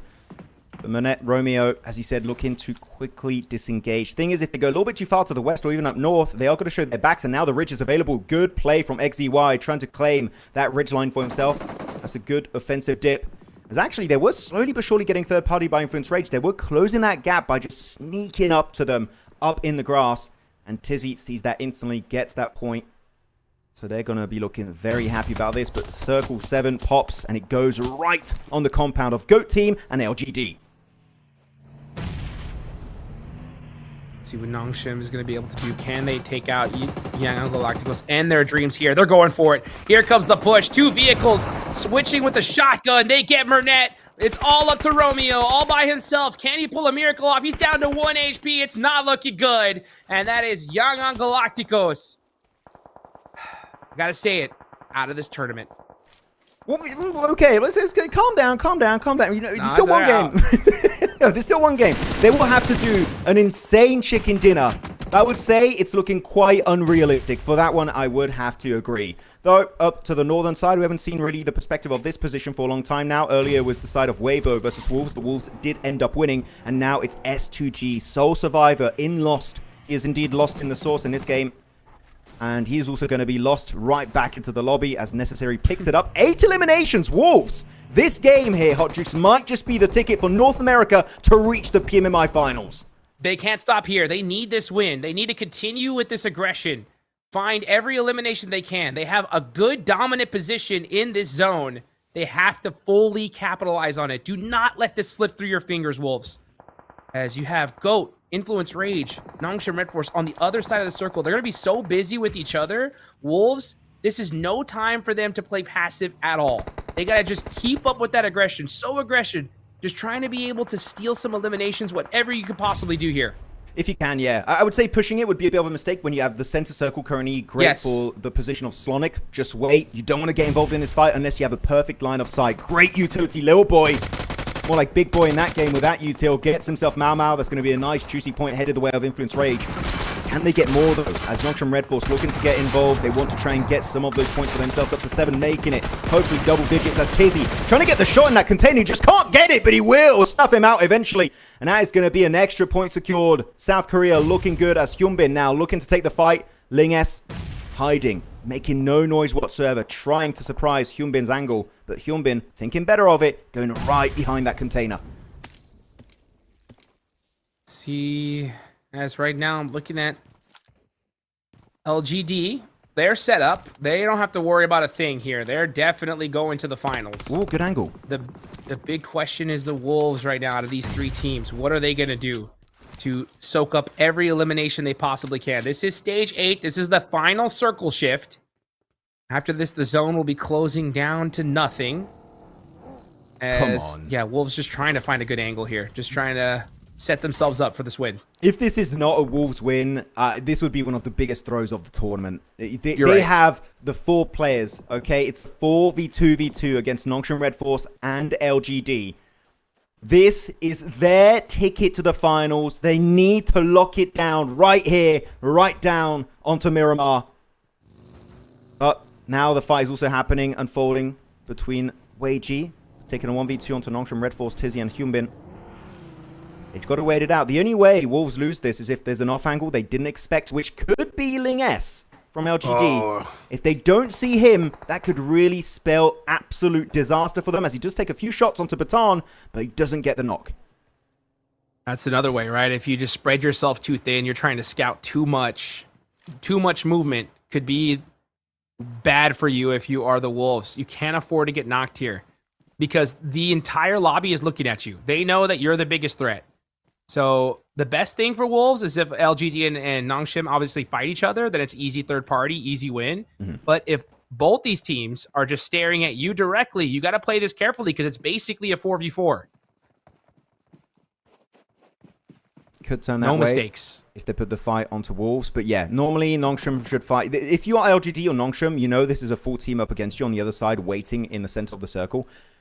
You're hoping to get second place, right? Those 2 squads are just hoping to outlive or LGD or Nongshim Red Force and just secure it. Really good smoke road coming out from Nongshim Red Force. They're trying to get the line of sight while denying vision from Wolves. Amazing utility usage from South Korea. But it still might not be enough. Hyunbin getting backstabbed here by Baton. The man got himself so many points this game. He's going to get his 4th elimination. And now LGD will secure the 2nd position of this match. That is how you do it. The Wolves secure a chicken dinner. Woo, right before the final bell rings. One more match left to go with the squad. This was a whole bunch of points. They're going to still need a little bit more going into the last match of the day, but this has finally put them in a position where that finals is within reach. Yeah, that game ended a little bit faster than I expected. I thought it would just linger for an extra maybe 30 seconds, but no, they were just like, okay, we got the points, we got the angles, we're just going to full send it. It was good. I feel like we saw earlier in the game from Wolves, they were a bit hesitant, especially to push onto Weibo when they got their initial knock onto 33Z, but no, that hesitance was kind of gone at the end because they knew they had the control, they had the lines of sight, and the other teams against them didn't even have a full team, right? It was 2v2, v4. Everything was headed the way of Wolves, and I'm glad to see that they were able to secure that chicken dinner. And because of that win, I'm going to say it, Grand Finals, North America will indeed be present at PMMI. Love to see it. Love to see it there from the Wolves. being able to clutch it up. That's the hardest thing to do, guys, when it comes to PUBG Mobile Esports, is when you're back against the wall, you need a big game in the last final matches, and the Wolves, everything just went right for them here in this game. They still have one more game left to go. I can't wait to see what the overall leaderboards looks like to really get a realistic idea of where they are. 3 eliminations from Baton, 26% of the team's contribution, very evenly spread between the squad. But man, they got to be feeling so great going into the last match. Oh, they're feeling it. They love it. This is a lovely way for them to try and end day number 2. Oh, we've still got one more game to go, right? But looking at the replays of this game, Alpha 7, this early fight, the few eliminations they were able to find, kind of gives them a lifeline, a single opportunity. It's like Doctor Strange in Infinity War, right? It's like there's that one timeline. Those points kind of might make it feasible for you to still make in a top 15. But now, I would have to agree, Hot Jukes. Now we do need to see that massive chicken dinner. Otherwise, that's it for the Brazilian super team. Oh, you talking about Alpha 7? Yes. Cooked. Done. Over. You think it's done? Yeah. You think there's no way it's 100% over. Yeah, I mean, okay, I'll put 99.9. The 0.1% is 20 elimination chicken dinner. That's my thought. Okay, I would say like I need 15-20 elimination chicken dinner too. I would agree around that ballpark. Otherwise, it's done. They're really happy about Hyunbin in particular. Man put up like 5 eliminations before that fight we saw in the highlights. Hyunbin showing why he is an MVP contender. So always happy to see him. And also Nolbu on the side of D+ getting these big games today. GG South Korea. GG indeed, man. Great plays from Group Yellow, man. Group Yellow came in hot today, right? Influence Rage popped off. Nongshim Red Force put some great points up today. And then, yeah, E-Arena. Wow, what a start here for them. One more game left to go. Even Ulf, right? Ulf, 31 points for day 1 is not the worst performance, that's for sure. Let's take a look here at the match ranking, though. RRQ put up another 7. That is going to be the biggest comeback, I think, so far, right? Yeah. From day 1, RRQ really said, we got to make it, and they did. Yep, I agree. I feel like RRQ... The thing is, they have such a good lineup, theoretically, right? You got Gemfos, you got Lepar, you got the boys. You would be expecting them to get so many big results. Didn't work out in PMGO. Bit of a slow start here going into PMMI, but no, they woke up today, got themselves their second chicken dinner, and also just consistent points. 7 points. Also really good, right? If that's like your mid-performance matches, really happy overall for the side of RRQ. So, second page, Yangon Galacticos being down there. Not taking the win on the side of, who was it, Nongshim Red Force, right? It feels like their confidence is just completely gone. And when you lose your confidence in a lobby of this caliber, Hodrux, I feel like there's no way we see Yangon Galacticos make it in the top 15. Oh, yeah. Yeah, I mean, it's just been so tough for them. They've had a really rough tournament here. They're in that same boat. I mean, we'll see what they look like on the overall leaderboards. S2G breaking the 100-point mark. Got to give them a round of applause here. As yeah, they've had a great tournament so far. 72 eliminations, have more eliminations than 4th place on down in total points. These guys really flexed on the lobby. Yeah, most definitely they did. I still need to see a bit more from Wolves in the last game, though. If they want to be super comfortable to be in the top 15, I would just like, even just reaching 60 points, get 4 or 5 points, I'd be happy with the side of Wolves. But yeah, Alula, BTR, you know they're going to come back with a vengeance tomorrow. But actually, quick highlight, the Chinese teams sure did not get a chicken dinner, Hot Jukes, but LGD up in 2nd place without a single win, and TIANBA also without a single chicken dinner are up in 4th position. Going to highlight how consistent they are despite not securing a single win in their 11 matches so far. Wild to see. I mean, TIANBA, another great day 2 from them. I'm looking at the numbers, okay? We see the team. We know BTR. We know Alula are going to pass up everybody. E-Arena is going to pass up everybody. Aurora is going to pass up everybody. Nongshim, Influence as well. FURIA should move up, and Thunder Talk. Dude, honestly, I think we need to see a lot more. I think we need to see 10 to 15 points from Wolves to feel confident. I would agree. Yep. We need to see some big showcases. By the way, congrats to E-Arena, Nongshim Force, Influence Rage. Only 5 games played, right? And they're still almost making it to that first page. They're just shy of it, so very well done indeed. And quick highlight, I know we've been talking about Yangon Galacticos and Alpha 7 not making it today.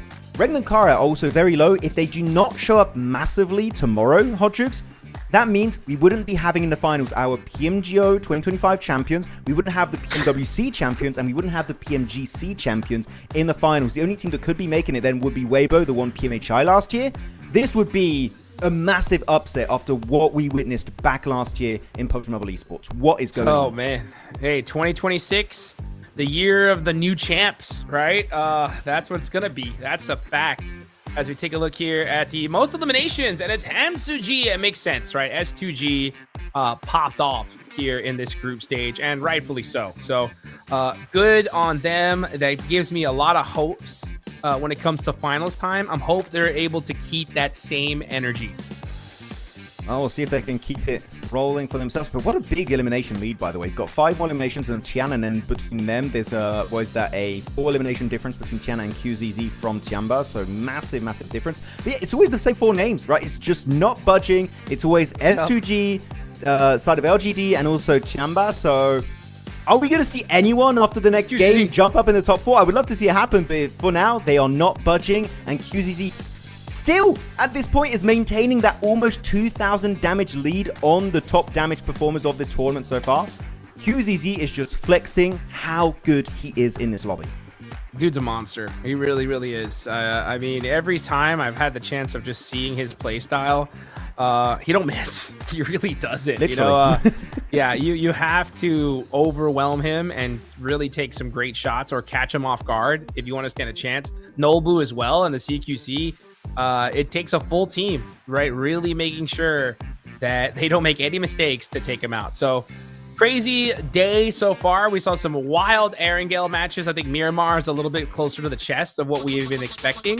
But we got one last match left to go. Maybe we see something unexpected. And we're going to find out very, very soon.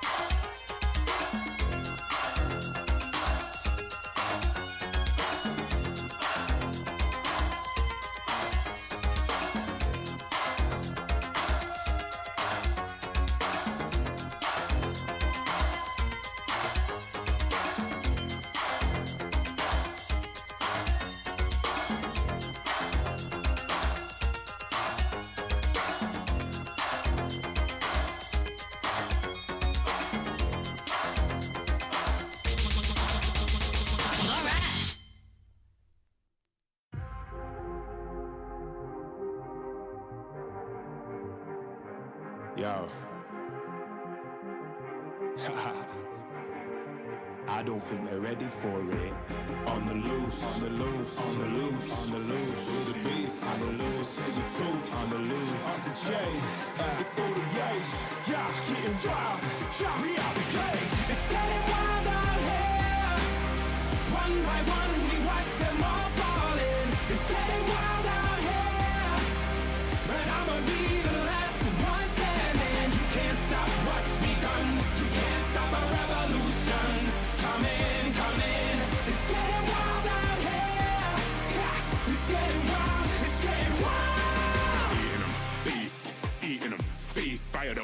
fire the least. See them admitting defeat, and they so useless. I'm so ruthless. New phone, who this? Give no reply to excuses. Got no bite, man, I'm toothless. Living a lie and the truth is, got this power, bringing it. Play my anthem, singing it. Every mountain, ringing it high. I soar, I rise, reborn. Strapped, I'm back like never before. Taking my final form.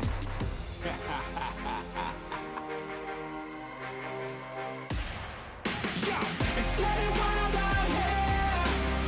One by one, we watch them all falling. It's getting wild out here. But I'ma be the last one standing. You can't stop what's begun. You can't stop a revolution. Here we go, folks. The last match of the day for the PUBG Mobile Macau Invitational 2026. It is day 2, the final match for Group Red. Last chance to put points on the board and hopefully hold on just long enough to make it into the finals, as tomorrow we're going to see Group Green versus Group Yellow. Now, going into this match, a little bit of a change from one of the teams in particular. That's going to be D plus Kia. We're going to see Puerto Rico step in the mix here, Maxman. Yeah, not going to lie, a player that I have not seen play often, if at all. Actually, I can't remember the last time I saw him play, so it's been a hot minute. But they have, what is it, 66 points. I feel like it's cutting it slightly close if you want to try and do a roster change-up. Like, they're kind of pulling an Alpha 7 right now with Nuth, but this time it's Puerto Rico. I wouldn't do it, personally, but if there's any moment you want to give an opportunity to train for one of your subs, it would be right now on match number 6. Well, they're 12th game, technically, going into the group stage. So, I'm not the biggest fan of it, but what do you think? Yeah, you know, Sizzy's stepping down here. Puerto Rico stepping in for him. 66 points is right, I think, on that line of feeling comfortable. I think they still need another, like if I was just my own mind, I'm like, we need 10 points to feel just good for tomorrow, right? So it's kind of wild that they are swapping somebody out, because 10 points is still, you need a good game, right, in this last match. So it's very, very risky, in my opinion. It's just, if you are going to train a team, oh, Revo getting a nice knock there and finish, needed that point. If you're going to train a new sub, this is like the ultimate training, to be honest, because it's like, it's kind of a do or die game in the last match, but it's not a, we need a 20-point game. It's, we need just a good game. Yeah. So it's very interesting, to say the least. I would agree. Yeah, it would be very interesting. By the way, I'm looking at the leaderboards right now. Do you want an interesting fact? I've been looking and just checking out all the groups in rankings. So currently, our top 6 teams are all from Group Red in Wolves, D plus Kia, TIANBA, RRQ, LGD, and S2G. The only 2 teams from Group Red that are not in the top 6 right now is Alpha 7 in 15th position and Yangon Galacticos in 17th position. Out of Group Red, every team is doing exceptionally well for themselves. Like, I'm telling you, they are dominating this tournament. All of them should make it, except for the 2 global champions of last year, which is just such an insane storyline. I still can't believe this is what's happening right now. I thought, especially for A7, it was going to be one bad event, but no, it keeps on happening. So, yeah, I mean, this is the new era starting in 2026, Hot Jukes. I'm telling you, this is the new rise of all these different new teams and players that are here to challenge the old guard. For sure. I mean, and that's the crazy thing, is that, like, yeah, we should see Group Red with all top 8, right? Because they played 6 more matches than every other group. You know what I'm saying? So when it comes to, like, D plus and Wolves, even though they are in top 6, I'm still not too, like, convinced yet, personally, because we got 6 more matches tomorrow, and that is 16 teams, right? That could definitely pass them up. But the fact that they're so ridiculously low it's shocking. There's nothing short of that, Max, man. You know, and you're right. I mean, this is a big opportunity for some new squads to reach that pinnacle of PUBG Mobile esports. Yeah, got to try and reach that peak again. We'll see how it goes. Actually, talking about some more negatives. Then I'm going to go in positives, guys. I swear, I'm being very negative this tournament because I'm expecting more from some of these big names. It's not even negative. It's realistic, yeah, right? it's realistic. But at the bottom in particular, I'm looking at GOAT Team and KSG. Right now, their opening day has just not been it. Especially for GOAT, I had way high expectations. I didn't think they'd be on single digits after, was that 5 games now? If they want to have a chance to make top 15 tomorrow, we need to see a good bookend to today. Just even a 6, 7, 8 point game, and I'd be like, okay, the opportunity hasn't fully disappeared for them to make in top 15. I need to see some presence this game. Even just a top 5 finish, and I would be like, there's potential. But as of right now, I haven't seen anything of value. So GOAT KSG, they need to prove themselves on this final game. Yeah, they do. They really do. 7 and 4 is not enough. That's a fact. So I mean, if you were to kind of just, if I were to just put on my like guessing glasses, right? That means that they would have to go crazy this game and crazy tomorrow to make it. If I'm just kind of erring on the side of just purely off based on their performance already, Coops knocking down Obscure and thirsting him. Yeah, that's the nail in the coffin right there. GOAT and KSG most likely not going to make it. And that's going to be tough. Oh, nice knock there. Why is it happening like these? Okay, sure, they get it, but the way they just lost all the momentum in the vehicle and still look to try and get that elimination. Very intriguing as to why things are happening the way they are. Really good damage there. Down onto Carrillo. Rauf, no utility. Revo did get taken on out of the picture over there in the distance. Molotov forcing Rauf to reposition a bit deeper. He still has some teammate, right? He's got Coops in particular in the distance that got himself 1 elimination. He's feeling hot right now at the start of this game.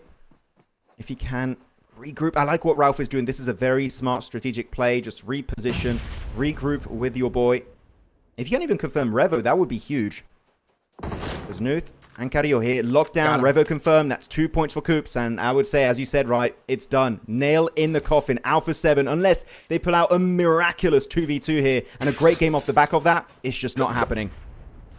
It's over, man. It is over. I think the times for unless are done for Alpha 7. Just didn't do enough. Good nice made. knock there on the Rauf. Beautiful play. Carrillo gonna just have fun with it at this point. I think this is a good opportunity to let now do something. As Coops gonna leave his teammate here. And get shot up. Interesting play here from Coops. I kind of want to stay on that POV. I want to see what Me happens too. between those Me two teams. too. I mean, yeah, they're good teams. But are we going to lose the PMGC champions again? Okay, there we go. No, we're back. Oh, he gets Rauf. Okay, he just rolls over him. That's going to be a nice point secured. It would be interesting if the sub, the best he has ever played with his team so far, is the one to actually lock in a spot in the finals for them. Again, they need a lot more than just these points, but it would be crazy if Nuth is the one to make it happen. It would be the most wild thing ever, and that would lock in your spot on the team. That's a fact. Put him on the main roster. Like, leave him there. He deserves it. I mean, let's be real, guys, right? When you get the subs are a crazy part of esports, you know? The thing is it's one of those opportunities where if you get your chance, even just one time, you have to go crazy, right? Because you're trying to take someone's spot realistically. So if you get a shot in a game and you do pop off a 10-15 elimination game that just saves your team, you're on the roster. There's no way they're subbing you. Zero chance. So if you want your chance to shine, this is really it. And it's take it or leave it. It is. It is going to be a take it or leave it kind of deal. Circle about to shift in the next few. Actually, no, we already went in phase 2. Why am I saying it? My map feed's a little bit behind. It did shift. It did take away a big portion of the southern island. So that's just not going to be in a playable area anymore. It's just going to be this rough terrain down south of Chumacera itself. Yangon Galacticos, good position up there, right? They got themselves that one warehouse on top of that mountainside. If they hold it and defend it properly, zone teams away, who knows? That could be the redemption arc beginning for Myanmar. ZLGG did make a quick cross over the bridge, and they will be looking to secure some land for themselves. And see if they can hold on to it for the rest of this game. As Alpha 7 really staying out in the blue zone for a long period of time, which I would not recommend, Hodrix. Yeah, I would not recommend it as well. See what right now we're looking at. Oh, Young Galacticos catching a little boy. Nice. A little boy. Little boy. Little boy down. LGD flying off the... Oh, never mind. Getting hung up there on that little rock. Trying to get him out of that situation. That'll do it. That's one way to help your teammate. And safe. Got to fix that paint work a little bit there. But, oh no! Did he get it stuck again on the? Thanks for the save. Something happened. Can you help me again? That sucks when it happens. I do that a few times. I'm like, someone helps you. It's happened to all of us. And you get it stuck again in like 10 seconds after. It's like, that sucks. You definitely lose a bit of street cred right there when you do something like that. EECA though, again, they don't have anything to lose, right? They just started playing today and they are popping off. They're sending it on to TIANBA, our 4th place team. And Akin says, sit down. That's our point. Sit done. GG well played. And looking to maybe secure the rest of EECA as the Mini 14 is echoing throughout the valley. And that's Eagle and Akin to secure that extra point. Beautifully done there from TIANBA. Like I said, my guess at the start for the bubble, the cutoff was 75. I think that's where you're like solid safe. And yeah, TIANBA RRQ should definitely hit that number. D+ got a little bit more work to do to get that. Wolves need a massive game to get there. And for all the other teams in Group Red, yeah, no chance at this point. It ain't happening. Ain't happening. But you know what? What do we think about Ulf so far today? Ulf, 31 points. Not the worst day one. Tomorrow they're gonna have to have a it's an average game, right? It's not a bad day, that's for sure. But not a great one either, right? So tomorrow they just need good, consistent gameplay. There's always that factor of the last day, though, that just makes things crazy. I don't know if it's going to be crazier than today, though, right? Today was just wild when it comes to Erangel. All right, Kami, nice idea. Don't move. Bad time to be AFK. Yeah, oh, man. Yeah, easy point. Hey, but you know what? When you're on top of the leaderboard, you can do whatever you want, baby, right? It's like, hey, I'm hungry. Get me some dinner. Get me out of here. Oh, with a FAMAS there. Wagey able to secure himself a nice knock on to Lost. Just trying to confirm it here. Looking for the extra player that's going to be Lost secured out of that game. So will Kami at the end of the day. So as you said, 3rd place. There's not really much relying off the back of this fight. LGD also safe. It's a fight between 1st and 2nd place. They're both going to make it to the finals. Big chilling here in PMMI. But D+ Kia, 5th position. If they really want to lock in their slot into the finals, they win this fight. It's pretty much done and dusted. As LGD fully committing to the fight, trying to bully S2G into submission. And they do find another one. It's the IGL Soulcate taken out of the picture entirely. So now only Ham CG remains. And he's just going to go for the wide rotation. And I get it. He just wants to try and survive. Maybe secure that 1st position. Just for the extra flex of it. But that blue zone is going to be too much. And he will go out. He does get picked off. And it's Chips with a final bullet to get it done. And S2G will be eliminated with a 0-pointer. Hey, you know what? We'll see you in the finals, baby. S2G, great show here. And now it's up to the rest of his lobby. Nobu trying to go for a run over and ooh, having a dip for safety, and he does. Oh, now he's like, hey, turn around. You shot at me? How about that? Ooh. You like some of that action? How you like that? How do you like them apples? How you like them apples? Really good pick. Shoot at me. Onto teach you. Actually, you know what? As we talk about this fight happening, you got D+ still trying to look for the side of LGD. Again, not a lot of hype around this because they're pretty much sure to make it into the finals. S2G, I got to really applaud their synergy.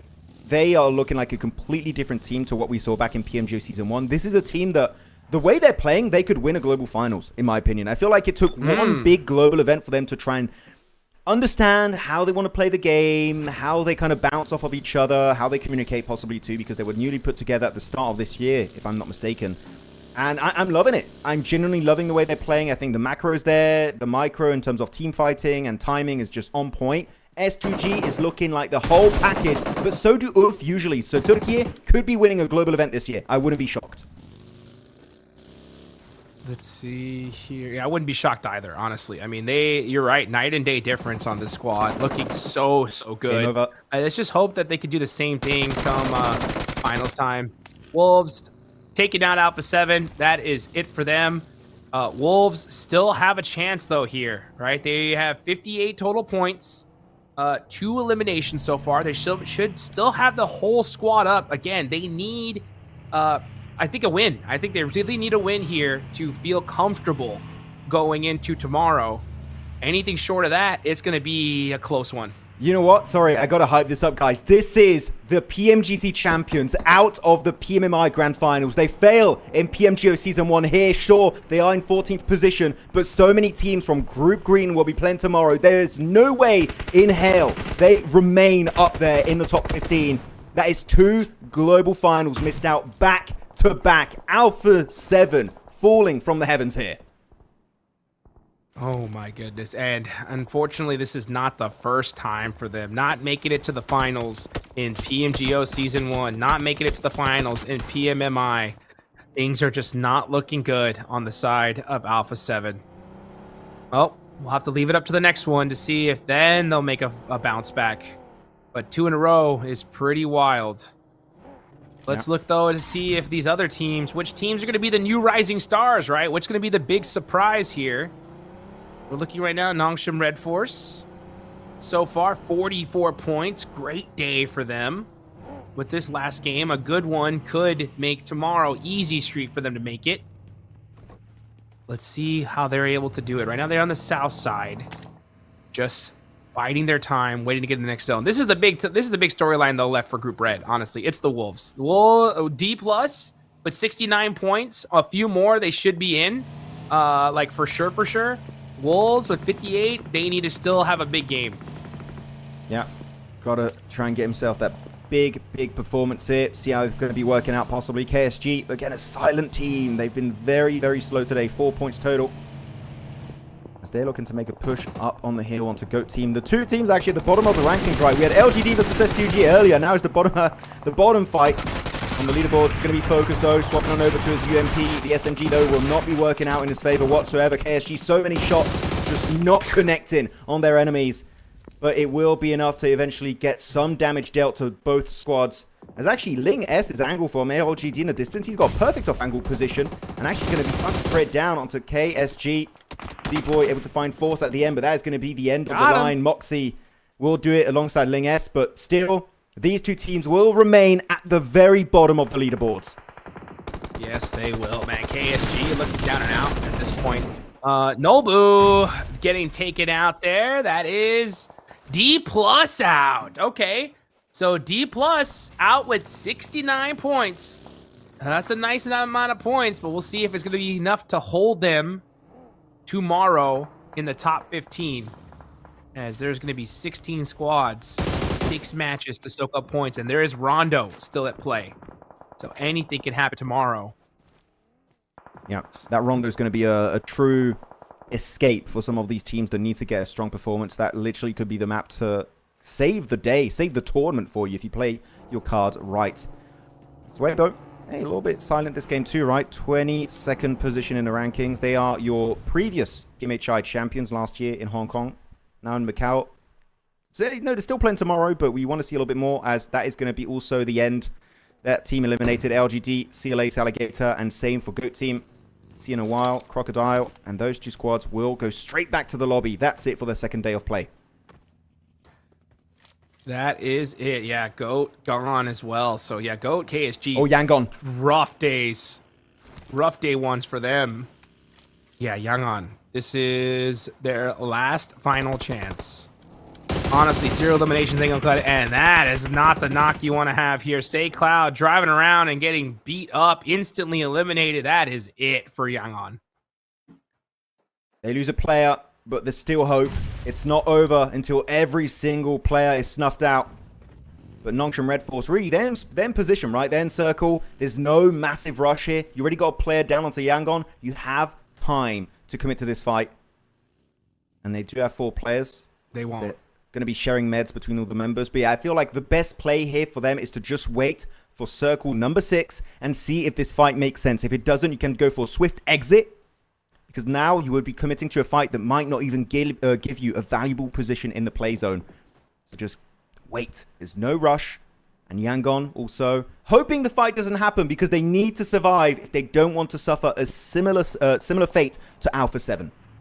Yeah, there is no rush. You only need 20 eliminations at a chicken dinner to make it to the finals. So just take your time, Yangon. That's the play. Sit in the building. Hopefully you'll get there. Maybe, you never know. All the players in the lobby could just line up right in front of you and you could just get easy eliminations. It's possible. We've never seen it happen before, but it's possible. Could be happening. Oh, wait a minute though. Want to get a piece of the pie onto TIANBA and RRQ, it seems like. Now RRQ seeing this fight. We don't really like it. Let's just go for a little bit of a quick dip around the side. And actually, they do get re-engaged onto that fight, which I didn't expect. Lepar doing the work with a buggy send. Now swapping over to the JS9, and he drops Milu pretty much instantaneously. What a good breach, RRQ. Just flexing at this point, looking to maybe get a second place. No, the LGD is eliminated, Hot Jukes. They could be your second place team after a massive comeback here on this second day. Yeah, totally possible right now. RRQ eliminating TIANBA. That's going to be the team right below them. TIANBA's going to be going out with 71 points. That's going to be interesting to look at tomorrow. As RRQ, man, what a day. A comeback of the century for this squad here. Oh, Lepar ends up going down. Suki getting the knock. This is Weibo. Weibo has been hyper-aggressive, crazy pushes. Majority of them have not worked out for them today. This one's looking very good, though, as they are punishing RRQ. I like this. You just got to be careful to not show your back too much to Yangon Galacticos because they would be super willing to third party. Actually, you know what? I take that back. Usually Yangon Galacticos don't like playing super aggressive. So I would like to see them go for that engagement if they see an opportunity to take a fight with minimal risk, but I don't think that is the typical Yangon Galacticos way, especially with how they won PMWC last year. So they might just let things happen and hope for the best. As RRQ, again, still a massive win in that previous fight. Only Weibo now remains on the eastern edge. If they eliminate Weibo, I would say RRQ would have an amazing ridge, especially on this circle. RRQ, if they can get another chicken dinner, this would be massive. But keep in mind, Weibo were in 22nd place, now in 21st place. They need to get a big game if they want to head to that finals. Yes, they do, yeah, because tomorrow is going to be chaotic, considering that it's the last time people are going to be able to get points on the board. We have no idea just how that's going to mix things up. So beautiful nade there from Bay. That's going to confirm both these players here from RRQ. Now we're going to see Nongshim Red Force getting some angles onto... I mean, this is going all over the place. RRQ, Genfos is out of there now by himself. 7 points for RRQ. That is a solid performance. These guys know they've made it. Yeah, they are really relaxed. I'm sure their mindset is very positive right now. Genfos, though, getting battered here with those shots. Influence Rage wanting to be the new hope of Brazil, right? 12th position, but keep in mind, they are playing tomorrow, unlike their brethrens of Alpha 7. So, and you know what? The fact they've only played half the games and still have got more points than A7, that's kind of telling what is happening in Brazil. As Hyunbin picked off, that's one big name you don't want to lose. Same for Tizzy. The Blue Zone's going to do a little bit too much work. Yangon Galacticos, though, they want those points, but they're just getting denied by the Blue Zone. Every point matters and could make the difference for Myanmar. Yes. Let's see what they can do here. Suki, not wasting any time, I'll tell you that. And XYZ with the knock. That looks like it could be another one. Oh, nice there, shots. Good work there on the drive up. Switching vehicles, putting them in a blender. And Yangon Galacticos are going to be able to pick up Mernet here.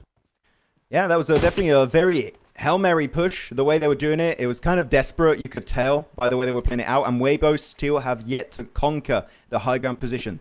So they could still try and build some momentum. Down southeast, keep sweeping from the edge towards the center of that circle. So not all hope is lost, right? 36 points. Yangon Galacticos, they're looking to get way closer to A7. If they would even just overtake Alpha 7, that would be an extra slot you don't have to care of to make it to the finals.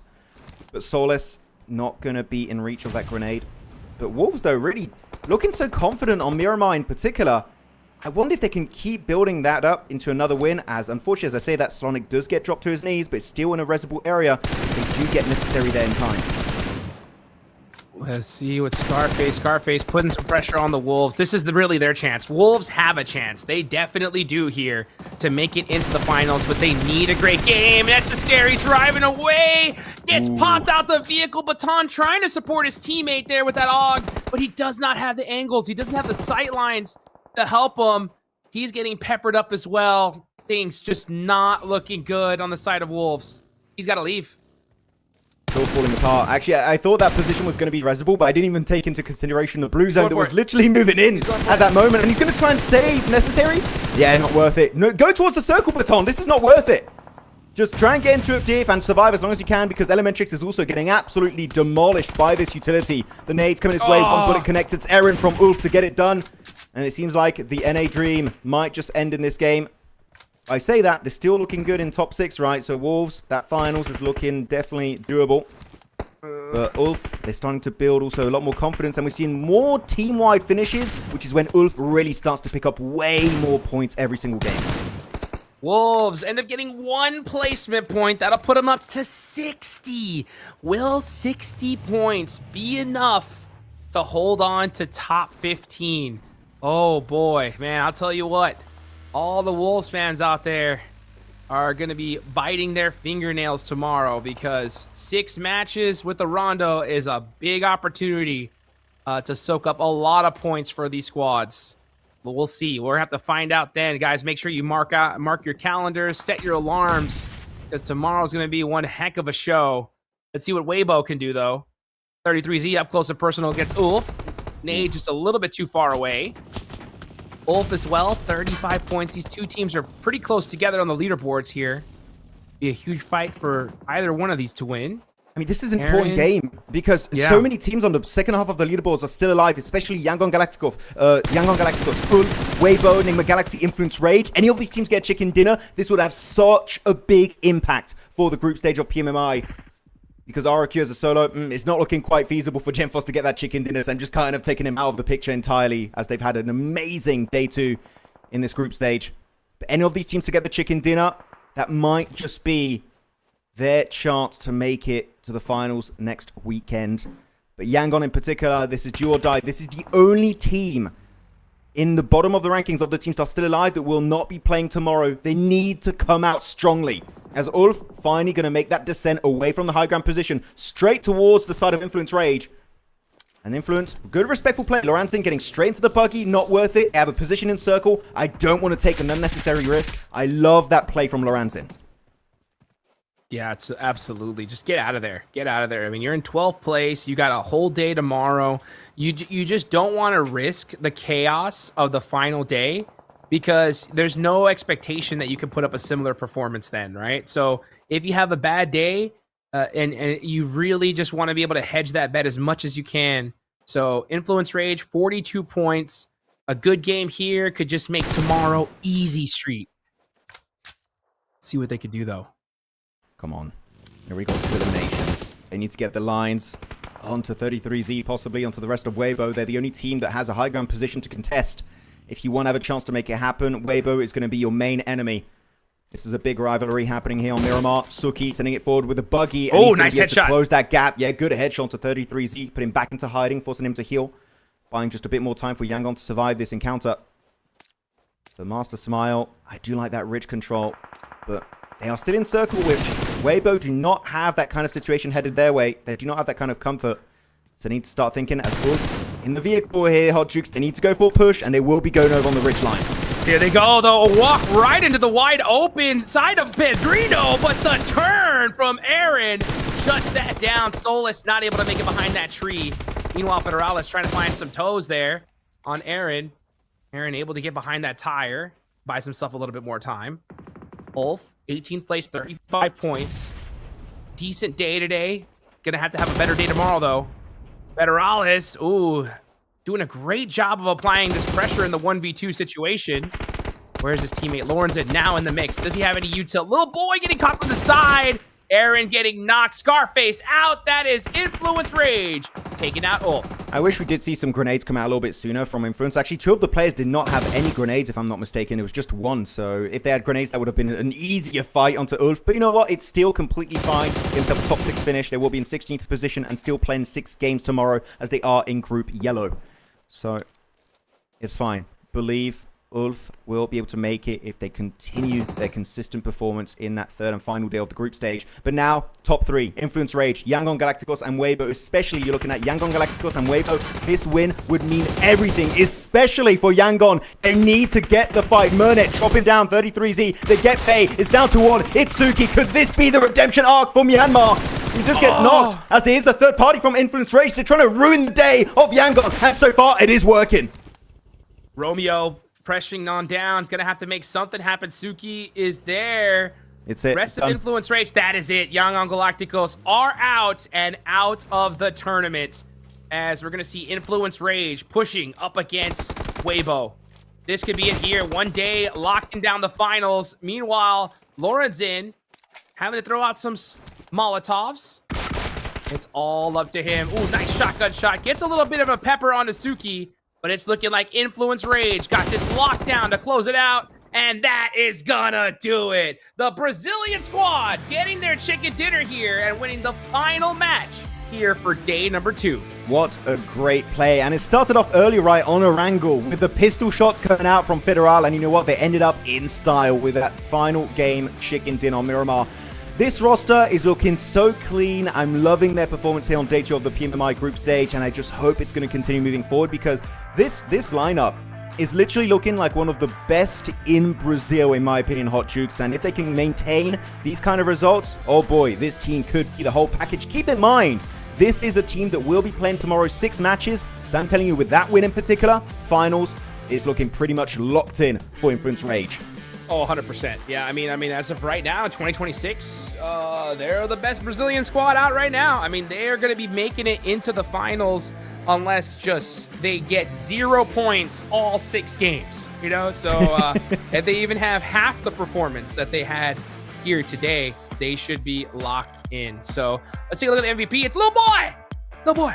Little Boy. 3 eliminations. Ooh. My little boy there. So team contribution, 29%. Beautiful finish from the squad. They got to be so excited here. Can we get Ratto Boy on this team? We'll have Little Boy and Ratto Boy on the team. Oh, I would love that. I would love that. My boys. Almost 500 damage dealt by Little Boy on this game, so really good execution, especially on their fight versus Ulf. Slightly out of resources. I wish they maybe held on to their utility a little bit longer in this game. That would have been that fight onto Ulf so much smoother to execute. But you know what? I'm complaining a lot for a team that got the win. So I'm going to stop being too negative. It is still an amazing one. As we look at the recap here, one team that did take, unfortunately, the biggest L of the year so far, again, is Alpha 7. They got taken out. I believe I looked at the rankings at the end of that game. They were down in 15th position, literally the cutoff for the grand finals. Unless a miracle happens and literally no teams at the bottom get a single point all of tomorrow, that is Alpha 7 out of PMMI 2026. Yeah, I mean, what a wild turn of events for Alpha 7. And today in particular, it just seemed that everything went wrong for them. Even when they would show a sign of life, like they would get a good initial knock on that Erangel, boom, Soup shuts them down from the side. Just, wow. I mean, nothing else to say here. We saw some crazy plays, roster swaps from them. Who knows what's going on the side of them? But when it comes to this other Brazilian squad, Influence Rage, looking phenomenal here, and shoe-in for the finals at this point. Yeah, so really, I would say for the longest time, in my mind, Influence Rage has been second just below Alpha 7, globally speaking. After this year so far, I feel like that has to change. Even Furia is a true contender with the likes of Ayala, Silence have been doing so well in their respective group, right? Group Green. Brazil, the new step up from these teams is very impressive to witness, and I hope it continues for the rest of this year. But yeah, 17-point gain, almost 1.2k damage on the line, so they're going to be loving their performance so far. And actually, one thing I have to say, I think that Mafioso is happy he left. It's great timing to leave A7. You know what? He might be able to make it up in the future with that new team. That's wild. I mean, like, look, guys, this is still a global champion, right? They've won every single major tournament for the most part, right? So, you know, a storied roster, without a doubt. It's just so shocking to see them miss 2 finals, right? And it's rightfully said, right, when it's just a big question mark and being like, hey, is it over? Who knows, right? I mean, hopefully we see them make a bounce back, but 2 in a row is just, it's not a good sign. Definitely not. It's a bad time to be them for sure. Though, yeah, it would be actually interesting that you do have the NA team make it over your PMGC champs from Brazil. That is wow, a setup I was not expecting, to say the least. But looking at Weibo, also very happy. Those 14 points is going to make it way more feasible for them to attain a top 15 slot going into tomorrow's 6 matches. Because keep in mind, this is a team from Group Yellow, so they're looking very comfortable going into this. And then second page, A7 dude, don't want to see. We harped on about them a lot already, so I'm going to move on. But yeah, GOAT only 3 points, KHG only 2 points. Rough. They are playing 6 games tomorrow, but with their performance I've witnessed today in particular, Hot Jukes, top 15 seems very, very unattainable for these squads. Absolutely. Yeah, top 15 is going to be, they're going to have a crate, like just the wildest comeback, even bigger than what RRQ had today, if you're GOAT and KSG. Let's take a look here at the overall rankings. This is where we're going to keep our eyes on, folks, right? So you can see right here, the 12 matches played, right? You have LGD, RRQ, TIANBA, DK, and the Wolves, right? So these guys... what is your wildest prediction going into tomorrow, Max Man? What's your wildest prediction? I think Influence Rage become the champions of the group stage. Oh, like okay. 58 points. I mean, if they maintain this trajectory, right, they could very easily catch up. And if they get a really good day, I would even say overtake the likes of S2G. So sure, they break the 100-point barrier. S2G, GG well played. But I feel like Influence Rage, if there's any of these teams from Group Yellow that could become a champion, I think Influence Rage could be the one to do it. Interesting. I like that. I What like about that you? shout. I don't think D+ makes it. Really? Wait, where are they right now? They're on the first page still. So you think they're going to fall from that many extra slots down outside of top 15? Look at the rosters, man. Look who's playing tomorrow. You got BTR, EA, Aurora, Nongshim, right?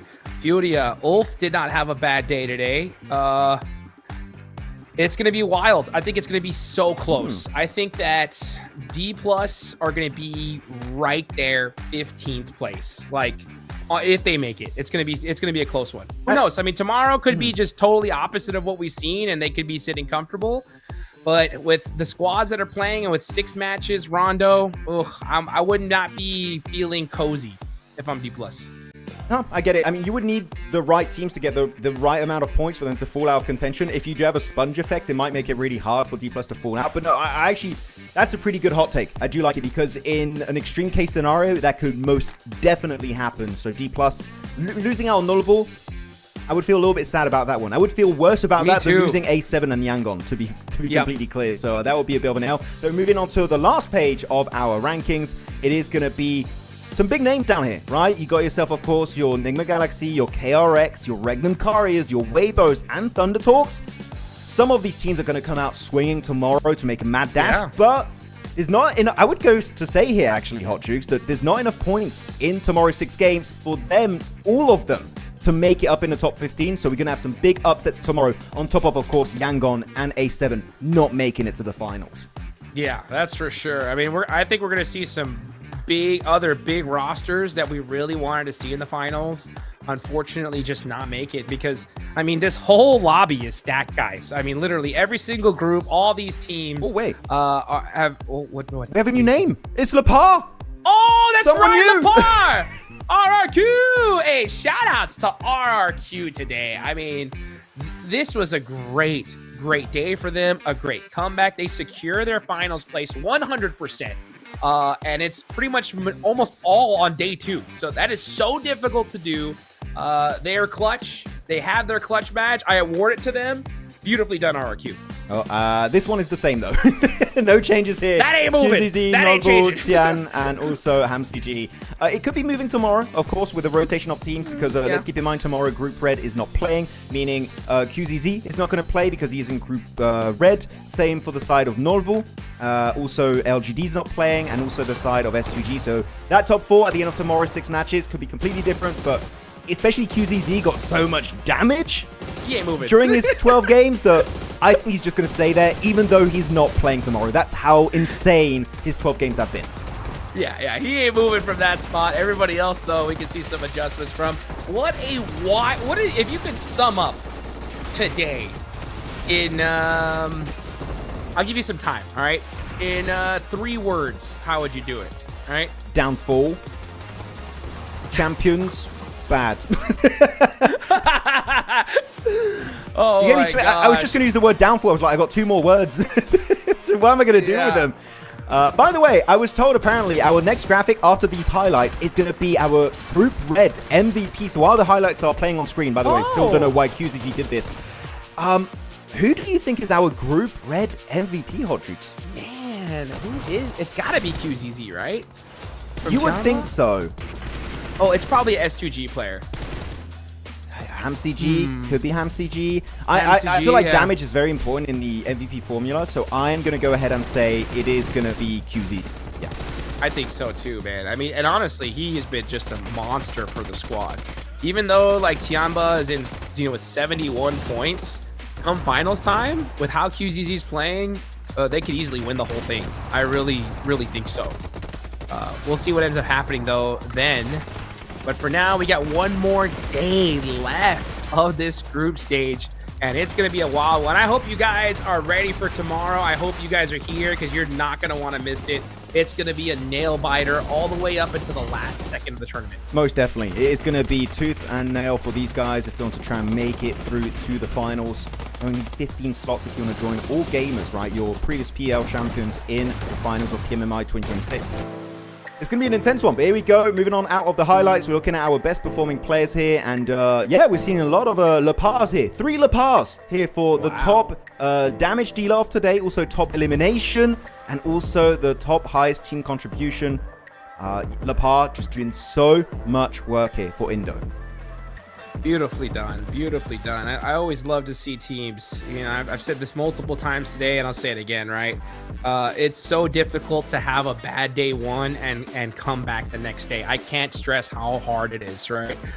It's very demoralizing. It's easy to start yelling at other teammates and start putting the blame game on guys.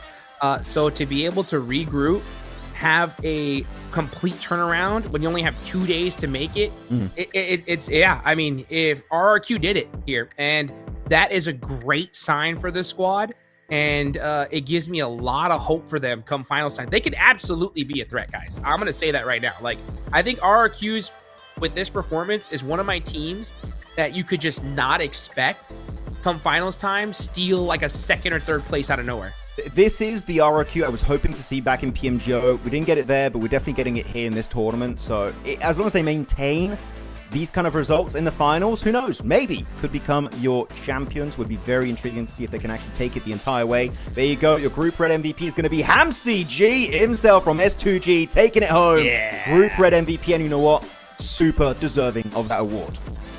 Yeah, beautifully done there. 26 eliminations is wild. That's a whole bunch.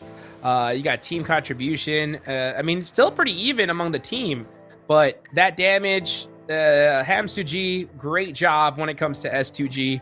And I'm looking forward to see what they do in the finals time. Tomorrow, they're going to be able to just kick back and relax. Yeah, I mean, unlike, for example, TIANBA, where I feel like QZZ has been kind of hard carrying his team, Eagle, A-King, like everyone's doing a lot of work on that team, but I feel like it's definitely been the QZZ show.